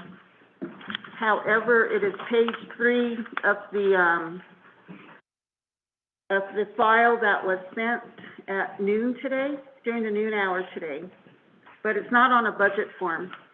But on the third one, the third listing down is position ID 240224, and the job type is 1871, Senior Information Systems Technician. It's vacant, but on Form 5, the last page, you indicated this position is the second one listed. It's abolished. And however, the position number is different. The Form 5 listed identifies it as 240227. But the job type is the same. It's 1871 on each form. And the title is the same as well as Senior Information System Technician. And it is, on both forms, it's listed as vacant. The other positions that are listed on page 3, on the Navajo Nation budget form, on the listing of positions and assignments by business unit. The number, the 6th, 7th, 8th, and 9th ones listed, as I understand it being, is that they exist and they're going to continue to exist. But on budget form 5, you're listing them as a type of change, and you said CS. Can you refresh my memory on what CS indicates?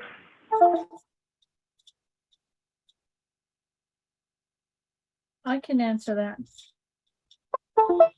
Mr. Chair, members of the committee, on the question for the what the CS is, that's for cost sharing the position. And I can also explain the abolish of Senior Information Systems Tech. There were 2 positions, and that's one of the positions we are abolishing. One we're keeping, which is in the budget form 3.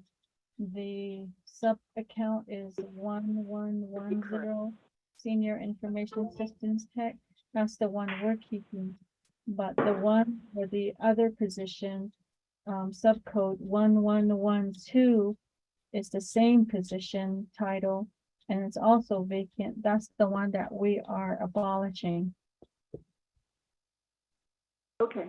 Mr. Chair and members of the committee, since it's 2 different positions, that would be correct then. But indicating two different, position numbers. Okay, all right.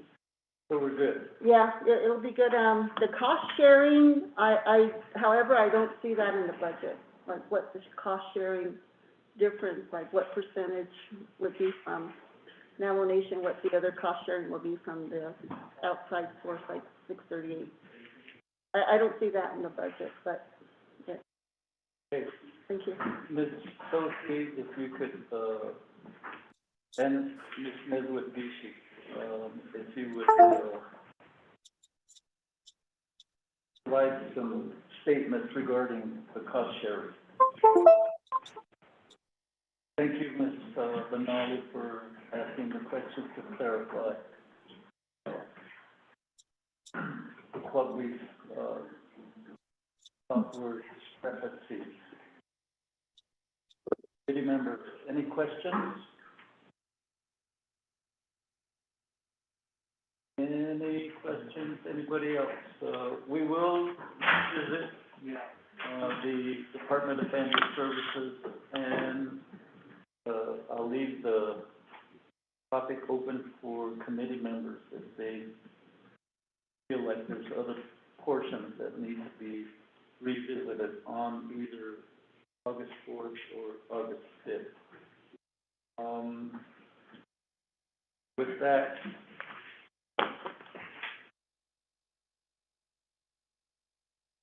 and committee members, I just basically briefly discussed with Speaker Damon that there was no direction on what funds are available for funding unmet needs. So he's going to get with the controller. What amounts of funding is available to address unmet needs. So,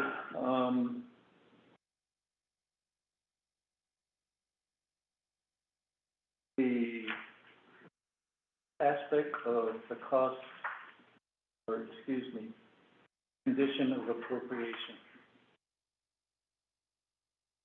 establishment of a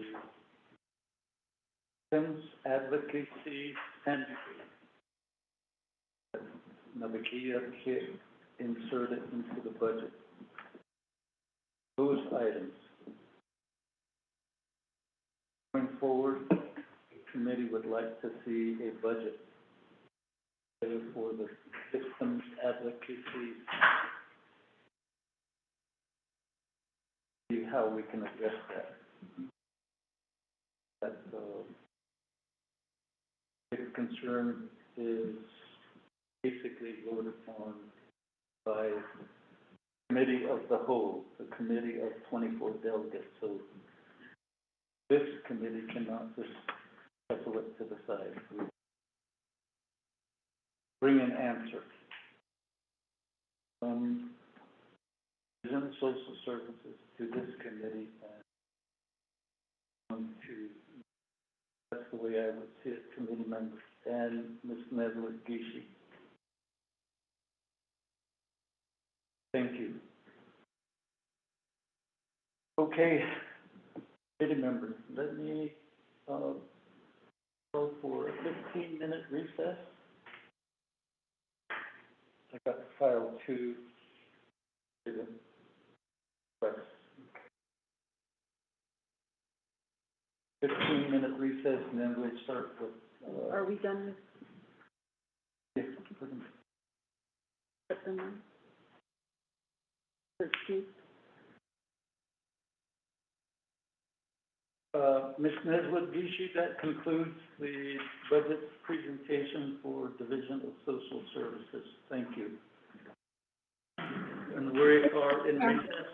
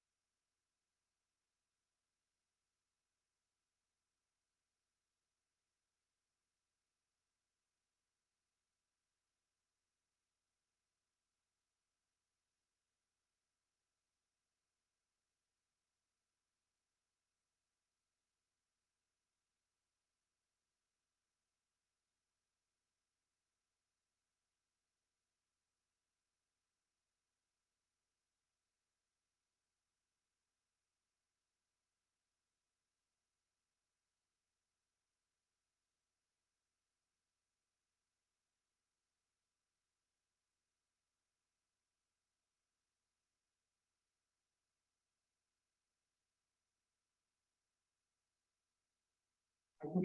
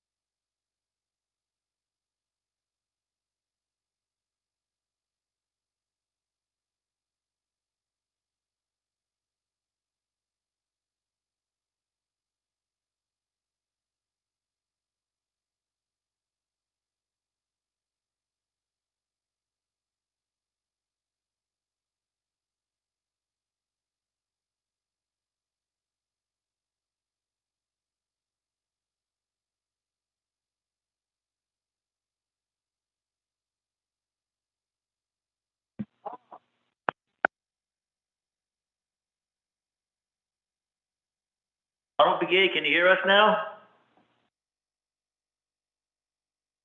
Honorable Begay, Get out of the slot can. Yes, I can hear you now. We miss you over here. Hey, thanks for being on the call. Yes, Chair, something happened. I've been silent for a good period of time. Thank you. Yeah, we over here it's overcast and sprinkling, so we might be having some problems.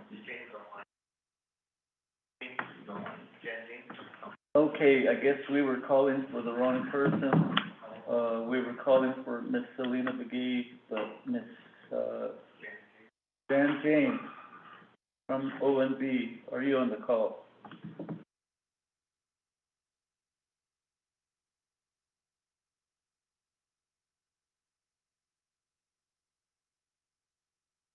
If you are, then let's proceed with the OMB report.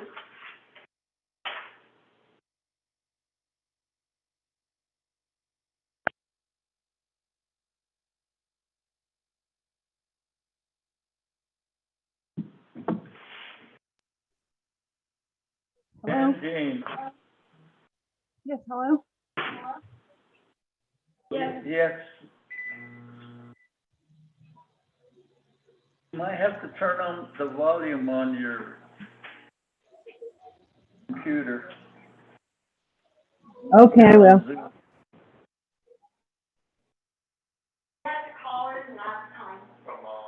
Oh, a landline?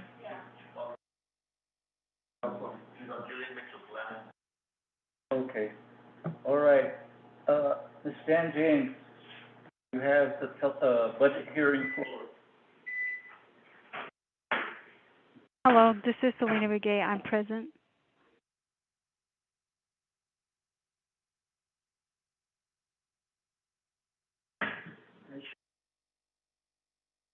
Yes. You may proceed. The OMB report.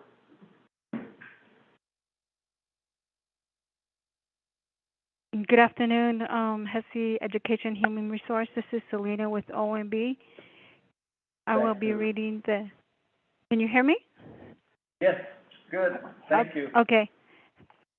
I will be reading the Navajo Nation OMB report for the Navajo Department of Health.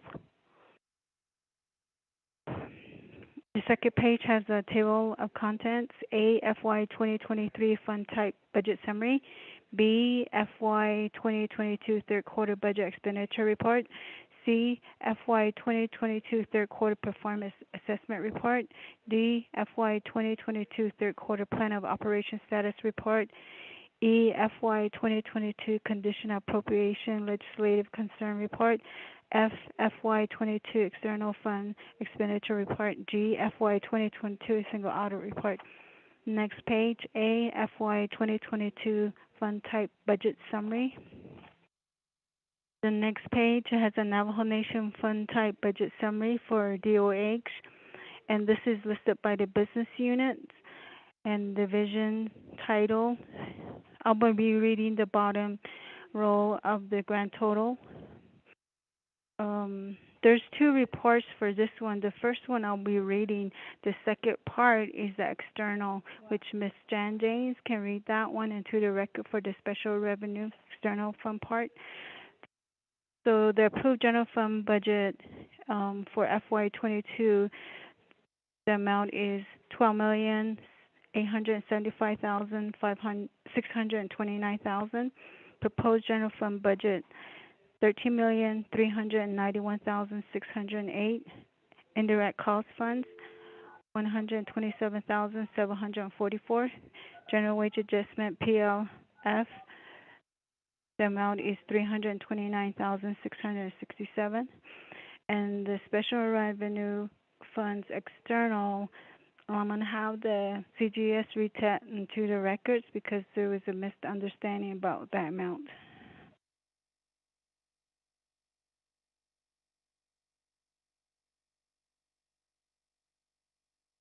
I'll just go ahead and read it into the record. Good af- 25 oh. million.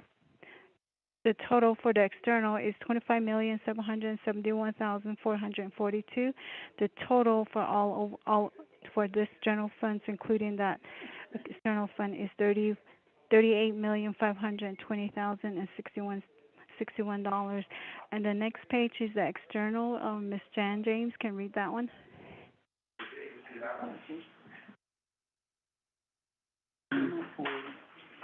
Good afternoon.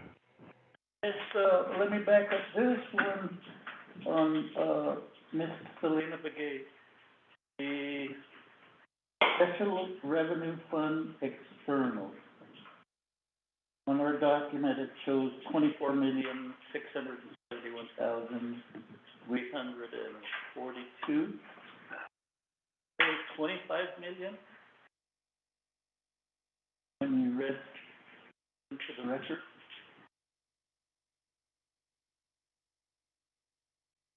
Dan, do you want to read that part? Yeah, yes, I can. I'm here. Okay, so the second page after the general fund type budget summary, there's a attachment at the last row. It says external funds total. You'll go all the way to the right under the total right column. It has 1,061,937,177. That's the total overall under Division of Social Service. Division of Health, Department of Health.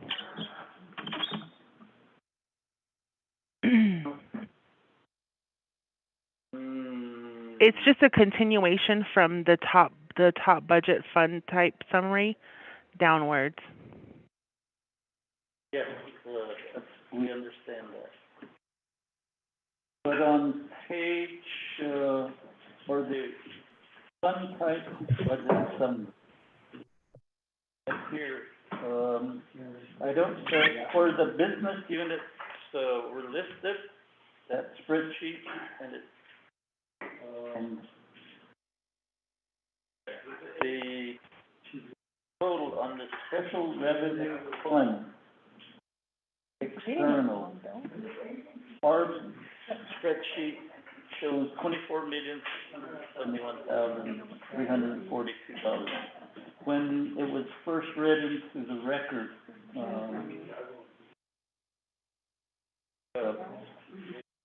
dollar amount was 25 million, and that's where my question is centered.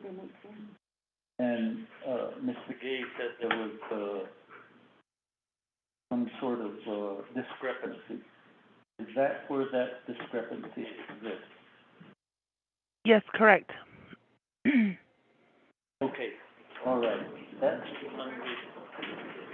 okay. The discrepancy is between 24 million and I understand that. Okay, Selena can move forward. Okay. Yes, but okay, I guess my question is, what is the discrepancy?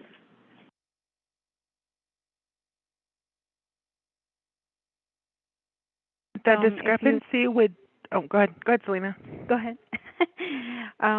If you look at the first page of fund type summary, the one that I read, if you look at the special revenue external, it reads 24,371,342, and then Miss James continued with her report, but she has in label Exhibit A, but she has at 24,312,42.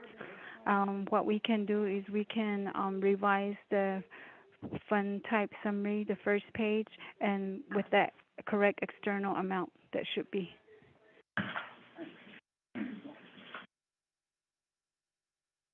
Okay. So the correct amount would be 24,612,042. Correct. That's where their spreadsheet, there was a difference. So what the young ladies are saying is the correct amount is $24,612, $1,042. Am I correct, young lady? Correct. Okay, all right, thank you. Appreciate that. Continue, thank you. Okay, on B, FY 2022 third quarter budget status report. The next page has the worksheet of Navajo Nation budget status report as of June 30, 2022 for the Department of Health. And this is listed by the business unit and program title. And I will be reading the bottom grant and general fund grand total. The original budget amount is $13,023,591. Revised budget $13,758,646.77. Actual $6,212,663.44. Encumbrance $324,478.02. Budget available $7,221,505.31. Overall expended percentage is 47.5. Next page, MPS. I'll be reading that. Good afternoon, Mr. Chair, members of the committee. The third quarter performance assessment report for Department of Health. They have 12 business units, and there are 4 programs that are not performing above 2.0. Business Unit 113004, Business Unit 113005, 113018, 113020 are all 1.0, and the one is a 4.0. The average total score for third quarter is a 1.85 for the Department of Health. Going on to third quarter plans of operation status report. They are all up to date. Going to the conditions of appropriation and legislative concern report. DOH has legislative concern. There are. Mr. Daniel, so let me back you up to the program performance assessment.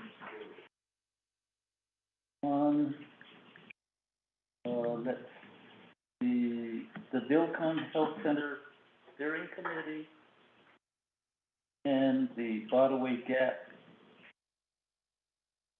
well, it's the Pueblo Cantado Steering Committee. How come they're not meeting their goals? Mr. Chair, members of the committee, that question can go to the department. They can answer that question for you, Chair. But your review is just based on report? My report is based on what they submit to our office. Thank you.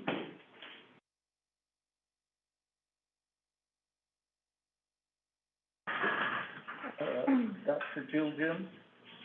Yes, Chair, Sanad, Honorable Wanika, and Honorable Holona, and Honorable Begay, and individuals in this room and those on the call, thank you for that question. The reason why the Office of Planning and Healthcare Facilities for those 3 locations, all of the planning staff retired in October, and they took advantage of the early retirement. And so that, so all of them retired, and I've been functioning as the planner for the healthcare facilities. DILCON steering committee, and this will be a discussion in my budget. The DILCON steering committee, basically the facility is ready to be open, but they're challenged with the water issues, so the way the planners were hired for, or budgeted for these positions were to assist with healthcare construction. So once the healthcare facility is constructed, they usually, there is no longer, their role for technical assistance to plan, to construct the facilities are no longer necessary. So with that, Bilcon is built, and hopefully we get that facility up and going. Pueblo Pintado is in the design phase, so there's no planning really necessary needed at that phase as well, because they're going to start the construction pretty soon as well. So all of the necessary assistance was provided by the previous planners. And then the Bodaway Gap is the only one that is left. So in my budget, you'll see that there was a reclassification of that position. I did have a planner position at the Window Rock office, but so out of the 4 planner positions, 3 of them were abolished and 1 remained under the Bodaway Gap, because that's the facility that's still under, right now, they're in the design phase of that facility, and then hopefully that person will continue to provide assistance to other facilities. So we're only going to have 1 planner instead of 4 planners to cover Bodaway Gap and any future healthcare construction, such as Gallup Indian Medical Center. And there's no existing steering committees under Gallup Indian Medical Center. There's only 1 steering committee under the Bodaway Gap, but otherwise, there will be there's no longer a need, because these were facilities that were put into place by Indian Health Service, and the facilities were grandfathered in. And so funding will be allocated, hopefully, to complete those health facilities in the next in the next year or 2. They should be completed. So that's the reason why there's no performance, because they all retired, and they also were not providing services during the pandemic as well. So the Office of Environmental Health as well, you'll see a low score for them, only for the reason that we finally interviewed individuals for that manager position, and we only had 1 sanitarian.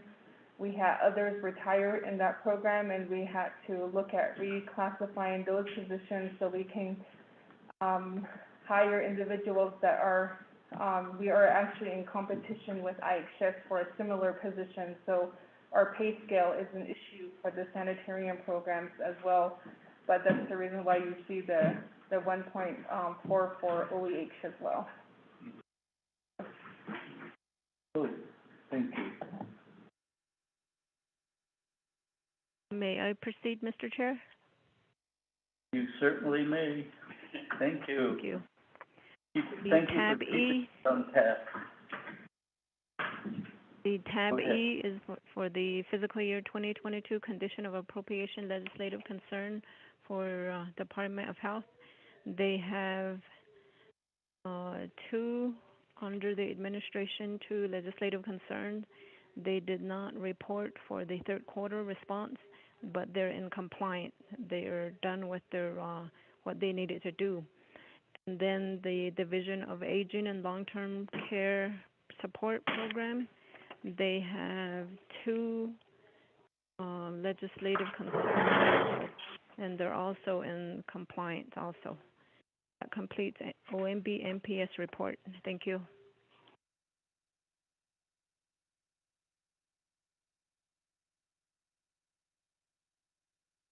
Let's proceed to part F. I almost misread that. I thought it said complaint. Good afternoon, everyone. This is Jan again to read the tab F for the FY22 External Funds Expenditure Report.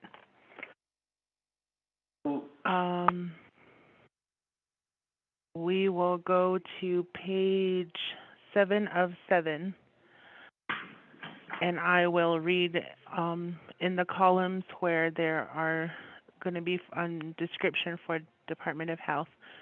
Number of business units, there's 217. Company numbers, there's 67. And the revised budget overall is $491,746,296.66. And then for the expenditure in column K, it is $199,938,378.80. And in column L with open commitments, it is $11,620,187.74. And in column M for available balance, there is $280,187,730.12. In column N, the percentage spent was 43%, and the column O, the balance remaining is 57%. And then we'll go to the next portion, the FY 2020 single audit report for DOH. There are 2 findings, and they are listed under column B as 2020-003 and 2020-004. And as of right now, the CAP statuses are not finalized as of current date. That will be the end of the report for OMB. Thank you. Thank you. Committee members, any questions?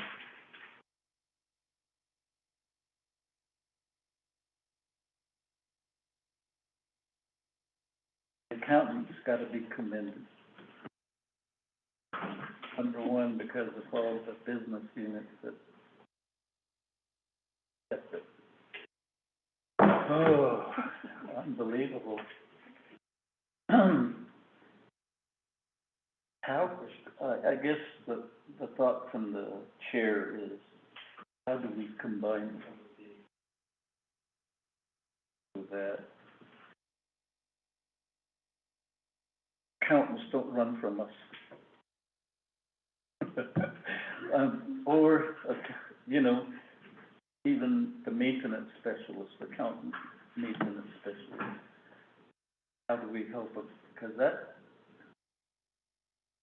like a multi-million-dollar corporation rather than vision.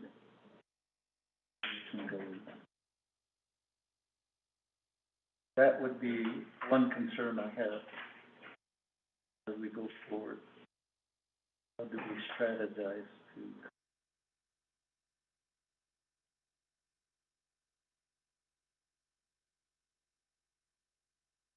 and it's kind of like a snowball rolling off a hill. Snowball is small, but when it gets to OMB, it's huge. That's the part I see that maybe the delivery of services because of these high numbers of business. As my first impression, as that would be a question to OMB, to OOC, and then of course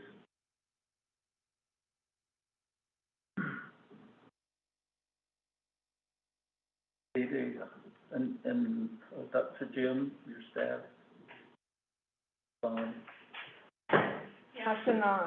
Yeah, thank you for realizing that. I know this is a very thick binder, and I think that's where I'm glad that we're able to have this conversation, because there needs to be changes, I guess, to the processes. And we talk about the BIM, and we talk about the ability to spend down dollars. But I know with Doltex for this year, we are making some changes because they were managing over 30 accounts. So you'll see some changes in that, even though that it takes away the ability to have business units for each agency or each senior center. That doesn't work for us just because of the amount of paperwork you need and processes. But I think Christine can add if you have any comments, Christine. Good afternoon, everyone. My name is Christine Chavez. I'm a senior counsel of the Department of Health, Chair and members of,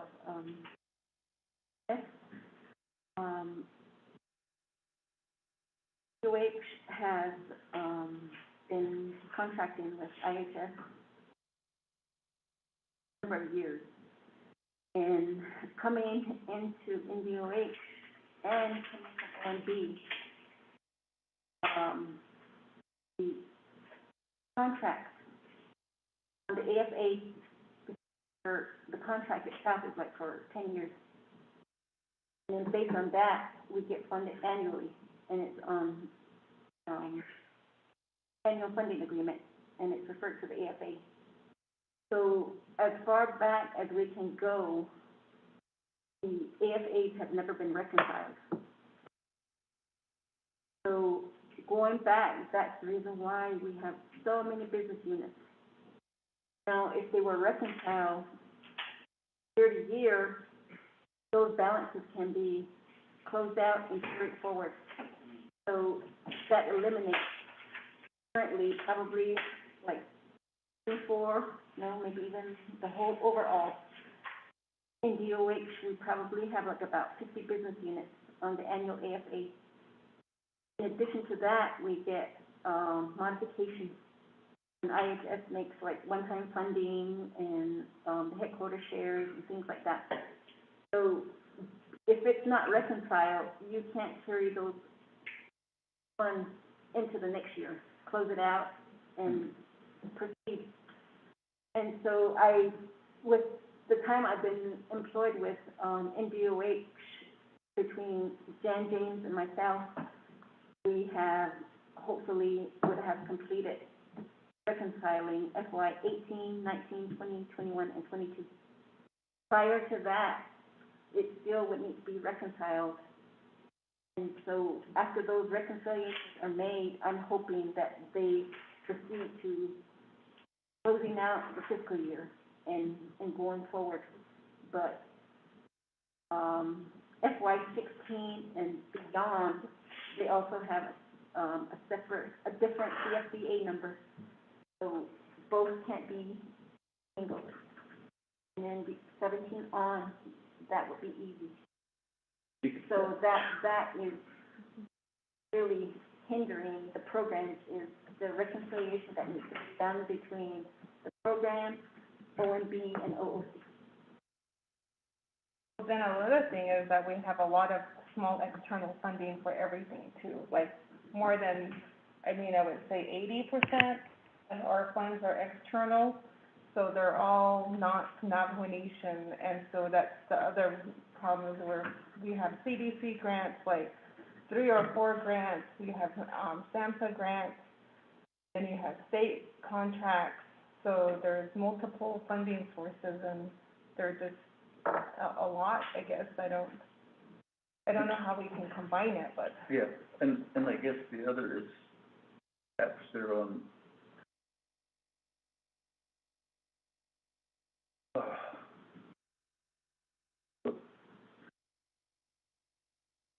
committee. I don't know how we could get 3 offices, OMB, OOC, and Department of Health, basically ask them to close out those items that haven't been closed out, so that the business unit numbers could go down.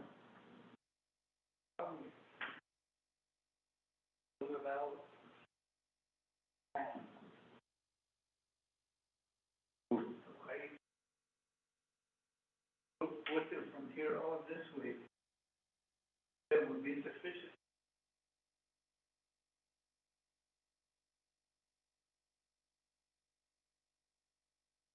I guess follow-up question, because they're not closed out, those funds, can they still be used?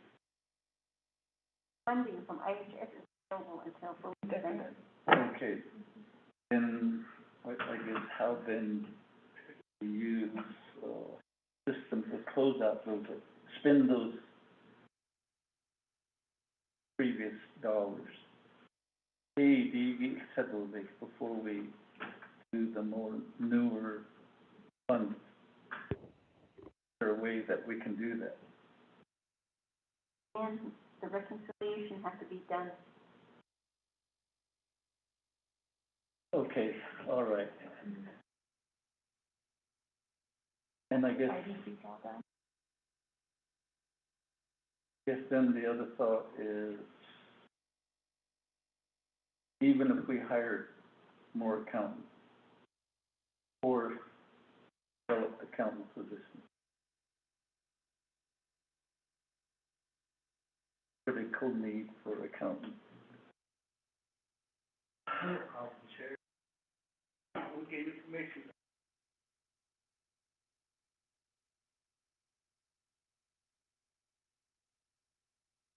Always saying, you know.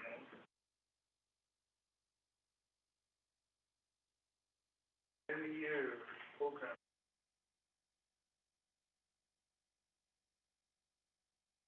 So they leave again. So I think what is to me, I don't know.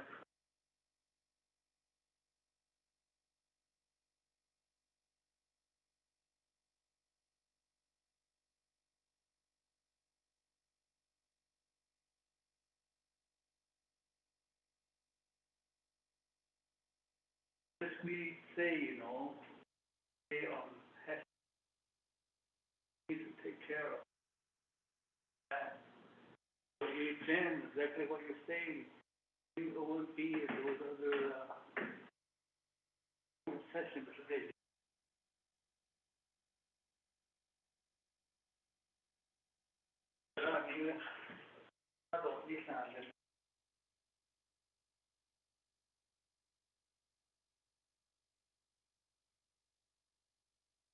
We might have to, as this budget goes to BNF, that might be the place to address it. We do have OMB and OOC under their oversight. Odyssey, if we could get some recommendations in writing on how to best address those items that need to be reconciled.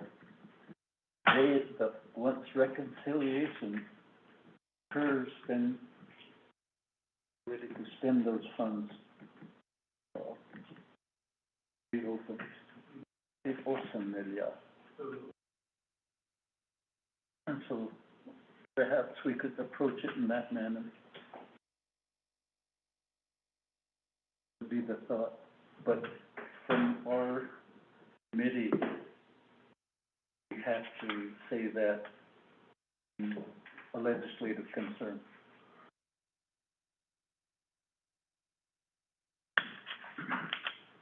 Next week, we really, when right now Chad is listening, but he's remote. And Ms. Benali, we all have to put our notes together to put this listing of legislative concerns and the other divisions and conditions of appropriation. This is major.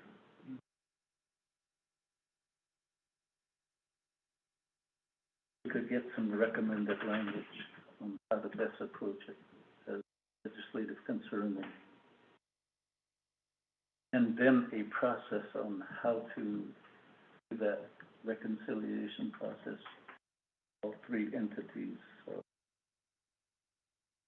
without having to go for extra appropriation or without having to bring outside accountants to do that task. That would be my thoughts. David, yes. That was true also for EMS and the other BIA for Bill 92-638, like the and I don't know. So all the 638? Yes. Okay. All right, so it's a system-wide problem. Yes. Okay, all right, committee members reason. Found the problem, I think that is the solution. I see just and it gives the program funds for reconciliation.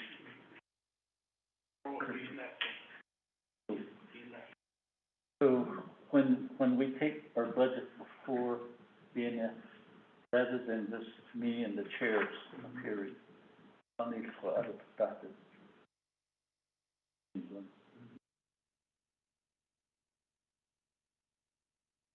Request that of the committee members. Being there by yourself, there's a lot of things that you have to shouldn't be out of the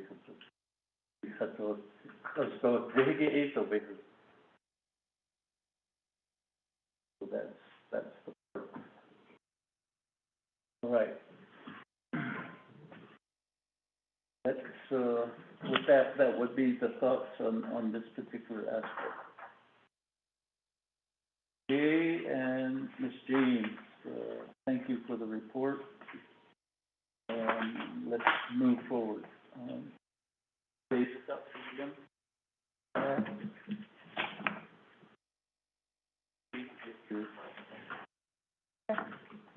Presentation. I have a general overview that I'll be reading here. It's in your first page of your binder, so for the record, I'm Dr. Jill Jim. I'm the Executive Director for Navajo Department of Health. And again to Shana, Chair, and Honorable Wanika, and Honorable Holona, and Honorable Begay, and those on the call. The Department of Health's high priority for fiscal year 2023 is to provide health higher level of services as in fiscal 2020 with quality healthcare and wellness at the forefront of all activities. Consistent with the goals of the Office of the President and Vice President, Navajo Department of Health made it a priority to avoid layoffs or reduce hours in an effort to ensure delivery service or direct service delivery is not impacted. The budget today shows no layoffs or reduced hours. The Department of Health General Fund budget allocation for fiscal year 2022 was 2023, sorry, there's a typo in there. $13,391,608, and so it's an increase from last year. The FY 2023 IDC allocation for the department is $127,744. The fiscal year 2022 personal lapse fund allocation is $329,367. The following programs budgeted the personal lapse funds allocation: Uranium Workers Project 8,891, Silicon OP and XCFCE 2,245, Environmental Health 2,366, Doltex Admin 5,509, Doltex Chinle Agency 57,574, Doltex Port Defiance Agency 16,120, Doltex Crown Point Agency 76,788, Doltex to the City Agency 59,516, Doltex Shiprock Agency 51,857, Waterway Gap OP and HCFD 2,245, Pueblo Pintado Steering Committee 2,245. The Office of Planning and Healthcare Business Units for Pueblo Pintado and Dilton are abolished.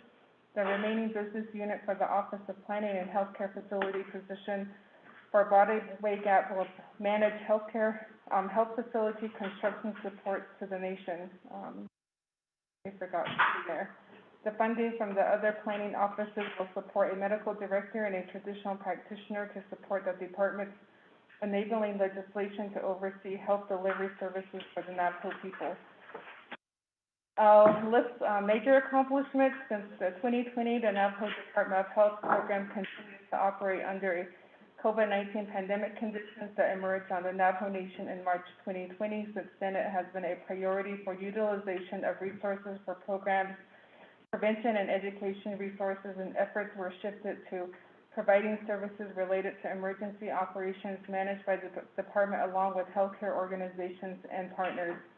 The 24th Navajo Nation Council Winter Session passed the legislation 024121 approving a limited waiver of sovereignty immunity in the state of New Mexico Medical Assistance Division Provider Participation Agreement between the Navajo Nation Division of Behavioral and Mental Health Services in the state of New Mexico were signed by President Nez. This legislation allows Medicaid third-party reimbursements for DBNHS treatment services. A total of 371 participants in the hybrid Running for Stronger, Healthier Navajo Nation 10K event took place. The overall goal is to have family members increase physical activity at least 150 minutes of moderate intensity activity per week to delay the onset of chronic disease. Early January 2022, the CHR collaborated with the CDC's Division of STP Prevention to facilitate and improve coordination of syphilis surveillance between New Mexico, Arizona, and the Navajo Nation, as well as address the increase in sexually transmitted infection morbidity from syphilis. Due to the 110% increase of STI on the Navajo Nation, CDC Division of STD Prevention Program assisted and offered recommendations to strategize to prevent increase. The Special Diabetes Program and the Navajo Distribution Program has begun their capital projects. NFDP is utilizing the allocated funds of $4 million and NSCP with an estimate of $5.2 million. Both programs are communicating and collaborating with CPMD to renovate 8 warehouses and 2 wellness centers in Shiprock and Kayenta for NSCP. Late March, CPMD has advertised for contractors and CPMD is communicating layouts to contractor for SCP wellness centers. Also, the program was invited to present breast cancer awareness information during the Navajo Nation Council Fall Session that was done in Navajo and English. Over 1,500 views of the presentation across 3 council social media platforms. And then our unmet needs, the department is requesting for $30 million to support repairs and maintenance of senior centers for the Division of Aging and Long-Term Support. That will end my summary. Okay. Thank you.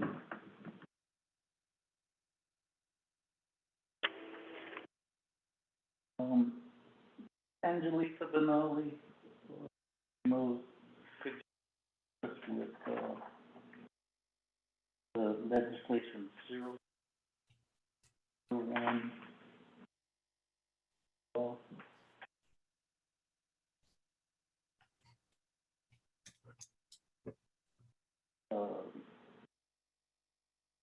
Resolution number.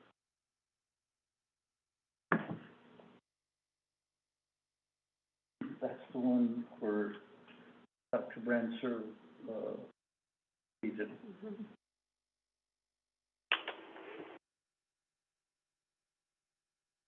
That way it's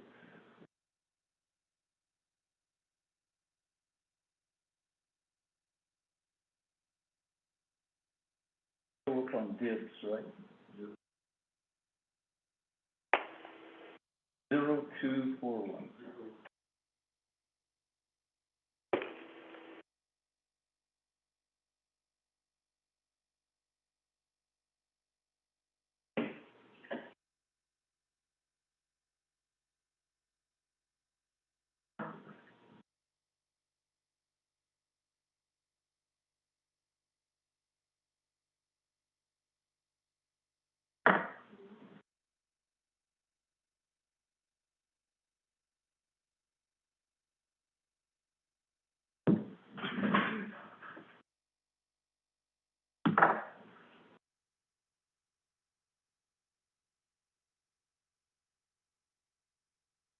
Yeah, 21. It was November, was it? Yes. C-N-O-V.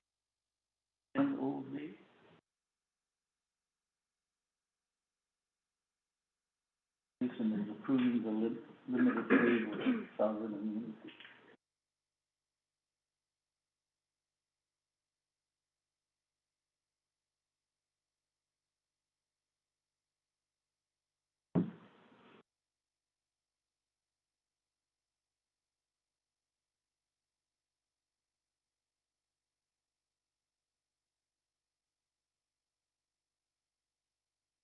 That would have been. It would have been, we would have adopted it in the fall session. And it would have been signed into law in November. Unless it's October. When speaker certified it, that's when it would have the council number on it.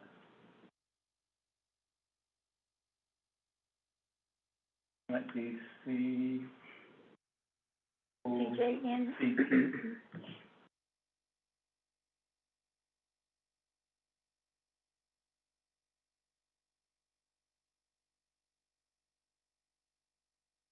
AA what? 0622. 22.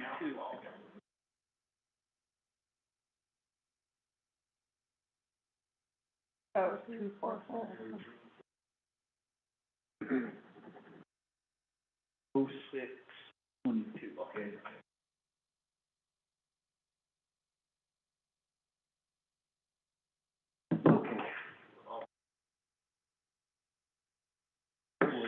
Yeah, that's That's the one, Chad had the longest time. Fixing the, we sent it back for revision, huh? Yeah. Or just the number. And then the new title.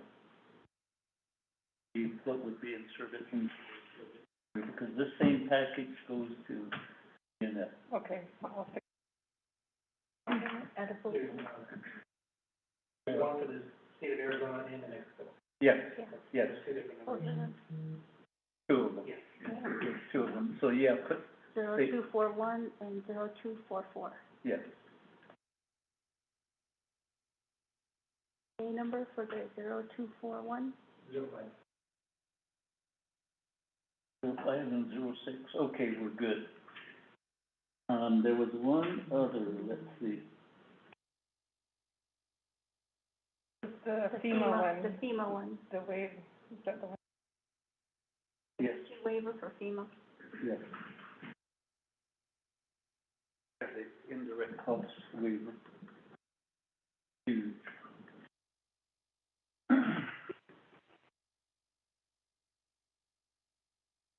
Huge concession by OMB. So, Add those in, Chair. I think that's really,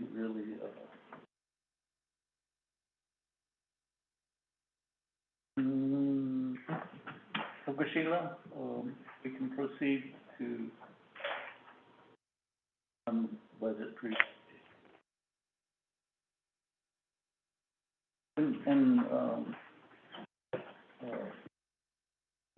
So staff.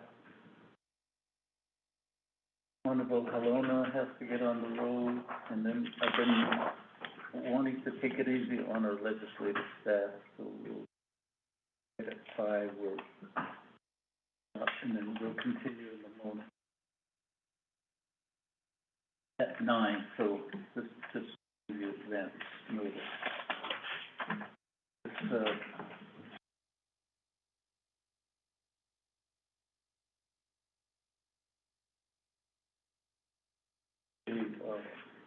Mr. Mose still has to send the sheet back in.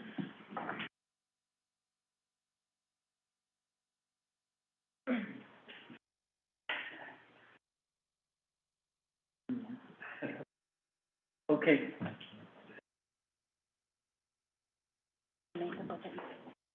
Okay, so we'll start with part 1 for business unit number 113001. Part 2, there's an IDC allocation, for, $127,744. General funds, an amount of $368,796, with a total of $496,540. And then on part 3 for budget summary, for the total for column A for NNC approved original budget, $203,232. Column B for proposed budget for this, for fiscal year 23 is $496,540. And column C, there's a difference of $293,308. And then for part 4, for position and vehicles, there's a total of number budgeted positions on column B is 1. For column E is 2.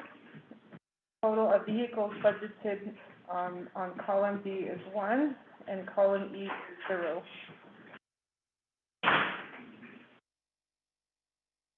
I read this one, please.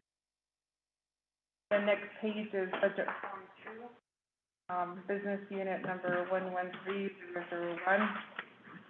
Under part 2, plan of operation, resolution, HSJA 0118 approves the Navajo Department of Health Master Plan of Operation.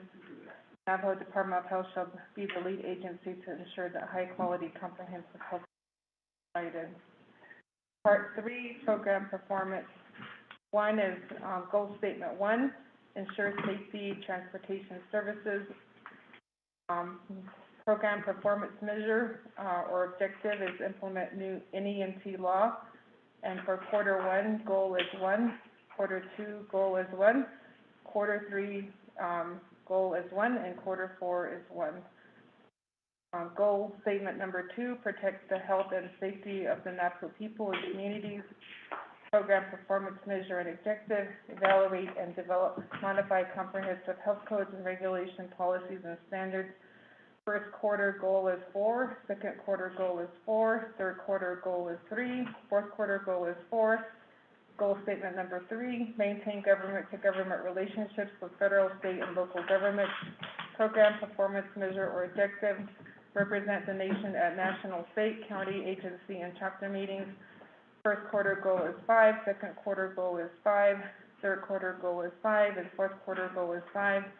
Goal statement number 4, regulate health and human emergency and non-emergency medical transportation companies. Performance, program performance measure and objective. Develop procedures and conduct enforcement of NEMT regulations. First quarter goal is 1, second quarter goal is 2, third quarter goal is 1, fourth quarter goal is 1. Goal statement number 5, improve the well-being of Navajo citizens through the OPBP test and program priorities. Meet at least one objective per NVOH, 16 programs per quarter, 16 for first quarter, second quarter 16, third quarter 16, fourth quarter goal is 16 as well. And then the budget form 3, there are 2 budgeted positions. One is the division director position. The second is a special program and project specialist. This is a budgeted position to oversee the NEMT offices to conduct enforcement.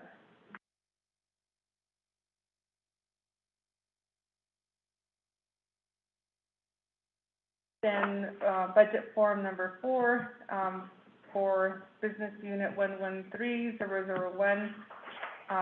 There are, so I'll go by the object class codes summary.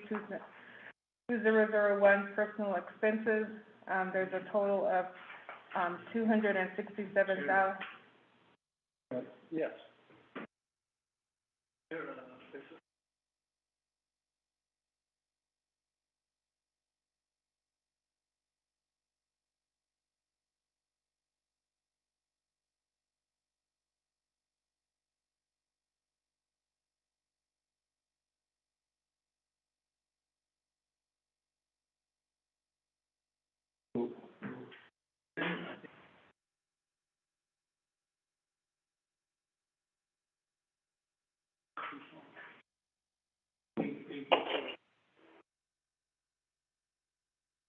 Form 1.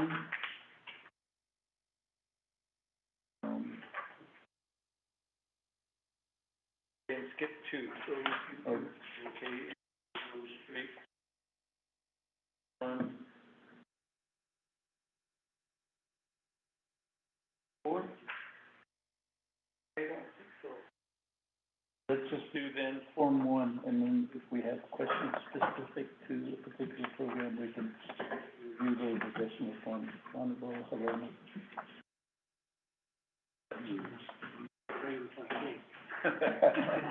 Getting nervous, huh? Okay. All right. Let's go in that manner. Okay. I'll go to Business Unit 113003. This is the Navajo Uranium Workers Program. For Part 2, General Fund is $376,490. The general wage adjustment is $8,891, and a total of $385,381. For Part 2 budget summary, for personnel, for the total for column A for NNC approved original budget is $376,490. For column B for proposed budget is $385,381, and there's a difference of $891. Part 4 for position and vehicles. Total number of positions budgeted is 6 for column D, and for E is 6. Total number of vehicles budgeted is 0 for D and also 0 for E. The next tab is tab 3 for Business Unit 113005. This is the Navajo Environmental Health and Protection Program. The Part 2 funding sources, Navajo Nation General Fund, $46,401. GWA, 2,366, with a total of 48,767. For Part 3 budget summary, column A, NNC approved original budget is 46,401. Column B for proposed budgets, 48,767. C, there's a difference, total of 2,366. Part 4, positions and vehicles, total number of positions budgeted for column D is 1, for column E is 1. Total of vehicles budgeted is 0 for column D, and for column E is 0. And now we go to tab 4. Part 1, Business Unit number 113004. Program title is Office of Program and Healthcare Facility for DILCON. Part 2, funding sources, Navajo Nation General Fund 0, and total is 0. Part 3, budget summary. Column A, NNC approved original budget is 84,682. Column B, proposed budget is 0, and there's a difference of 0.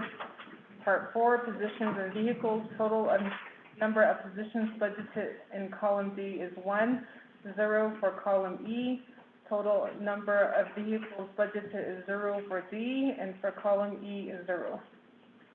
So go now to tab number 5. Part 1, Business Unit 113018. This is program title, Office of Planning and Healthcare Facility Development for Botaway Gap. So,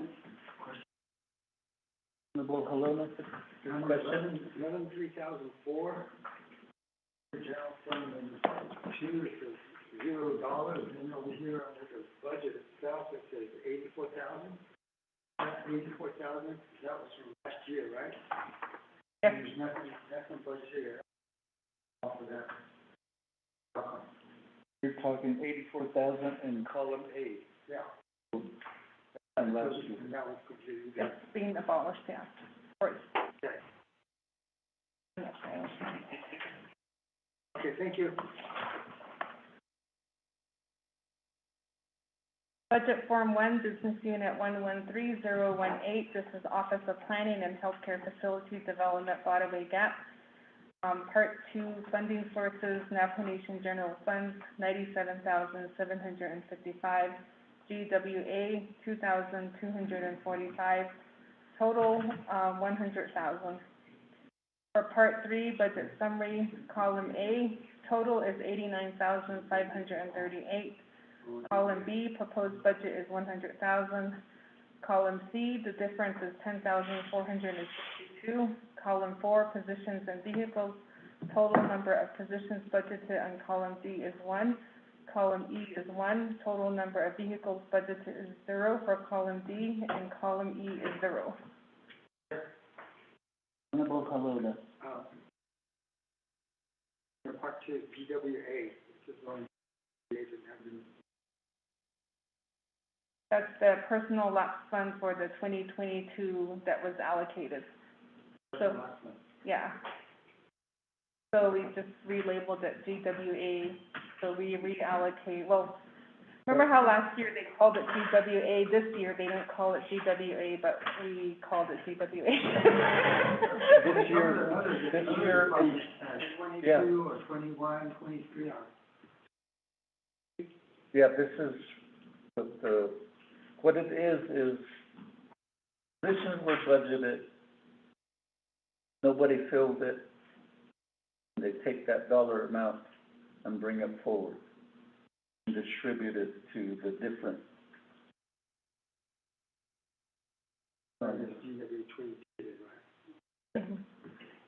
In years past, they would call it personnel lapse fund. Chair and Honorable Halona, we were working with OMB on this.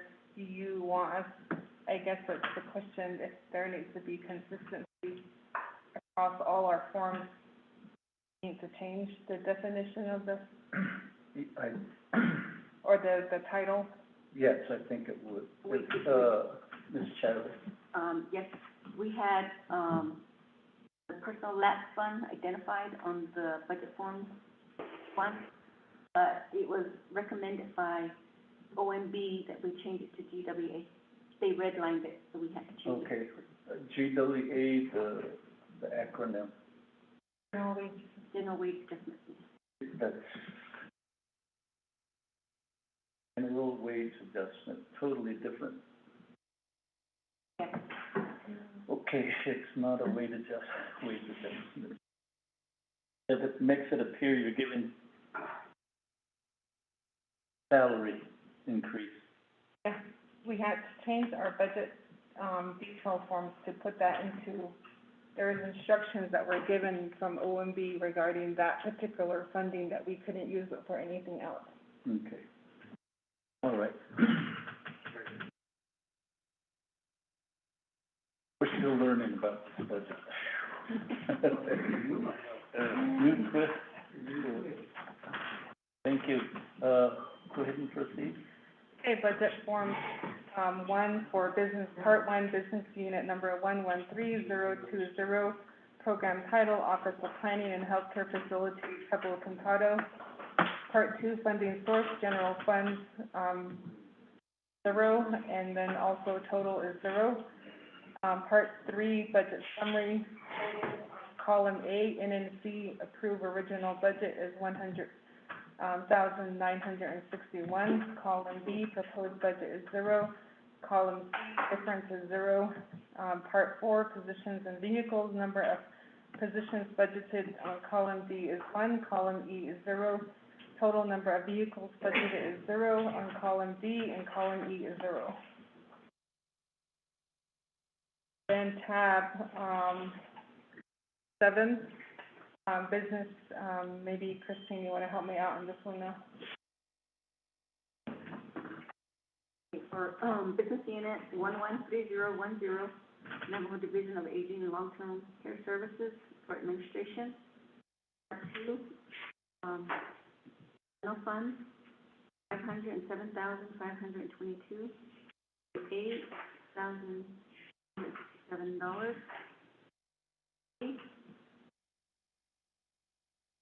For a total of $513,809. Part 3, column A, total is 500, in original budget is 558,755. Column B, the proposed budget is 513,009. Is 4,946.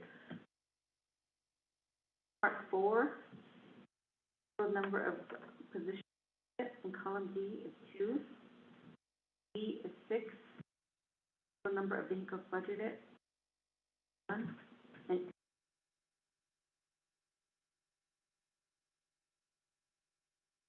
Honorable Nika.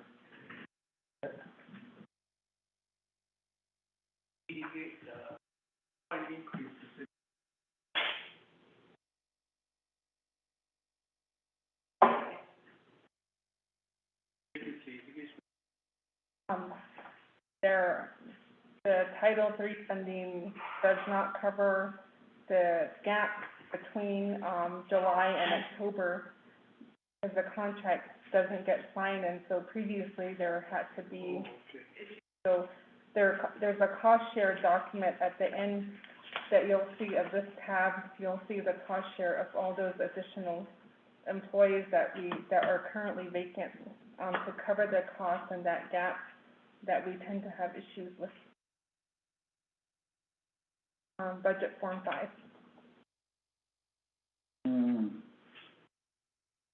So it's not covering their full salary, it's just a cost share.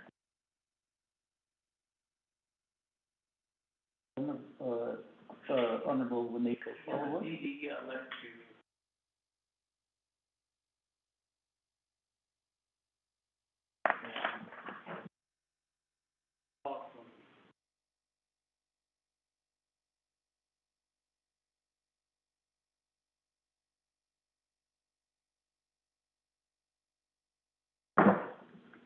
okay, budget form 2, part 1, business 13010. Navajo Division of Aging and Long-Term Care Service. 2, plan of operation. HEHSCJA-0118. Aging and Long-Term Care Service. Long-term care support is to ensure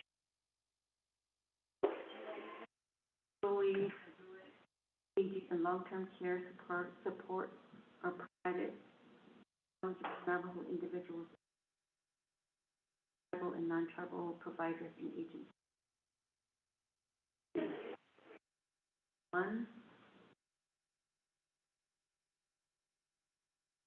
performance measures, evaluate customer service, 5, and promote relevant work.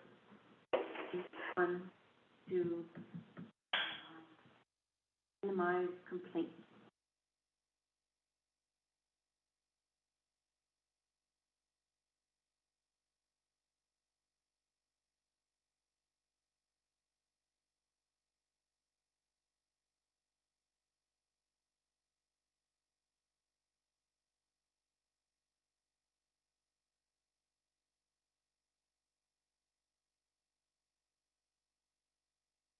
Concern.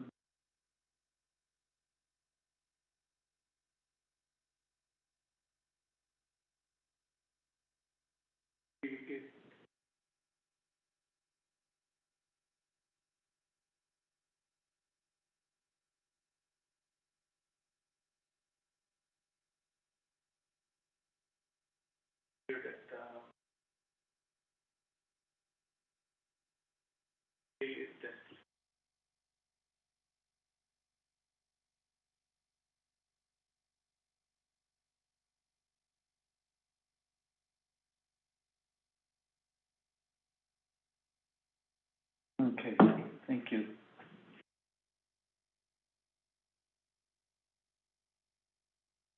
I guess, follow up on Honorable Nika's. We are in a lot of complaints.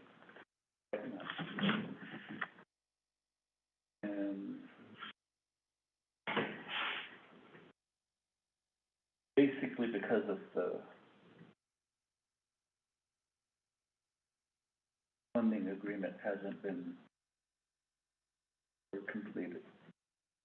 In this aspect, we're talking about October 1 forward. In this last quarter of FY 22, for your document. So I guess how then we address it in a manner. Earlier, Honorable Stewart approached me about this same item. So the process. So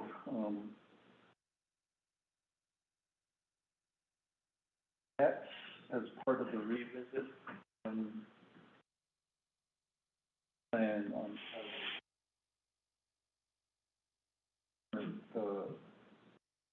we have delegates that think we're in a crisis situation. But we know that the program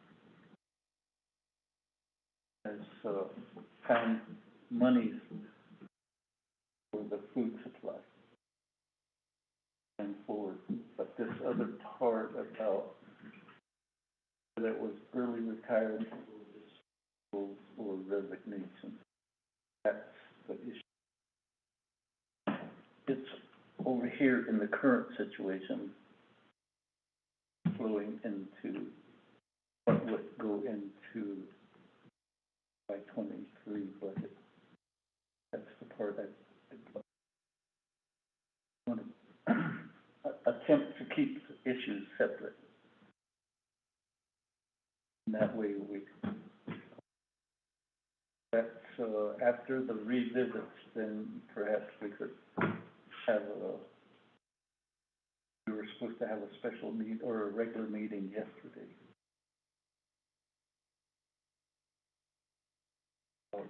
8th, 9th, we could get text. And Kajik built the Division of Social Services.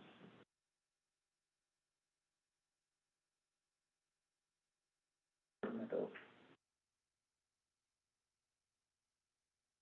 Human Resources. They're all kind of interrelated. That would be thoughts from Honorable Bonica.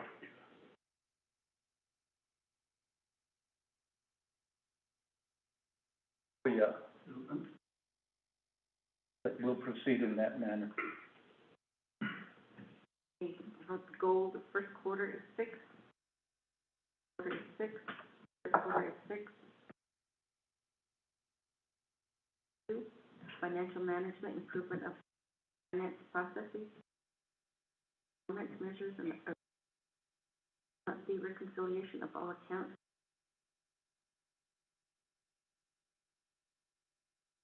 Goal is 3. Second quarter goal is 3. Third quarter goal is 3. Fourth quarter goal is 3. 3. Track compliance. Improvement of reporting to state funding agencies. And performance measures. Funding authorities of state agencies. Goal is 15. Goal is 15. Third quarter goal is 15. Quarter goal is 15. 4. Science and process. Objective.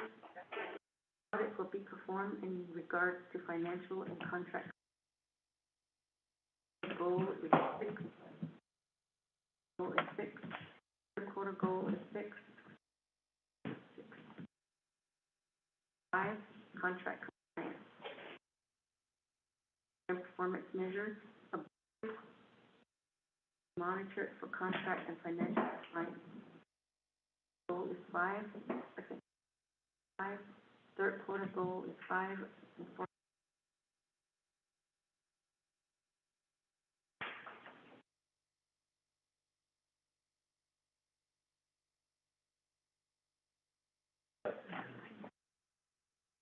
on. On to tab 8. Under 113011, all text to the agency. Part 2, nomination general fund, $1,317,960. A is $58,320, for a total of $2,000,200. B, in 1,200.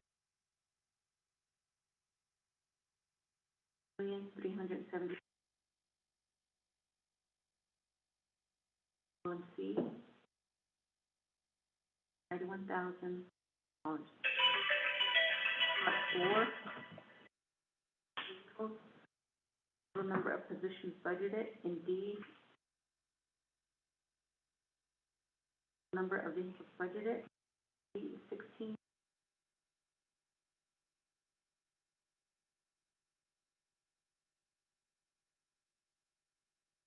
Honorable Alona.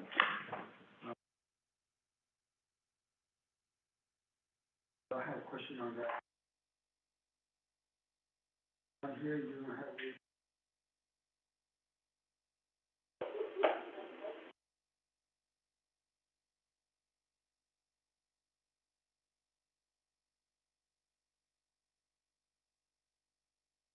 I'm assuming, this one I think, but The personnel expenses, summary of all the personnel expenses.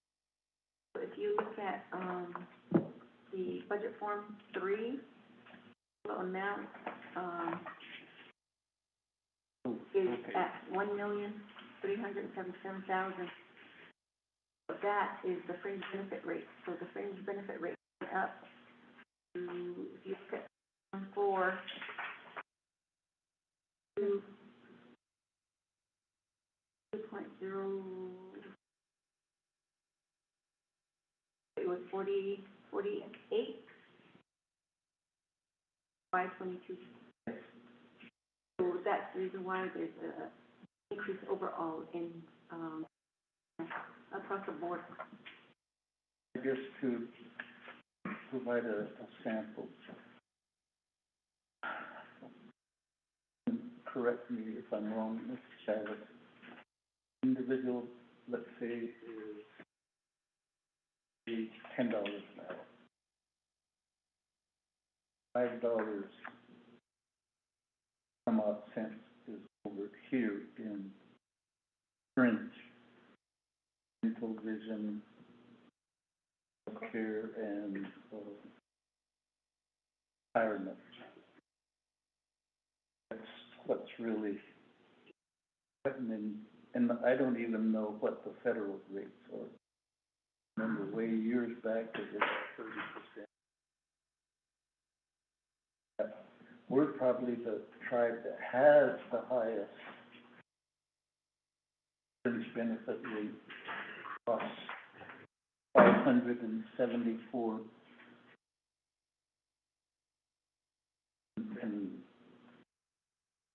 And that question is, are we to a vote? Even though we don't have good wages, have probably the best fringe benefit rate, best health care coverage, any tribe. And that's the part that we say we need salary adjustment. Benefits that we do offer.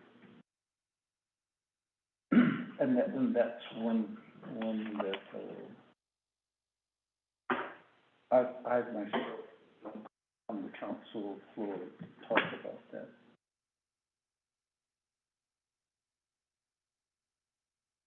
Even if we, let's say, salary adjustment goes to $11, another 50 cents that has, we're increasing the budget for this particular by $1.50. Yeah, this reason about. So, On to tab 9.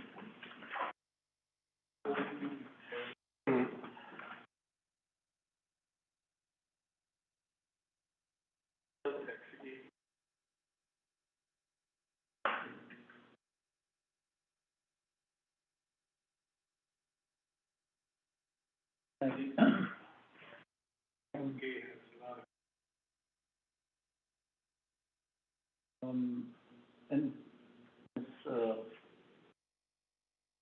and delete the note to full committee, be in person on the 4th and 5th. And that way we can address these revisit of appropriation. Plus, we got good on the Zoom conferences. Part of it, because we got the documents where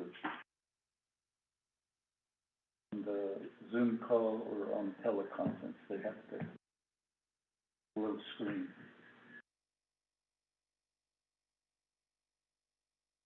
Committee members to be present. They help us, moving the discussion for all the programs that are under our oversight. I agree. Okay. Go ahead. Tab 9. 1, this number 110012, adult pay. Tab 2, general fund, 2,339,861. 868. 100,720. Column 8, NNC approved original budget, 2,224,514. Column B, quote, 1,729. Column C, different, 1,200. 4 positions in vehicle. Total number of positions. Column D, 51. E, total number of vehicles budgeted. B,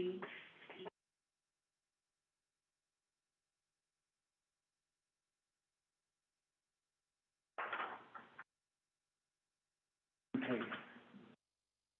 Comment.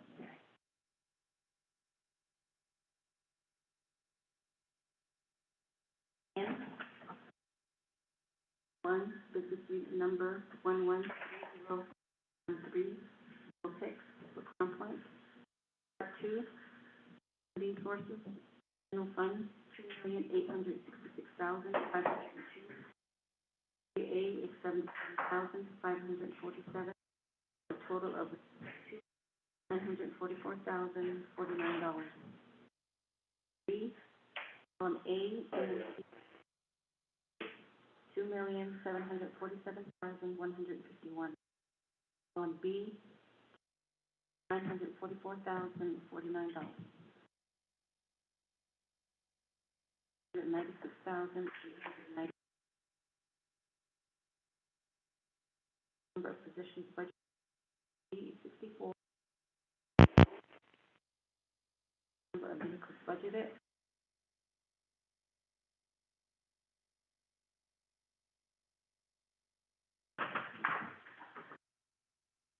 Okay, committee members.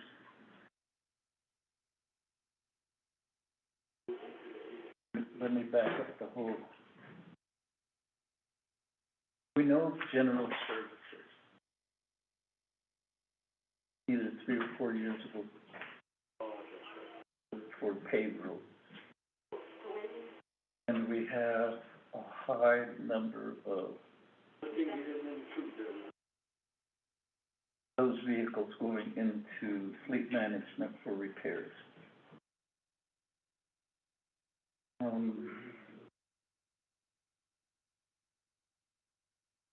to devise a plan to perhaps pay those light duty vehicles.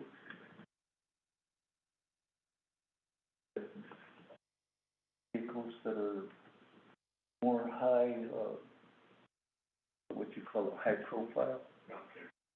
Yeah, higher ground clearance and heavier suspension. I'm hearing the senior center drivers saying, boy, these things are mad on the up. And that's the part, like, how do we direct the program oversight or proficiency? They probably went with the lowest bid. And then here it doesn't serve purpose, it doesn't last a long time. We had to. That's a legislative concern. Between General Services and Department of Health. That matters. And to start a vehicle replacement.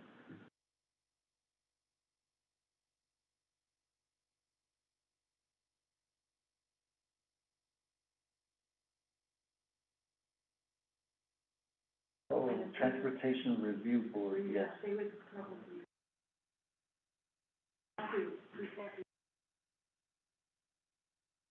Okay, Chad is something called it. Hey, so Chad Abeda, are you? What? Oh, you got the chair, she's Chad Beta. So, I forgot you were, this on task all the time. Legislative concern about, the senior center vehicles. A lot of them they're light duty vehicles made for cities and paved roads. And we have, I for myself hear a lot of complaints from the senior centers and their drivers. And these vehicles aren't durable, they don't take the dirt roads or the rough roads. And so a legislative concern to basically address it with the, can't remember the exact title, Motor Vehicle Review Board, Fleet Management, and perhaps General Services and the Department of Health address replacing these senior citizen vans. And right now, well, the other thing is those sliding doors, they just don't work. Bottom latches come and those doors are like this. Yeah, and the only thing that holds them is that top two wheels that will. So,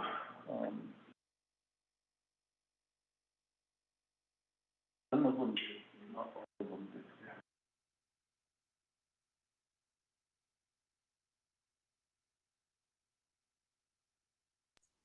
We'll address it in that manner.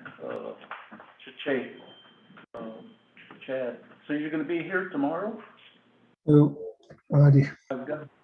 I've got some notes as well as Ms. Benally's got some notes. Mr.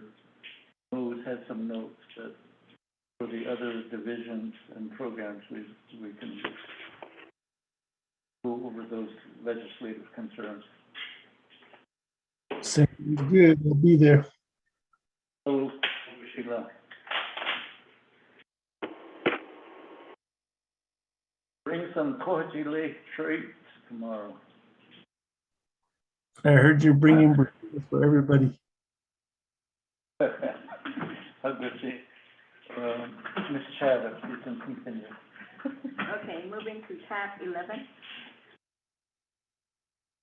Part 1, business unit number 113014, Celtic, City Agency. Part 2, general fund, $408,143. A is $60,065 for a total of $2,468,408. Part 3, column A, $1,967,848. Column B, $2,468,408. Total column C, difference total is $500,560. For positions and income, total number of positions, B, 47. Total number of income budgeted, 19. E is also 19.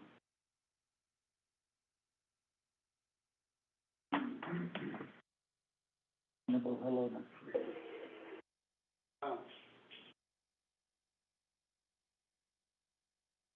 Budget year last year.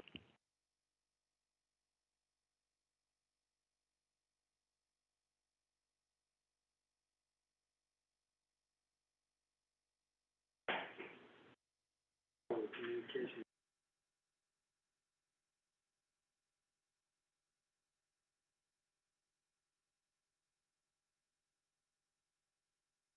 Chair,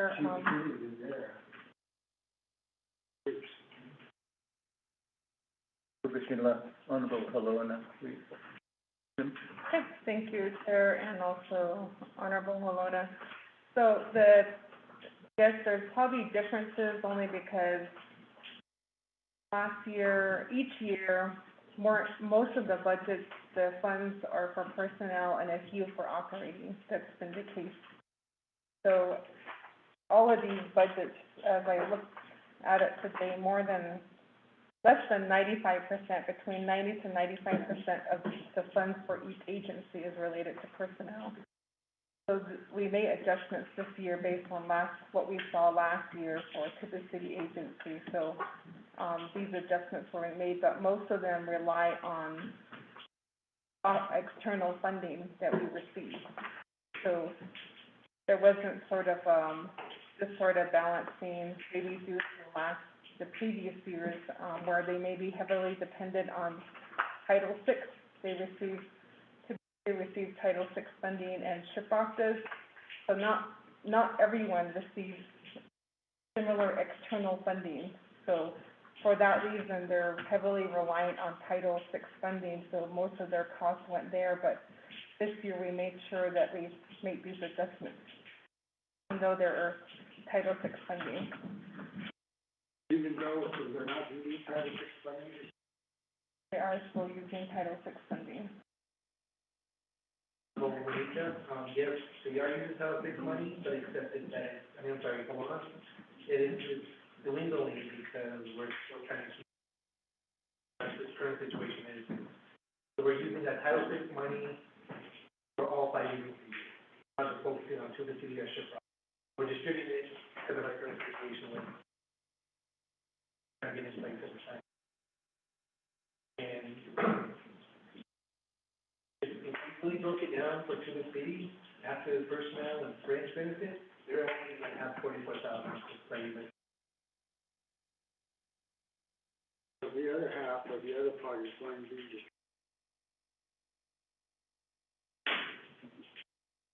Yeah. The other half is actually it's going to be about 46,000. Yeah, so that is just for the city alone. The other half, That goes to personnel. So like I said, so the city was allocated 2.3 million. So if you use your base salary and add your fringe, it comes up to 2.1 million, which only leaves $44,000 for the city. That's why there was an increase in funding for the city. Because the city only gets general funds and Title III money, compared to Shiprock, Fort Defiance, and Rock Point, which get Mexico House Bill 2 money, Title 3 money, general fund money.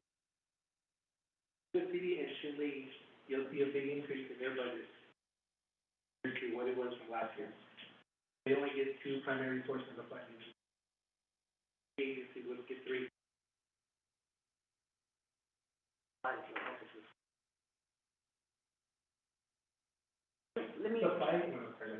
Let me allude to that. On the New Mexico side, the Crown Point agency, they get New Mexico funding. And so they get more than what Arizona gets.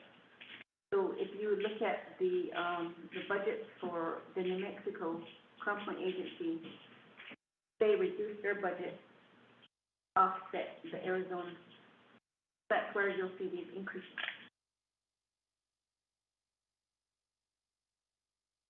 I understand it, but The thing is, there isn't a lot of operating, so there's all senior centers across, they're not funded the same, agencies are not funded the same. So we have to try to, based on this year's experience, I think, which agencies ran low. Shiprock and Tuba City. So we I'm made- sorry, I'm working on Chile and Tuba City. So we made adjustments so that we wouldn't be able to run into those situations. And because we were budgeting everything by senior centers before, by the number of senior centers, but what we really should be looking at is the number. You may have 20 centers for one agency, and they might have 1,000 individuals eating on a regular basis, meaning you're consuming more electricity and more water, more transportation. And a smaller area might have 10 centers and might have 1,000 people too. So there is discrepancies where we're not accounting for number of senior centers this year based on what we're seeing in this past year. So there's really the senior center, the number of people for each agency that are receiving services. We're not going by centers, we're looking by services, and also what we ran into, because there had to be adjustments to these budgets because of those reasons. So we're making sure there's in a sufficient amount so there's no issues where one agency is saying we're running out of food. And so hopefully this balances out, but there still needs to be a better understanding of these the issues around the external funding. That's the issue, because general funds, like we said, is 90 to 95% of it in here, and then you're only accounting for less than 10% of operating, and really the remaining 4 million. So if we're getting 12 million Deltec's budget, summary says their total budget right now is 16 million, so operating is about 4 million or so dollars just for operating, and the rest is personnel. So when we're looking at Deltec, we run into those issues of how to manage Deltec, only because there's probably a lot more needs than what we're receiving. That's why we're always hearing about Deltec, because there isn't always enough funding.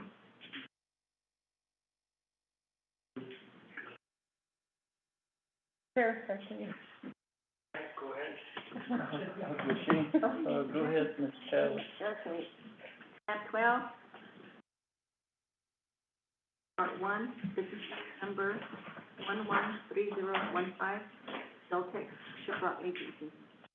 Part 2, general fund, 2,052,149. GWA, 52,605, for a total of 2,114,754. Part 3, column A, 1,926,327. Column B, 2,114,750. Column C, difference of total is 190,527. Part 4, positions and vehicles. Total number of positions budgeted. Column B is 43. For 43. total number of vehicles budgeted, C is 19, C is also 19.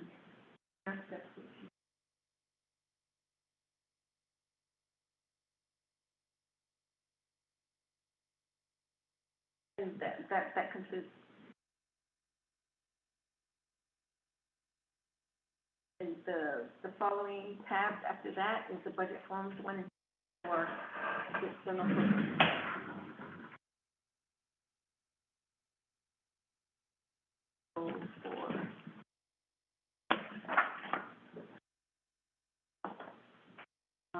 Part 1, business unit number is new for Navajo Executive Office. Part 2, of 2 pages.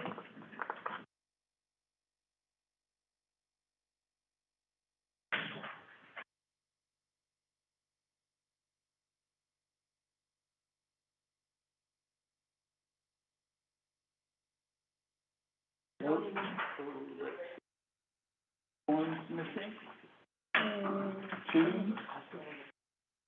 3, 4, 5, 6, 5. Yes, yeah, all external funds. Yeah, it's a 1 page. Remainder, so by now. Yeah, so that's external.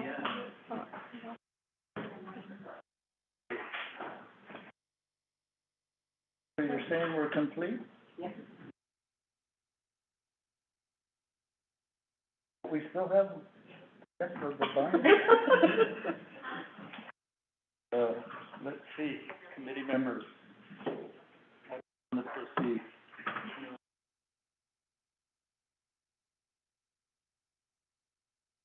New. Those are the external funds, yeah.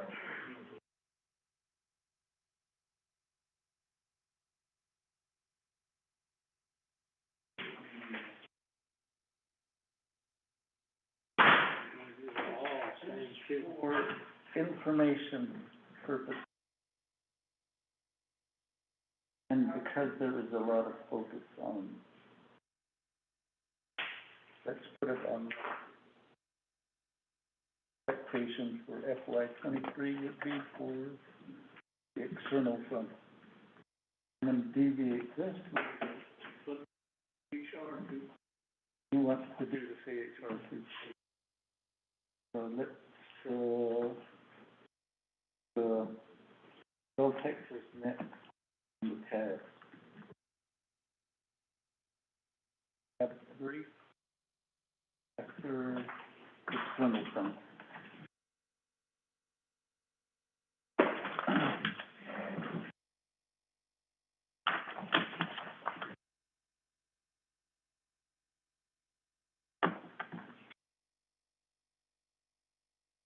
Okay. Ms. Chavez, go ahead. Tab 3, part 1, number 113010. Administration, these are external funds, so. Yes. For a total, there's 3 pages of the form 1. So page 3 of 3, total external funds identified on page, budget form 1 is $35,988,000.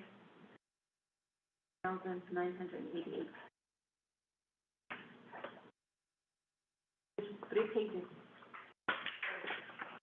Yeah. Committee members, the reason I'm, and it's a good thing, this is the first page. These are New Mexico funding, under the, they've already been approved through federal obligations on vote, and the possibility, and the nation had to make a 5% expenditure report back to the state to tie up these funds. These are available for construction, or renovation, or equipment, equipment. It's good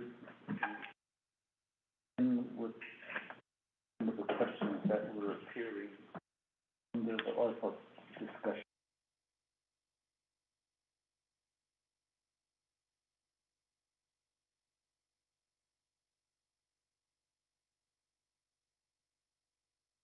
You had Newcomb, Catalina, things that were a particular issue.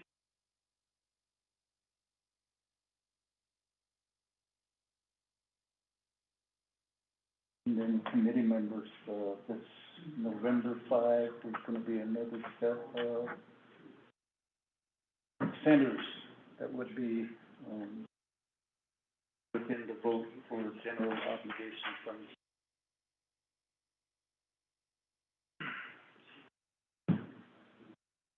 Status. So that's all for the external. Now let's go to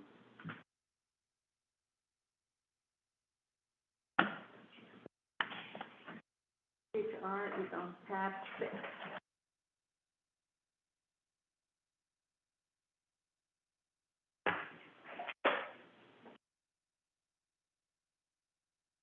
One. Part 2, there's 2 pages. Page. First page has 23,975,500. Those are for the IHS. Yeah. The 1,541.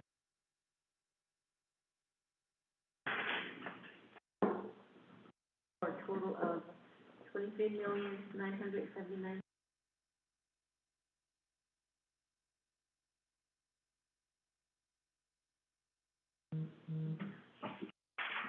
And those are what I was referring to. These are all the open business units. They're identified by the K number, K1, and it goes all the way back down to K17. And when those are reconciled, we can get rid of all those business units and into the current FY 24 into 23.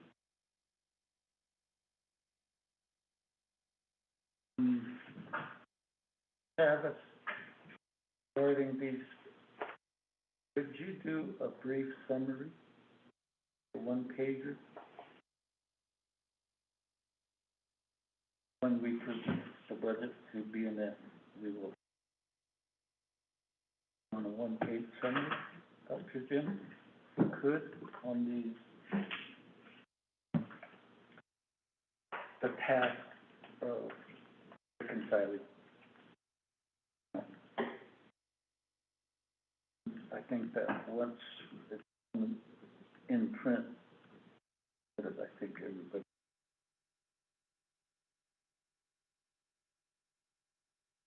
have a mountain of money that we can't touch. Want that summarized by business units, overall, what we have set up in NDOH? Well, let's say a starting business number and an ending business number. We list them, you're gonna each document. I currently have something put together in that format. Current was budgeted, and then what the expenditures and the obligations and the current balance. That's what I have now. Okay. And it identifies all the open business units up to starting from 17.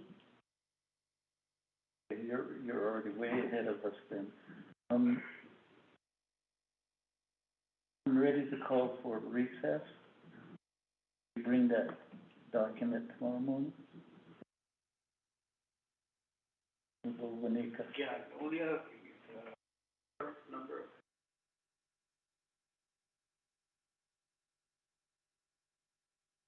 That's just for CHR program. Yeah.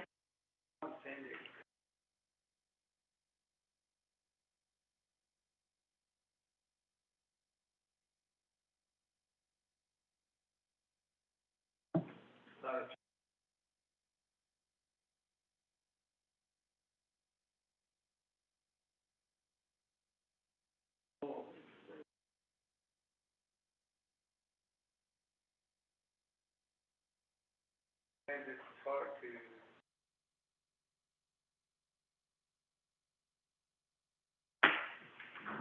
Okay. If in certain parts of the population,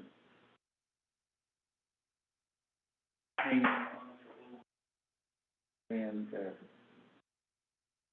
HRs are defunded, that there's a new program, community health assistant, chat, and I make a statement on that part of the budget overview.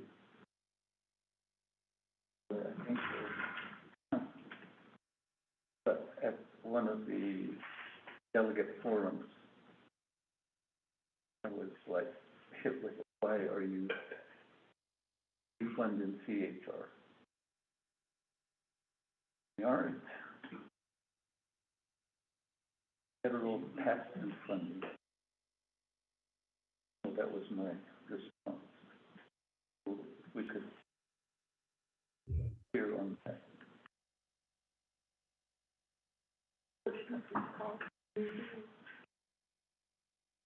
Chaps, it's also a federal program.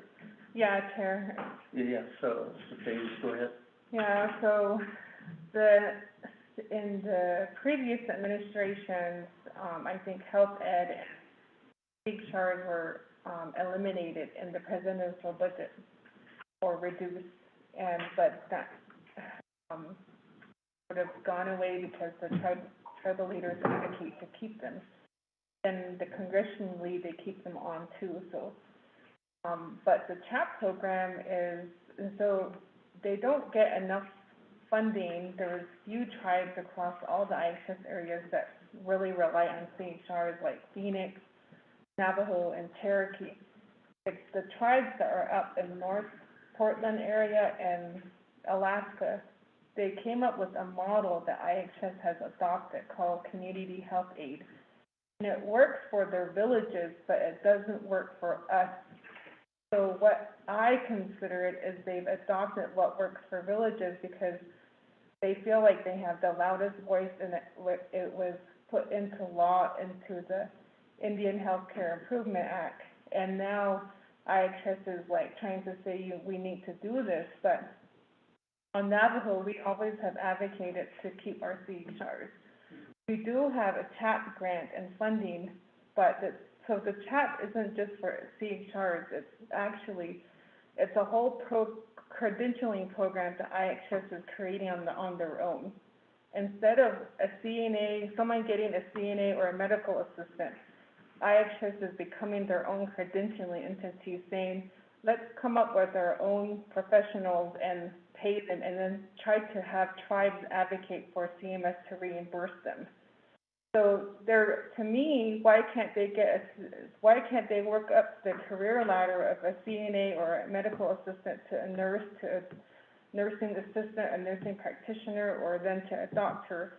That's the traditional model for licensure. But for CHAP aid, their IHS, to me, is going off on their own, saying, let's fill our own profession, but tribes are not going to be reimbursed for them. Like in New Mexico, this Medicaid recognizes community health workers, and they get reimbursed through CMS. This CHAP program is not CMS reimbursable. So technically, IHS is creating a new profession and then wanting the tribes to find ways to reimburse these professions that don't really exist anywhere else. You're not going to hear of CHAP professionals outside in the private sector or anywhere else. This is a profession that's created just for and influenced by, to me, Alaska and the Portland area. But for CHAP, there's 3 areas. There's community health aides. They have to be clinically supervised. They're not out there to work like our CHRs. Clinic gotten involved initial provider, the DES. So if we have a provider shortage in IHS, although on the with the bananish, not the news window. That's the way I see it, because they have to be monitored. And then you have a behavioral health aid. So in that grant we applied for, that behavioral health aid works for the Navajo Nation because we do have clinical providers under DBNHS, and that model will work for us, for the Navajo Nation. So they did get a sort of like a feasibility grant to see if CHAP can work for us. Then there's another one, I think it's under maybe the dental assistant, and we don't do dental. So at this point, there's within the Indian Health Service, they've allocated more money to try to build the programs. But what we say and always have said is that CHRs and CHAP should coexist in Indian Health Service. Don't take from one and the other. So, and that's what they were attempting to do, was take CHR money to eliminate CHR and give money to CHAP. And so we were saying, no, some of the tribes like us, we heavily rely on CHRs. And this CHAP works for the upper 2 states, but not the lower 48. So that's how the CHAP program is. Although with this CHAP group program, they're relying on the area offices to build these credentialing programs. So the intention is probably to work with like the Net College or the Indian colleges or tribal colleges to support and credential these new professions that don't really exist. So that's sort of CHAP in a nutshell. Okay. All right.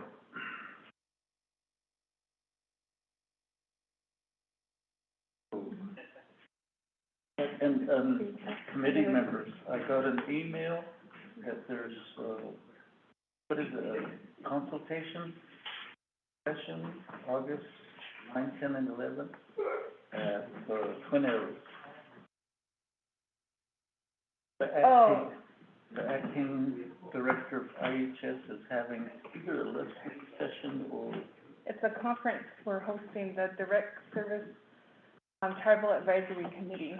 So, and Honorable Slater are on that committee. Yes. And we are hosting that, and we have been working with them. It's open, and it's a national conference, and it has a different health topics, and we're working on supporting the event and getting some. They do a cultural event in the evening too, and so we're working on cultural activities for them. There's anticipated representation from all the area offices.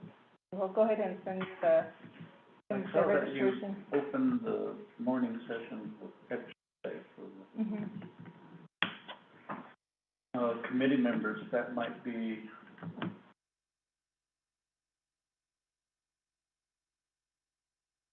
time to attend. Also within a time when the committee would regular meetings scheduled. Since it's at Twin Arrows, we could probably go to the fire station. It'll be part of the conference. I thought, put that on your calendar. What day is that for Twin Arrows? What's that? What day is that? 10 and 11. 8 and 10. Or what? 8 and 9. 9, 9, 10, 11. and 11. Well, the conference is 10, 10, 9 11. is registration, then the event is 10 and 11. 10, 11, okay, so committee members, the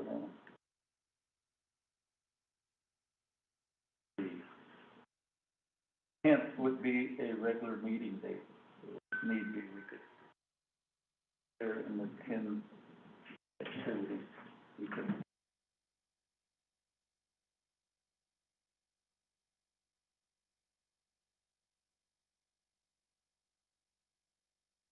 Well, Helena, you like to go to Twin Arrows?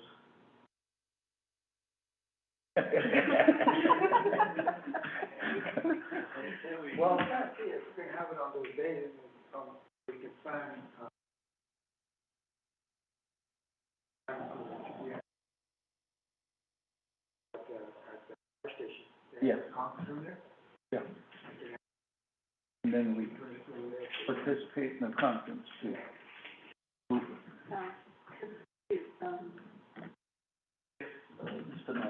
Just to, remind you that the week of August 8th might be DNS Oversight hearing for the legislation. Stand by, you can appear by scenario, as sponsor. But you can get, but, you know, the rest of the, customers can be co-signed.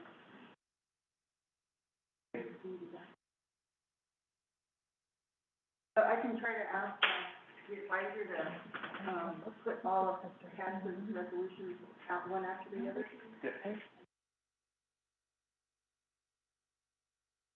Consecutive days, yeah, okay. Eva. HR questions? Aviva, yeah. Jim and staff, is there any additional items you want to come, bring forth to us? Up to Jim. Yes, Chair. As I was listening to other, presentations today, and for Adultex, I know like there's a lot of vacancies and, well, DOH still has vacancies and we're still trying to address them but for Adultex, I think we have about 68 vacancies out of 258 budgeted positions. That's, even though it looks large, it's 26%. And so I just wanted to share that, but a lot of these were due to the retirements and we're still trying to, address these. And as I mentioned before, the Council on Aging, we did budget their stipends across all agencies, so those are budgeted in as well. So that's the only thing I wanted to share as well. Okay, then we had asked, and resources to revisit the, position description. So was it for CHRS, and I don't know, Adultex? Not Adultex, but, not Adultex, only the CHRs, because they weren't meeting the minimum qualification of having an existing certification as an MA or a CNA, we demoted that position. So we have to figure out a way when we get people in as interns, to move them up the system. So we kind of went down, but we need to build back up at some point, so. And I guess at the time the committee was talking about substituting work experience for some of these factors. And then,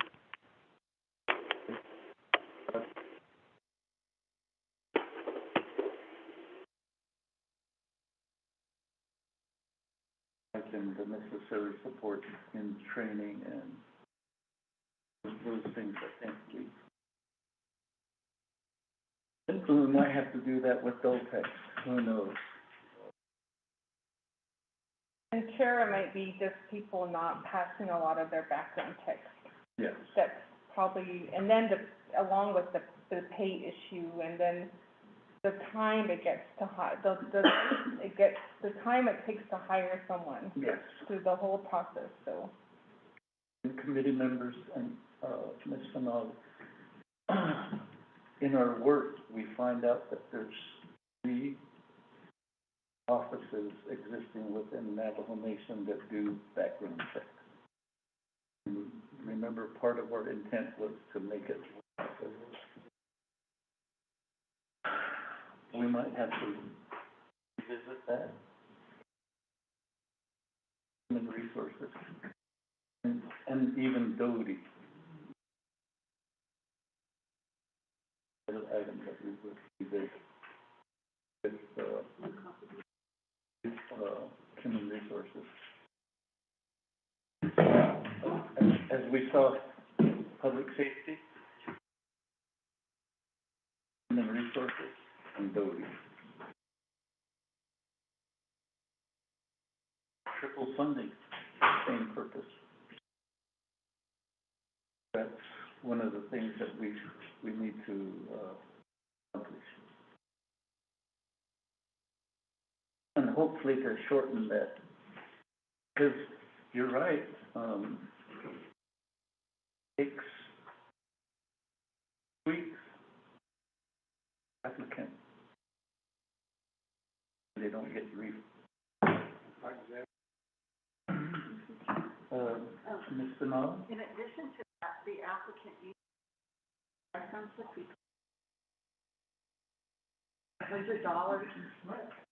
You have to pay over $100 and then having to almost work after to get hired. Yes. And what I'm hearing is an applicant at a casino, they go apply. Within 24 hours, they're notified their background check.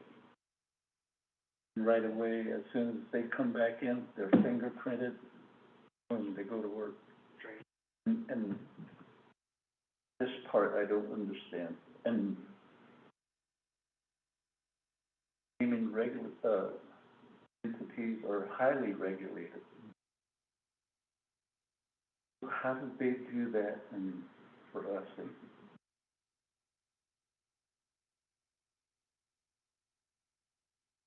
Yeah, Chair, because they probably have one office, and ours is, you have DPS, and then in order to get someone hired, that includes OMB, OOC, and DPM, and DPS. So there needs to be a portal system because they won't move until they say, well, we're not moving. Now they have a new process and memo that they told us you can't email from this to this.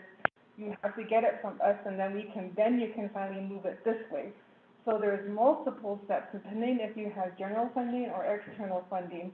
So all what's on them there, and by the time that takes, it goes into some people's, and then some offices are like, we don't accept electronic. Yeah. Give me your hard copy. Adonan, you run around, and then you're like, we need this employee's gonna leave. So there needs to be an online, some sort of thing so they can all see everything. I don't know what, because that's the part, is the runaround, and then by the time you establish a position, like for these senior centers, like if they haven't, if they retired, and what they're saying now is like, well, to update everything, you have to redo the PCQ for all of the positions. So, so that takes a while. By the time you do that, then you have to wait, make changes, make edits. Then you have to finally get an official document that says, yes, this is approved. And then you have to do the JVA. Then you have to wait for the JVA, and then they can finally post. So the process of just hiring someone, and then the money, like if they say there's not enough funds, or we say there was funding issues with ours that payroll was impacted on too. So the verification is across 4 different areas through multiple processes, and I don't know, my recommendation is to find some way then there's no tracking system too. So anything, then we just have to run around and say, when did this, and then I think she keeps her own documentation, but to process these documents, there's no tracking system on when it was submitted. Then you don't hear anything, so you have to make phone calls, and then phone calls and phone calls. So there's no documentation of what happens to your document, and of course, some of them get lost into the black hole, but it's just an ongoing issue with us females, because we're always carrying these around, and then it's a lengthy process.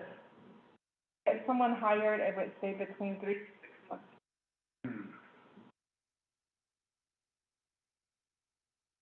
Committee members, that is a legislative concern, and even elevated to a condition of across these multiple offices.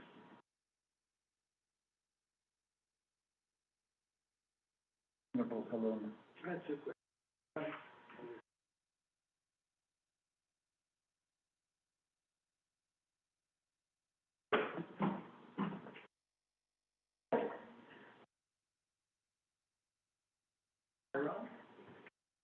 You guys have something advertising these?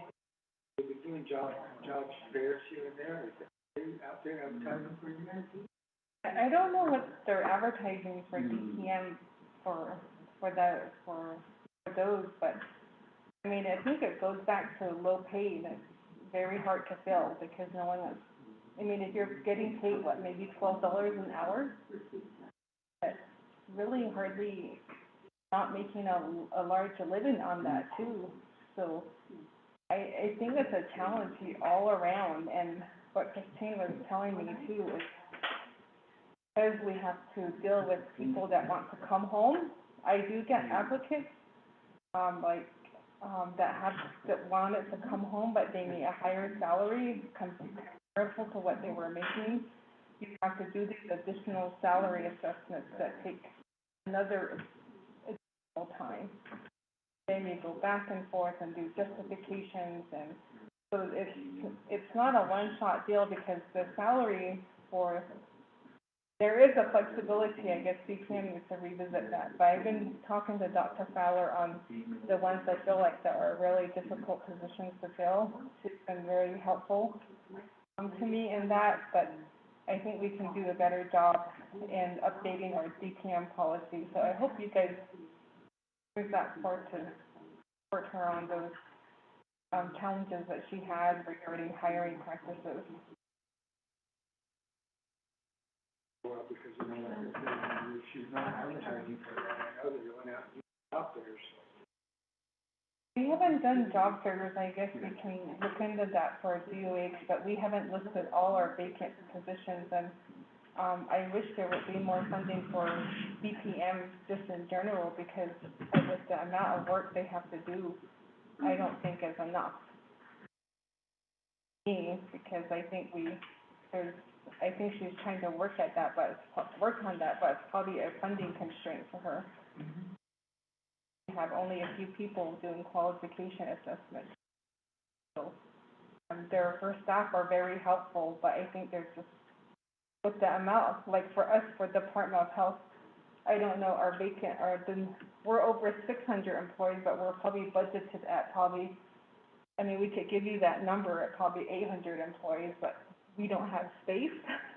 Another thing, we have that budgeted, but we don't, we can't, the process to keep up with all of this is challenging. I think she's definitely underfunded. The other issue.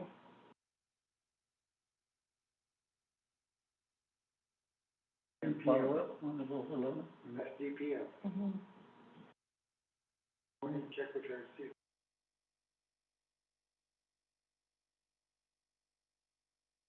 Every little bit helps. And then, I would suggest we individually relook at the agencies that in resources, an issue of a revisit. And also to, you know, and earlier this year, we had that question. Asked the Navajo Nation, how many vacancies? Over 1,500 vacancies. all the questions.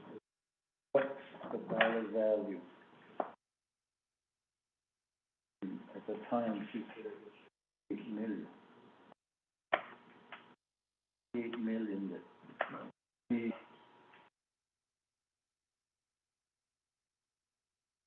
open uplift unemployed people. Mr. Knowles. For example, just within the last month, there were a couple of vacancies. $9 it required a background. They were entry level, but that was steps below the Mexico.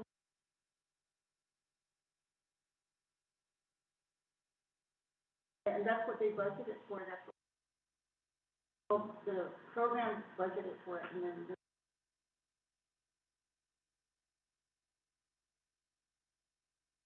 wonder, one of those programs that funded years ago, budgeted at that amount.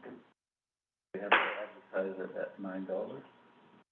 That be constraint? Like right now, a cook says it's 25,000.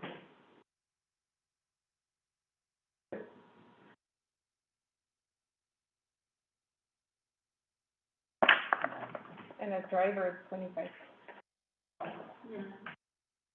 They're the ones that would,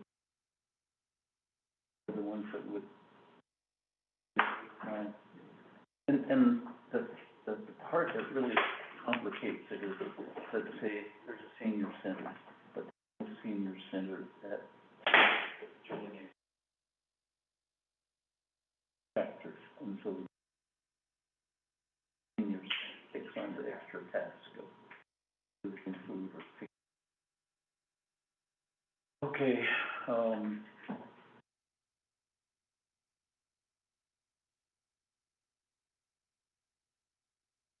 I think, in a lot of ways, what,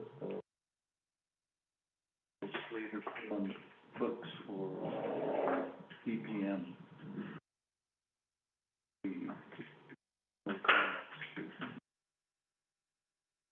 Okay. Thank you. We expected to be here past 5, but that was it, and then expecting all of us, and thank you for your service. I mean, the input you provided to the committee.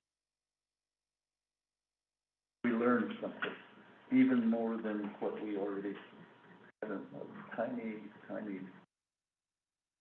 1 or 2 pages out of it.